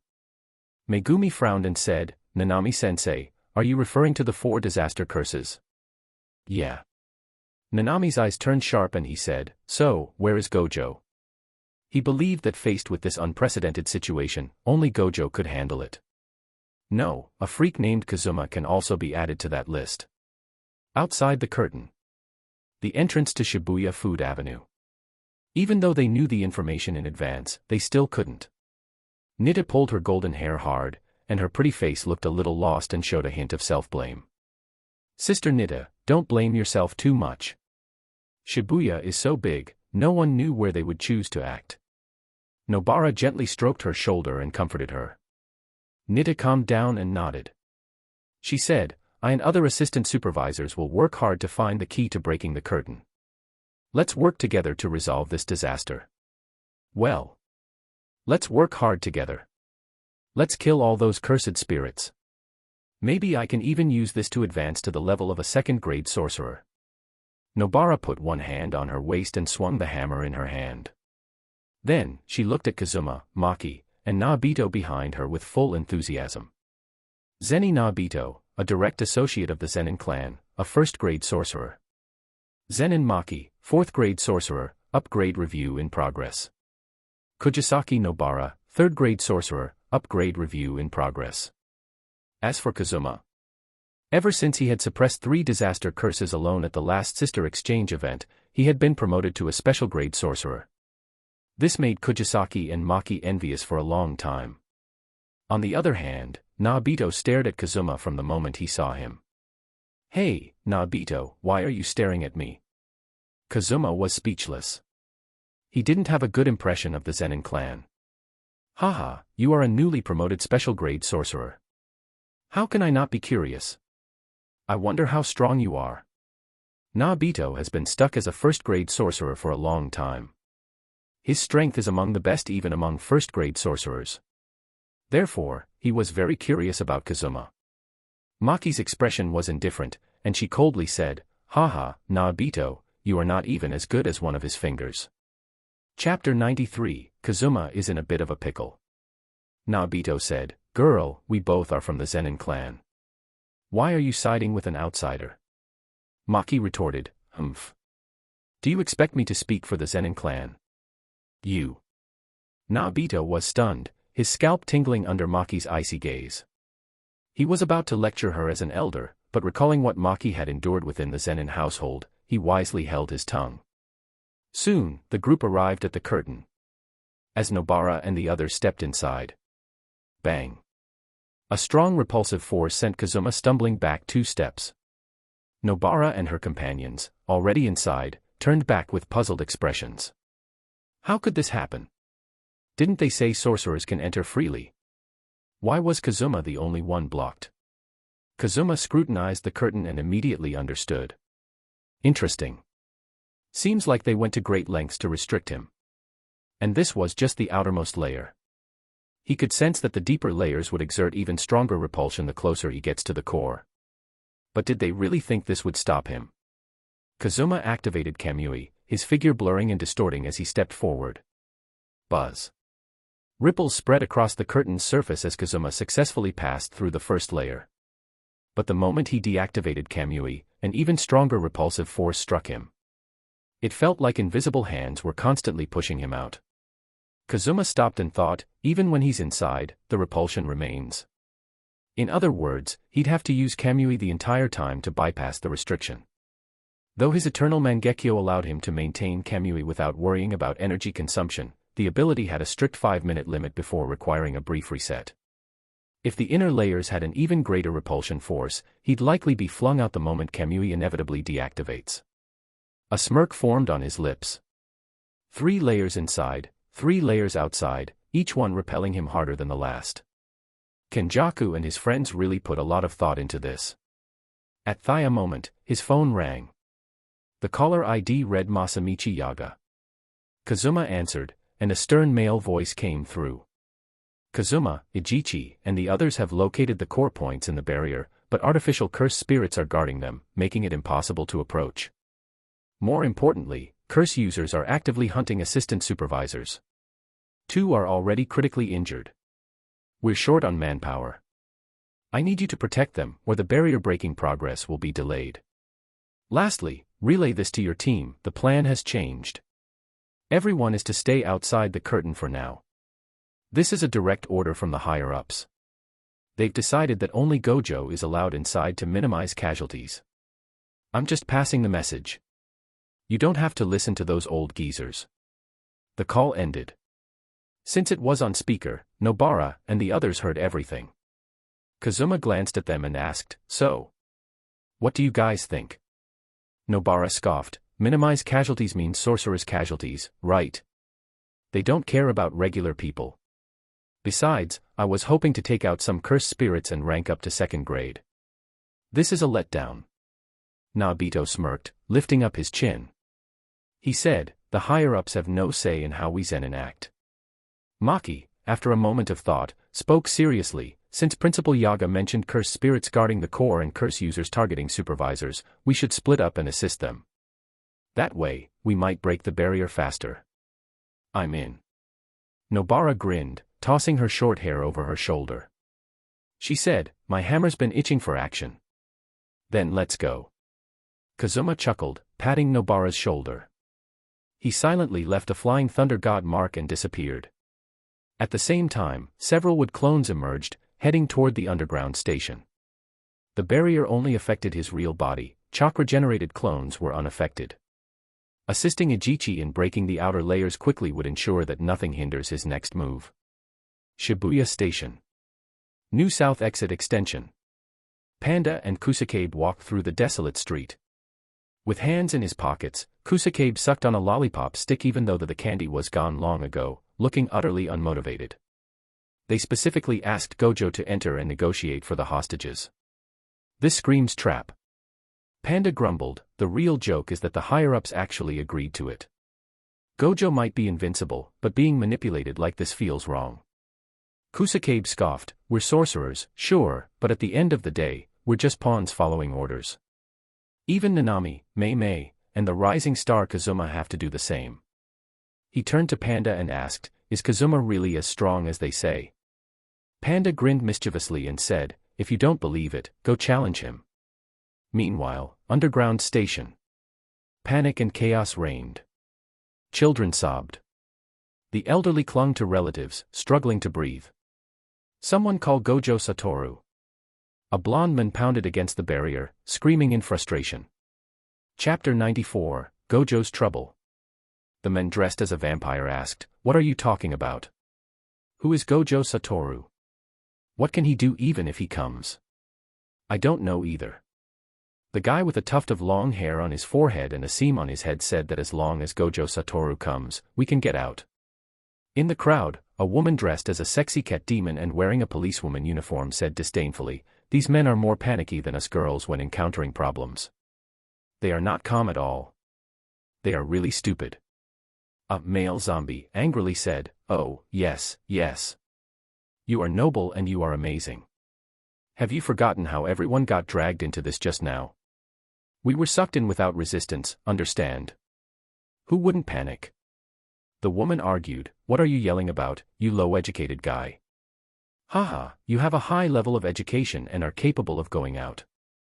Just as everyone was arguing fiercely, the dark surface of the curtain shook, and a pair of large hands reached in. A black eye mask and white hair, who is this guy cosplaying as? Gojo ignored everyone and analyzed the general situation at the scene. Oh, the situation seems a little bad. Gojo didn't think too much and simply stepped on everyone's heads to reach the highest point. He touched his chin and muttered, well. I think I know what the other person is thinking. In that case, I'll keep you company. Kenjaku slowly opened his eyes and smiled. That man is coming. At the same time. Cemetery. Humph. They actually asked my elder sister to be their backup. Those old men in the upper echelons are really short-sighted. Ui, who was wearing overalls, stomped his feet angrily and said indignantly. Mayay, who was playing with her phone, smiled and said, it doesn't matter, as long as the senior executives don't shortchange me. Yuji's mouth twitched slightly and he asked, are we really going to let Gojo-sensei handle it all by himself? Besides, I heard that assistant supervisors are being hunted by the curse users. Shouldn't we do something about it? Mayay opened her red lips and said, don't worry, Kazuma has gone to help the assistant supervisors. I believe that with him around, there will be no more casualties. After all, he is a very reliable man. Ui asked, sister, can he take care of all the auxiliary supervision by himself? Besides, that guy doesn't seem like a good person. He hadn't forgotten the last time Kazuma had threatened him with his summer homework. He is not an ordinary primary school student. Would he be afraid of a few summer homework assignments? Mayay said, when you meet him next time, remember to call him brother-in-law. What?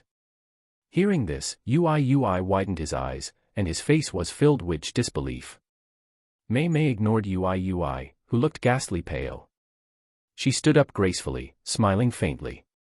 Let's go, the Fukutishan line platform is closed, and it seems that there are many artificial cursed spirits. It's time to earn some money. The price is 5,000 yen for a grade 2 cursed spirit. Yeah. Yuji excitedly rolled up his sleeves, showing off his biceps. Subway station. 5th floor below ground. Gojo stood on the subway with a calm expression, looking at the three people opposite him, Jogo, Hanami, and Choso, with great interest. He had seen Jogo and the cursed spirit next to him before. As for the guy with dark circles under his eyes similar to Shoko, is he new? Looks like he has some kidney deficiency. No, maybe he's a little anemic. Just as Gojo was wondering in his heart. Hanami raised his hand to create countless vines to block the exit above. Seeing this, Gojo curled his lips slightly and said jokingly, is it that serious? I won't run away. After all, once I leave, you will kill everyone here, right? Not bad, Volcano Head. You finally figured out how to use a trick. You deserve praise. Do you want me to give you a little red flower? Gojo bent down and clapped his hands as if he was coaxing a child. Boom. The temperature suddenly rose inside the subway station. Jogo was still the same, getting irritated after just a few words. The Mount Fuji above his head was ready to erupt. Jogo said, "Haha, do you think I'm kind? Even if you don't run away, I will kill all the ants here." Ah. For a while, the cries of panic continued. Faced with this sudden scene, Gojo frowned slightly. Did they hide so many hostages on both sides without his knowledge?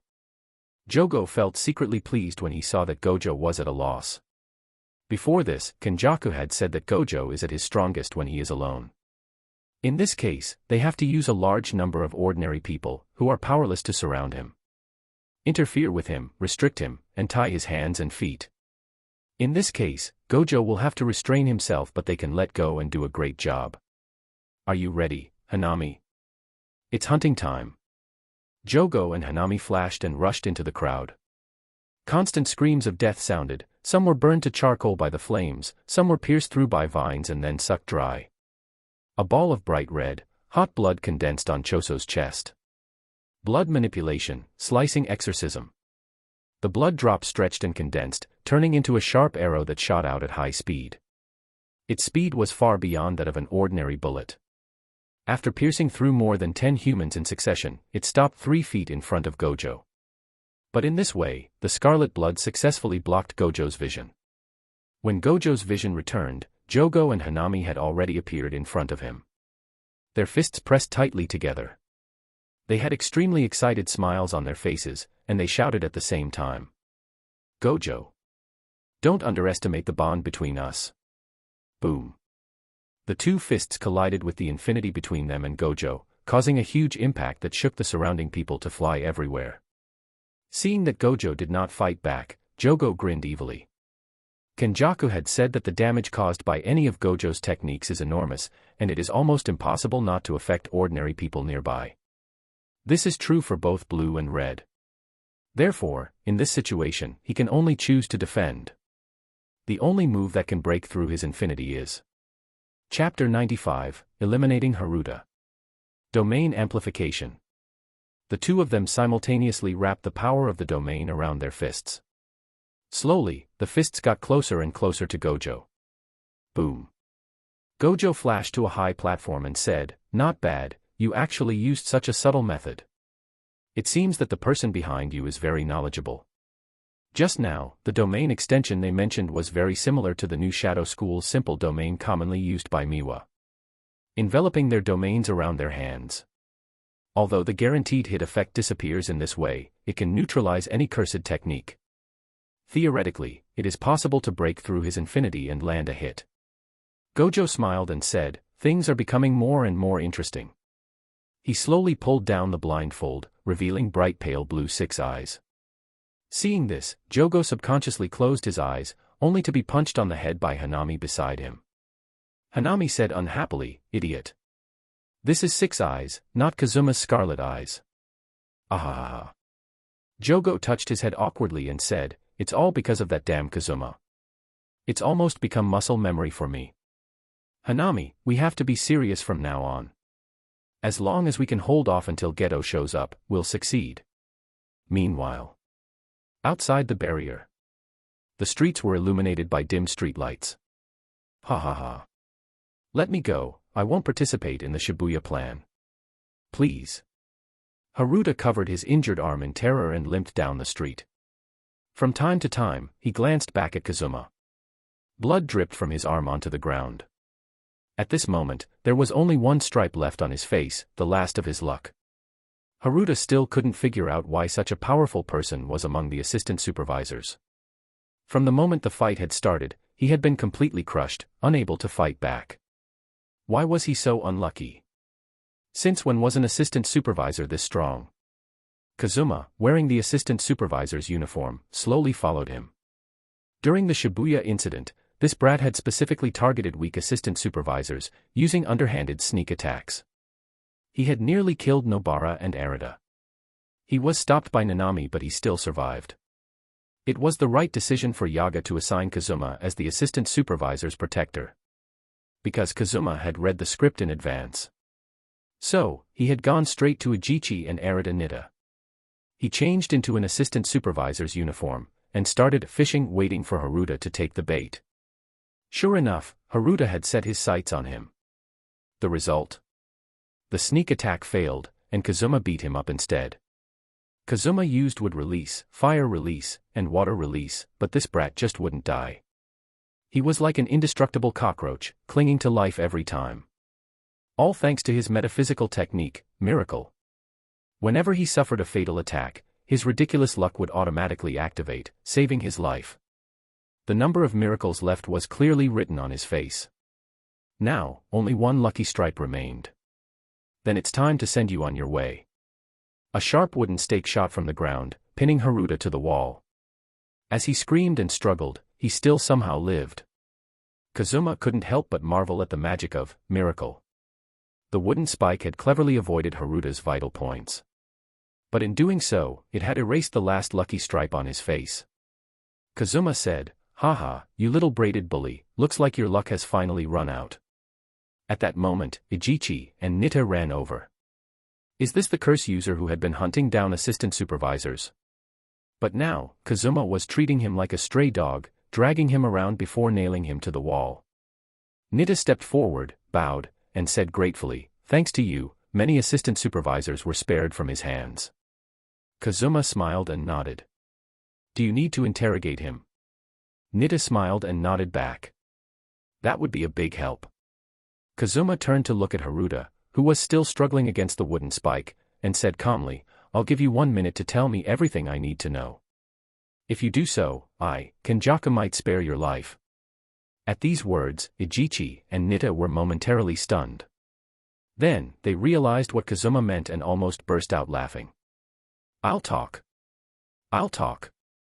Hearing that he might survive, Haruta was so excited that he temporarily forgot his pain. Even if the other party was lying, what choice did he have? Without hesitation, Haruta spilled everything he knew. Most of it was about the key points of the barrier and Kenjaku's preliminary plans. "I swear that's everything I know. I really don't know the specifics of their plan." Kazuma nodded. Naturally, Haruta wasn't important enough to know Geto's entire strategy. Still, with the locations of multiple barrier points, they could break through the outer defenses faster. Haruta, teary-eyed, cast an expectant look at Kazuma. "I told you everything. I promise I didn't leave anything out. So, look." "Oh, then you can die now." Kazuma's eternal Mangekyo Sharingan spun. Amaterasu. Whoosh. The terrifying black flames engulfed Haruta. You liar. Damn Kenjaku. Then, Haruta let loose a string of colorful curses. Behind him, Ijichi and Nita finally lost it and burst into laughter. As assistant supervisors, they were professionally trained to remain composed. But sometimes, they just can't help it. Kazuma smirked slightly, laughing to himself. What does deception have to do with him, Kazuma? Chapter 96, Gojo vs. Jogo, Hanami, and Choso. Under the engulfment of Amaterasu's black flames, Haruta's curses became quieter and quieter, and he finally died happily. Amaterasu burned Haruta until not even his ashes were left. Let's go. Let's find the center of the barriers and break through the curtain as soon as possible. Kazuma clapped his hands and looked at the two people who were stunned behind him. Oh. Ijichi and Nita nodded dumbly. What a terrifying flame. It actually burned the opponent to ashes. But it saves them the trouble of dealing with the corpses. Then, the three pulled out the ceiling nails nailed in the hidden corners one after another according to the positions provided by Haruta. As for the artificial curse spirits guarding the center of the formation, Kazuma only needed to glare at them to burn them to death. The eternal Mangekyo allowed him to be so carefree. If it were before, he would have gone blind if he had done so much. Snap. With a crisp sound, the outermost layer of the curtain was automatically torn apart. Finally, we've cleared the first layer. There are 5 layers left. Keep going. Nita wiped the sweat from her forehead and let out a long sigh. Ijichi said, Kazuma, now that the threat from the curse user has been resolved, go help the other sorcerer. Yes. Ijichi-sa is right. It would be a waste to continue to assist us.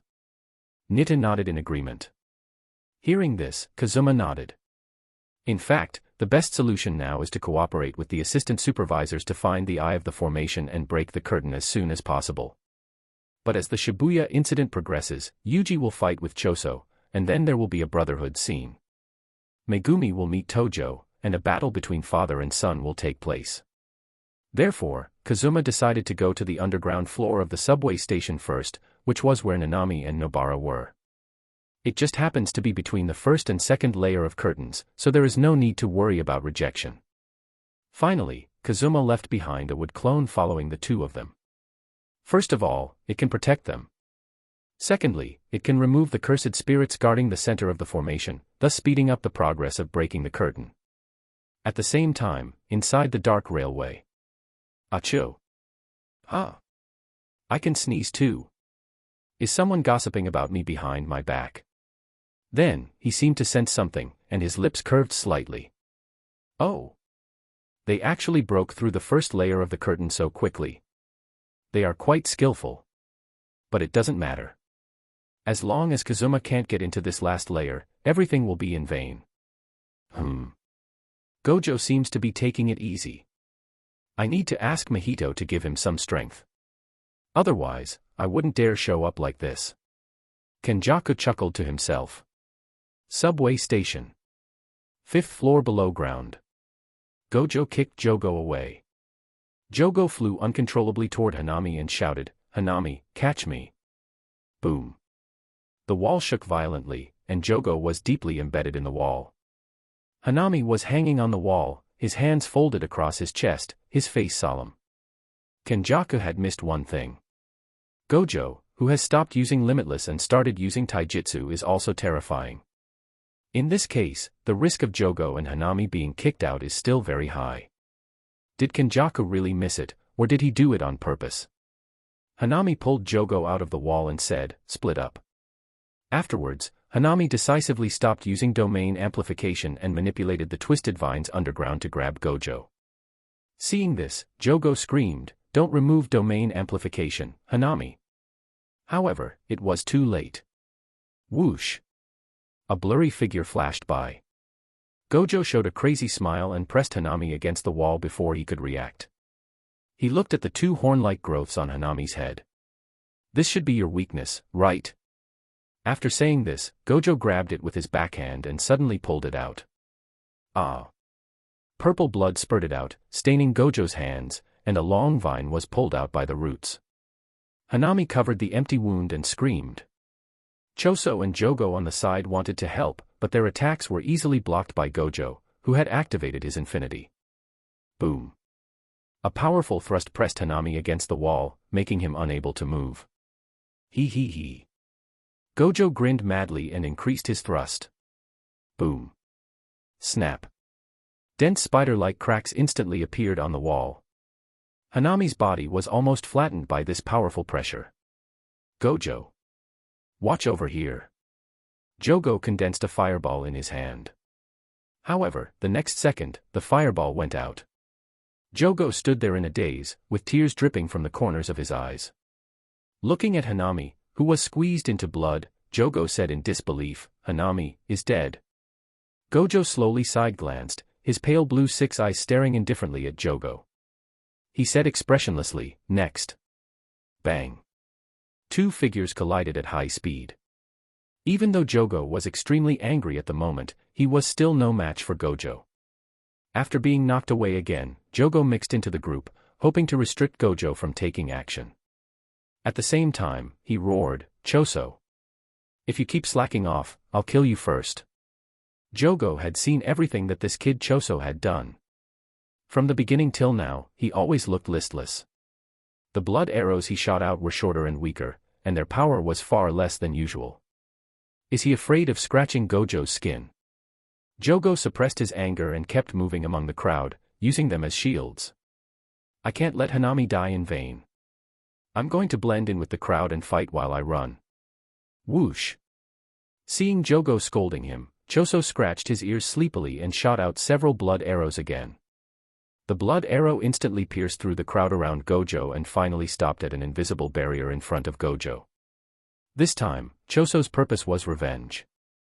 A few days ago, his two younger brothers had died at the hands of Yuji and Nobara. Therefore, he had no interest in launching a sneak attack on Gojo. He wanted to reserve his strength for his real enemies. In this way, the crowd around Gojo was cleared away at once. Chapter 97, 0.2 Second Domain Expansion. Gojo thought, the crowd around me has gradually dwindled, and the space has become larger. It gives me the opportunity to perform that technique. The opponents have also realized that his physical skills are overwhelming. Now, they won't give him the chance for close combat. But now, there's no more worries.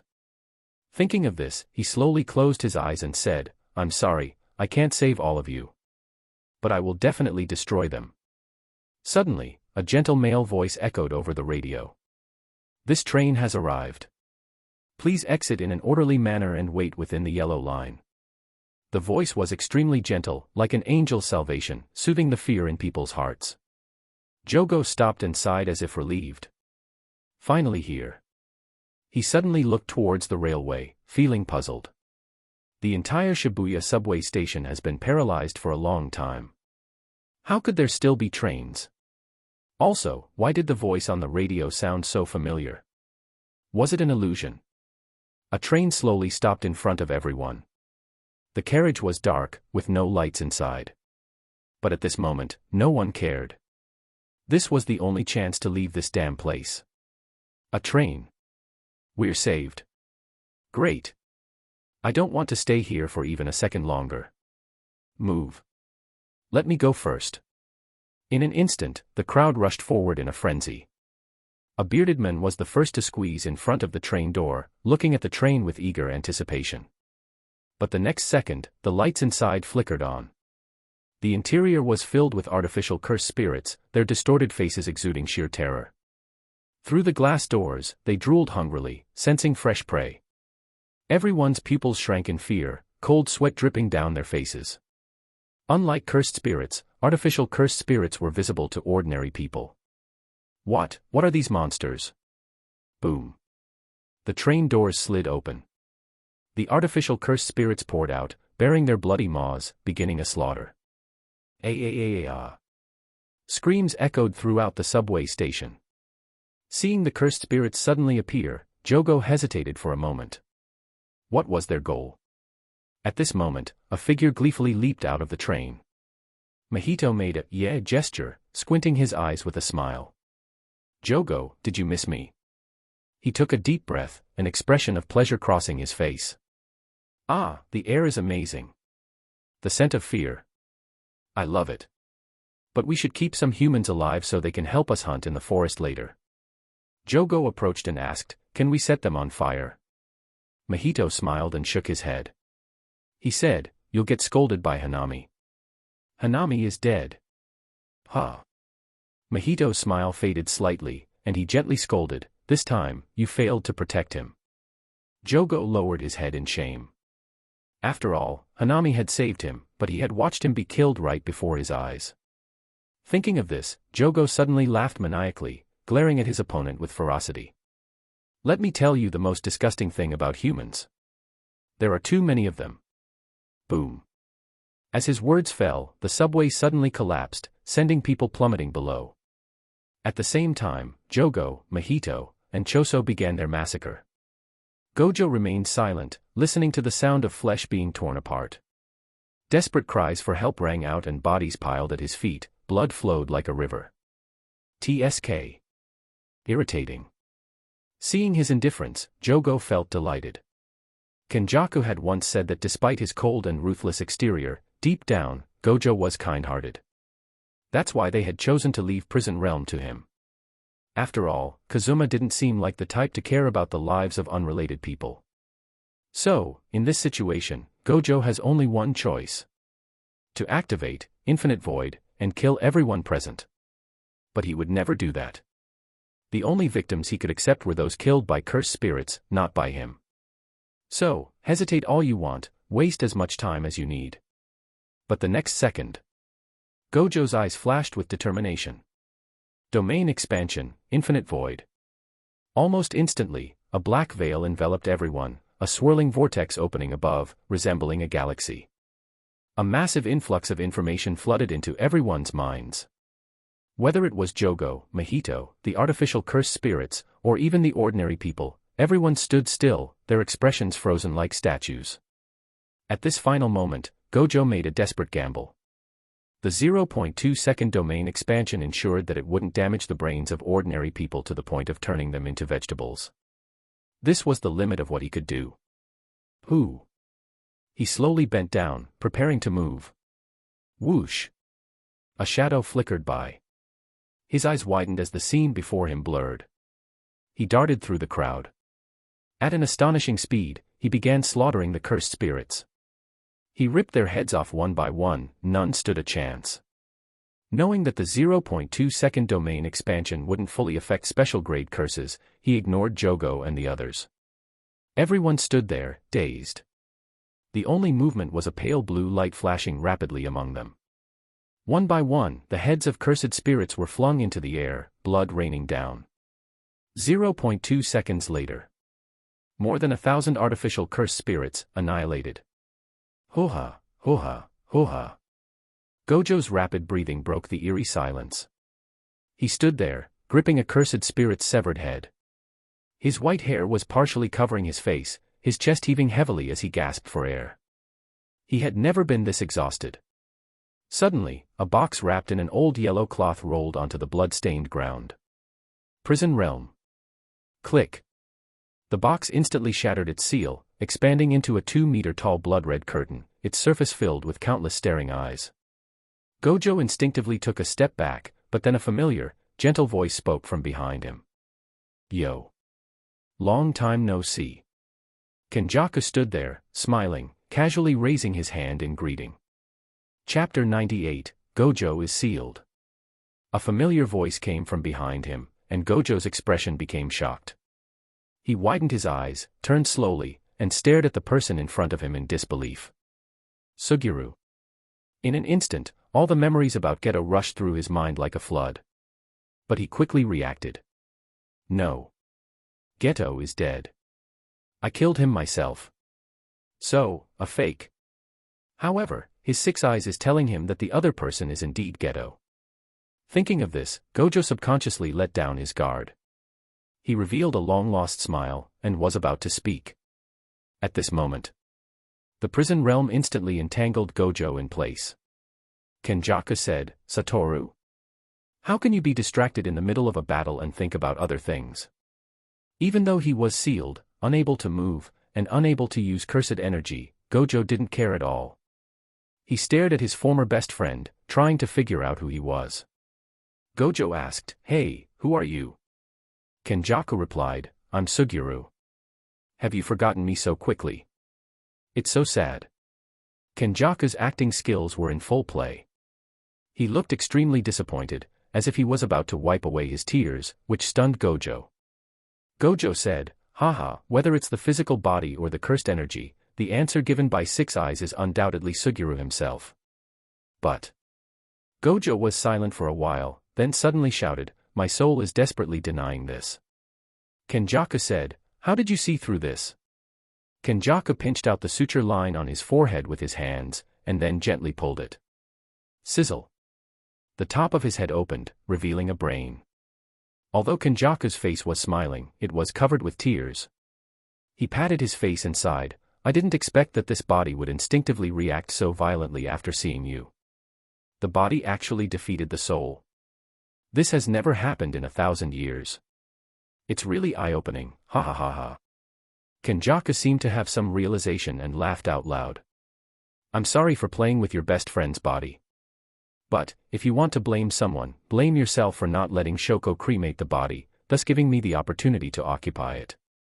Kenjaku put his head back on, just like assembling a mecha, and said casually, Well, for my plan, I have to ask you to stay in the prison realm for a while. Not too long, 1,000 years at most. Let's meet again in the new world, Satoru. Gojo sneered and said, Do you think you've won by sealing me? The position of the strongest in the modern world can be replaced at any time. Oh. You mean Kazuma? Kenjaku frowned slightly and said, he is indeed troublesome, but he probably won't be able to reach your level in a short time. I will certainly find a way to deal with him. Hearing this, Gojo's mouth curled up and he said, really? Then let's wait and see. But let me tell you something. I wasn't sealed by the prison realm. Click. After saying this, Gojo no longer resisted. The prison realm shrank instantly, shrinking back, and it smashed a big hole in the ground. At this point, Gojo was completely sealed. Mjito sighed and said, TSK, it's really touching. I didn't expect that we would have to rely on emotion to seal him. Kenjaku smiled calmly and said, what he said at the end is correct. What sealed him was never the prison realm, but the beautiful memories between him and Geto Suguru. Next, the three of you can kill as much as you want. But don't forget the most important thing, feed the fingers to Yuji. If possible, use Sukuna's help to get rid of Kazuma, the variable. At the same time. 5 floors underground. Inside the dim railway tracks. Mayay, Yuji, and Ui walked side by side on the railway. The corpses of artificial cursed spirits were all around them. Suddenly, Yuji shouted, wow. What's wrong? Mayay turned around and asked puzzledly. Something suddenly flew into my hand, and it claimed to be Mechamaru. Mechamaru said, can you hear me, Yuji? I have very little energy left. Please listen to me. What the hell is that? Yuji was so shocked that he was about to smash it. Mechamaru hurriedly said, wait. You idiot, I have something very important to say. Mayay turned around and said with interest, let him finish. Gojo has been sealed. Kazuma has also been restricted by the curtain. What? Several people froze in their places, looking at the communication device in disbelief. Yuji had a look of disbelief on his face. Mayay said, humph. How could Gojo be sealed? Do you think I would believe the words of a traitor? Besides, don't sorcerers here have the right to come and go freely? Why is Kazuma restricted? Then, the communication device vibrated again. Unfortunately, that is the reality. Yesterday, I was almost killed by Mjito. This instrument is the last safety device. But at the last moment, it was Kazuma who saved my life. I already know the general situation inside. Those cursed spirits have specially set up a curtain to restrict Kazuma from entering. At first I didn't know their purpose, but it wasn't until I controlled the surveillance and found that Gojo was sealed that I completely understood their intentions. Mayay shook her phone and said, yes, he was indeed saved by Kazuma. I just read the message Kazuma sent half an hour ago. Fortunately, this message was sent before entering the curtain. Otherwise, it would definitely not be sent because the signal is blocked inside the curtain. If this happens, things will become tricky. Jujutsu High has lost its strongest force, and Kazuma is restricted from entering the interior. This is a scheme carefully planned by the other party, and the entire world of Jujutsu is likely going to fall into chaos. Thinking of this, Mayay put away her indifferent attitude and looked seriously at the communication device in Yuji's hand. She asked, Mechamaru, does your communication device have a function similar to a loudspeaker? Mechamaru was silent for a moment and then said, it can be done. Mayay smiled and clapped her hands. She said, then let Yuji take on this important task. Go up high and use your loud voice to your advantage and deliver these 2 messages to everyone. Yes. Yuji stood up straight, answered with a firm look, and then turned and left. Sister, is brother-in-law Kazuma so powerful? Can he make the other party so afraid that they set up a trap to restrict him? Ui asked, still a little unconvinced. Chapter 99, Change of Plans. Mayay smiled but didn't say anything. Instead, she looked towards the darkness ahead. A curse user on a leash slowly came into view. You are Mayay, right? There is a big reward for killing you. The curse user smiled grimly, and stretched out his long, pointed snake-like tongue, and licked the blood on the dagger. Mayay slightly raised her eyes and chuckled. She said, really? You look like you are worth a lot of money as well. At the same time. In the highest rooftop in Shibuya. Yuji looked down with fear and said, Mechamaru, turn on the loudspeaker function. It's already been opened, just start shouting. Yuji nodded, and took a deep breath. He puffed up his chest, and yelled with all his might. Nanami. Nanami, can you hear me? Gojo-sensei. Has been sealed. And. Yuji took a breath and shouted. Kazuma is restricted by the curtain. He can't get in. With the help of a loudspeaker and Yuji's loud voice. For a moment, his voice echoed throughout almost the entire Shibuya area.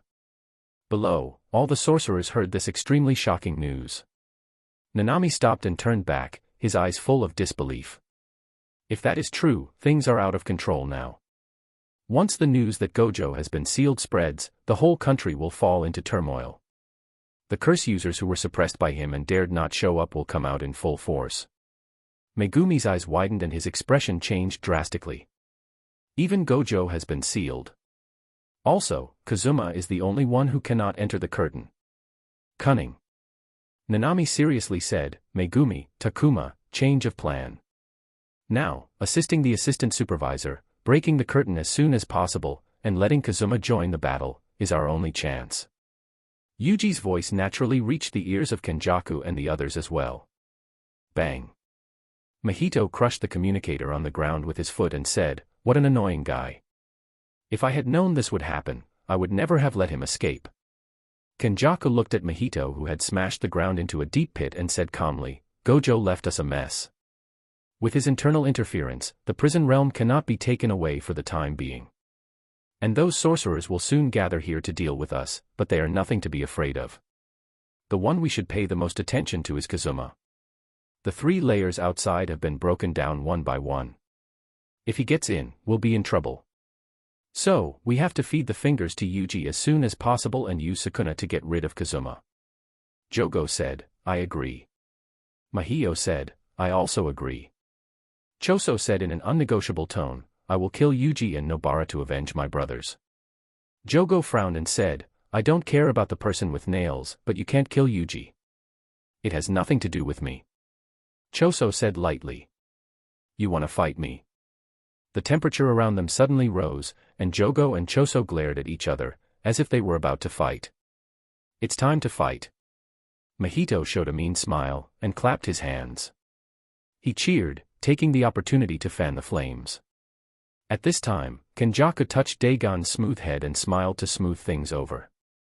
Well, your goals don't conflict, so why bother with each other? As soon as these words came out, Jogo and Choso simultaneously turned their eyes to the person who had spoken, Kenjaku. Why not let Yuji swallow the finger first, wake up Sukuna and kill Kazuma, and then wait for Sukuna to fall asleep again before killing Yuji? It's just a matter of order. Mjito said, in that case, let's split up and capture Yuji first. Looking at Choso leaving alone, Jogo was puzzled and said, my goal is not just to have Sukuna kill Kazuma, but to have him overthrow the entire world of Jujutsu. Let the world of Jujutsu return to its glory days 1,000 years ago. Kenjaku said, haha, then you can just kill Choso afterwards. That shouldn't be difficult for you, right? Jogo was stunned and looked at Kenjaku deeply. 1 second before being killed by Gojo, Hanami had sent a message to him in a special way. Those who are not of my kind must have different hearts. The real identity of Geto is not a cursed spirit, which he and Hanami have already realized. Moreover, his ultimate goal was hidden so deeply that no one knew it. He has to be on guard. In the distance, Choso, who was some distance away, was also making plans in his mind. Haha, they are just temporary partners. He won't believe what Kenjaku says. Therefore, only by killing Yuji himself can his 2 dead brothers rest in peace. Moreover, he has to go retrieve the rest of his brothers who are in their custody. On the platform, Yuji was shouting at the top of his lungs. Me, Gojo-sensei has. Shut up. A voice interrupted Yuji's shout. Yuji was so frightened that he almost fell off the roof. Megumi, Nanami. And, who are you? His name is Ino Takuma. He's your senior. Nanami stepped forward and said, time is running out. Tell me what you know. Soon, after Yuji's rummaging, Nanami roughly understood what had happened. He looked at the mechanical communication device in Yuji's hand and said, thanks to your information this time, if everyone can return safely, I think everyone will forgive you. Since all this is true, we must hurry up. Break through the remaining 3 layers of curtains and let Kazuma join the battle. This is the first priority. Takuma, as a senior, you should lead Yuji and Megumi to search for the center of the formation in this area. I will go and inform Nobito. After all, the outer 3 layers have been broken, so we should be able to contact them. Takuma said, yes. Nanami-senpai, I will protect them. Yuji asked, Nanaman, you aren't coming with us? Nanami shook his head and said, Mayay and I are first-grade sorcerers. We will go deep into the subway station to find the center of the formation. It's quite dangerous there, and it's not something you can handle. Chapter 100, Mayay vs. Smallpox Deity. After the 3 watched Nanami leave, Takuma looked at Yuji curiously and asked, is Kazuma very strong? Why does even the powerful Nanami-senpai say he is the only hope? Yuji thought for a while and said, Let me think about how to put it more appropriately. He beat Sukuna twice alone, and the 3 great disaster curses combined were beaten to the point of fleeing in panic by him alone. Sometimes, I even have a feeling. Takuma came closer, his eyes full of curiosity. He asked, what feeling? Yuji said, I feel that he is stronger than Gojo Satoru. Hearing this, Takuma said anxiously, what? This is impossible, right? Gojo Satoru is the strongest in this era. Seeing him so agitated, Yuji became ashamed and said, that's why I said it was a feeling. Megumi said, okay, stop talking about irrelevant things and go find the center of the formation. In a tall building not far from the 3 of them. Grandma Ogami, did you hear that? Gojo has been sealed. The era of us curse users is coming. A man with a crew cut said excitedly. The 2 fellow curse users beside him were also extremely excited. When Gojo was a child, they had accepted the bounty mission to assassinate him because of the high reward. At that time, they naively thought that having 6 eyes was of no use. Because no matter how powerful it was, Gojo was just a child. Even a genius can die halfway. But on the day of the assassination, the young Gojo only gave them a look, which scared them so much that they completely gave up the idea of assassination. After that, Gojo was like a huge mountain, suppressing these curse users so much that they dared not come out into the world. But now, that man has been sealed. We have to guard the center of the formation here, otherwise he will not let us go. Ogami slowly opened her cloudy eyes and said in a deep voice. Then why not just get rid of them? Inside the dark railway tracks. Faint lights were shining on the old walls on both sides. Tap. Tap. Tap. The sound of high heels stepping on the tracks echoed in the darkness. Just listening to the sound could make one imagination run wild. Mayay carried the huge axe in one hand and walked leisurely. She had a smile on her lips and took charming steps, twisting her waist and hips exaggeratedly as she walked. With every step she took, the blue pigtail that covered half of her face would swing from side to side like a swing. In front of her, the curse user who had previously shouted that he wanted to hunt her down was now crawling forward in a very embarrassed manner. His eyes were filled with fear, and he kept begging for mercy, please, spare my life. I won't do bad things anymore. At this moment, the beautiful sound of high heels hitting the rusty rails sounded like a death knell to him. Geto had deceived him. The woman in front of him named Mayay was not someone he could handle at all. Mayay ignored his pleas and continued, you all should know my cursed technique, right? It's just blackbird manipulation.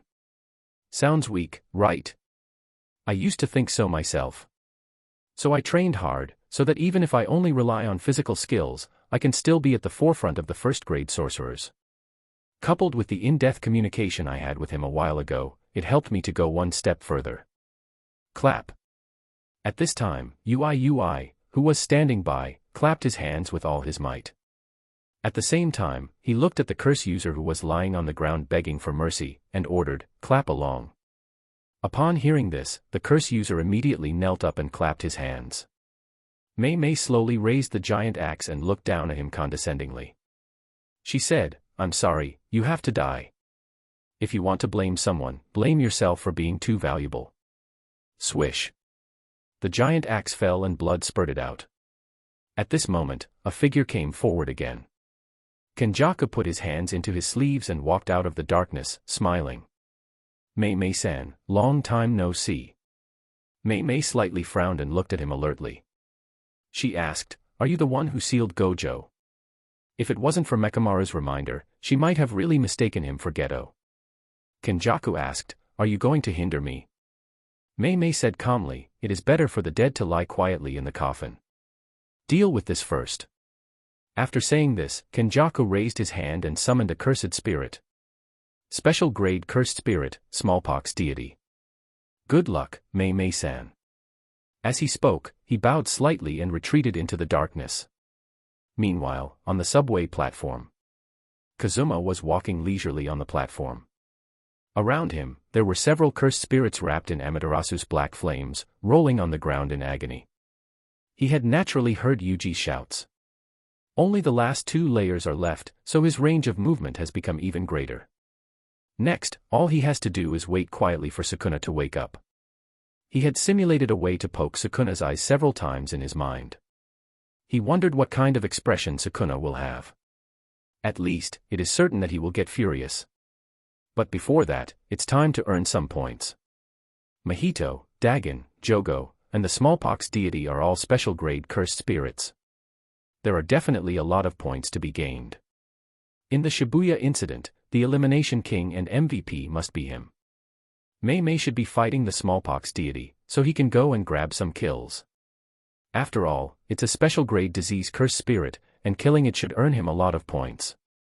However, it is located on the 5th floor below the subway station, which is within the coverage of the last layer of curtain. He will have to activate Kamui to enter, and then quickly kill it with one move. Otherwise, once he launches an attack, he will be out of the illusory state and be instantly expelled from the curtain. Having made a decision, Kazuma's body became distorted and blurred. Whoosh! A vortex appeared and Kazuma disappeared. Within smallpox deity's domain. The surroundings were desolate, with tombstones of various sizes scattered all over the ground. The smallpox deity had a sinister smile on its face. In front of it was a huge tombstone, and Mayay was trapped inside without warning. It looked ahead at Ui, who had a worried look on his face, and slowly moved forward.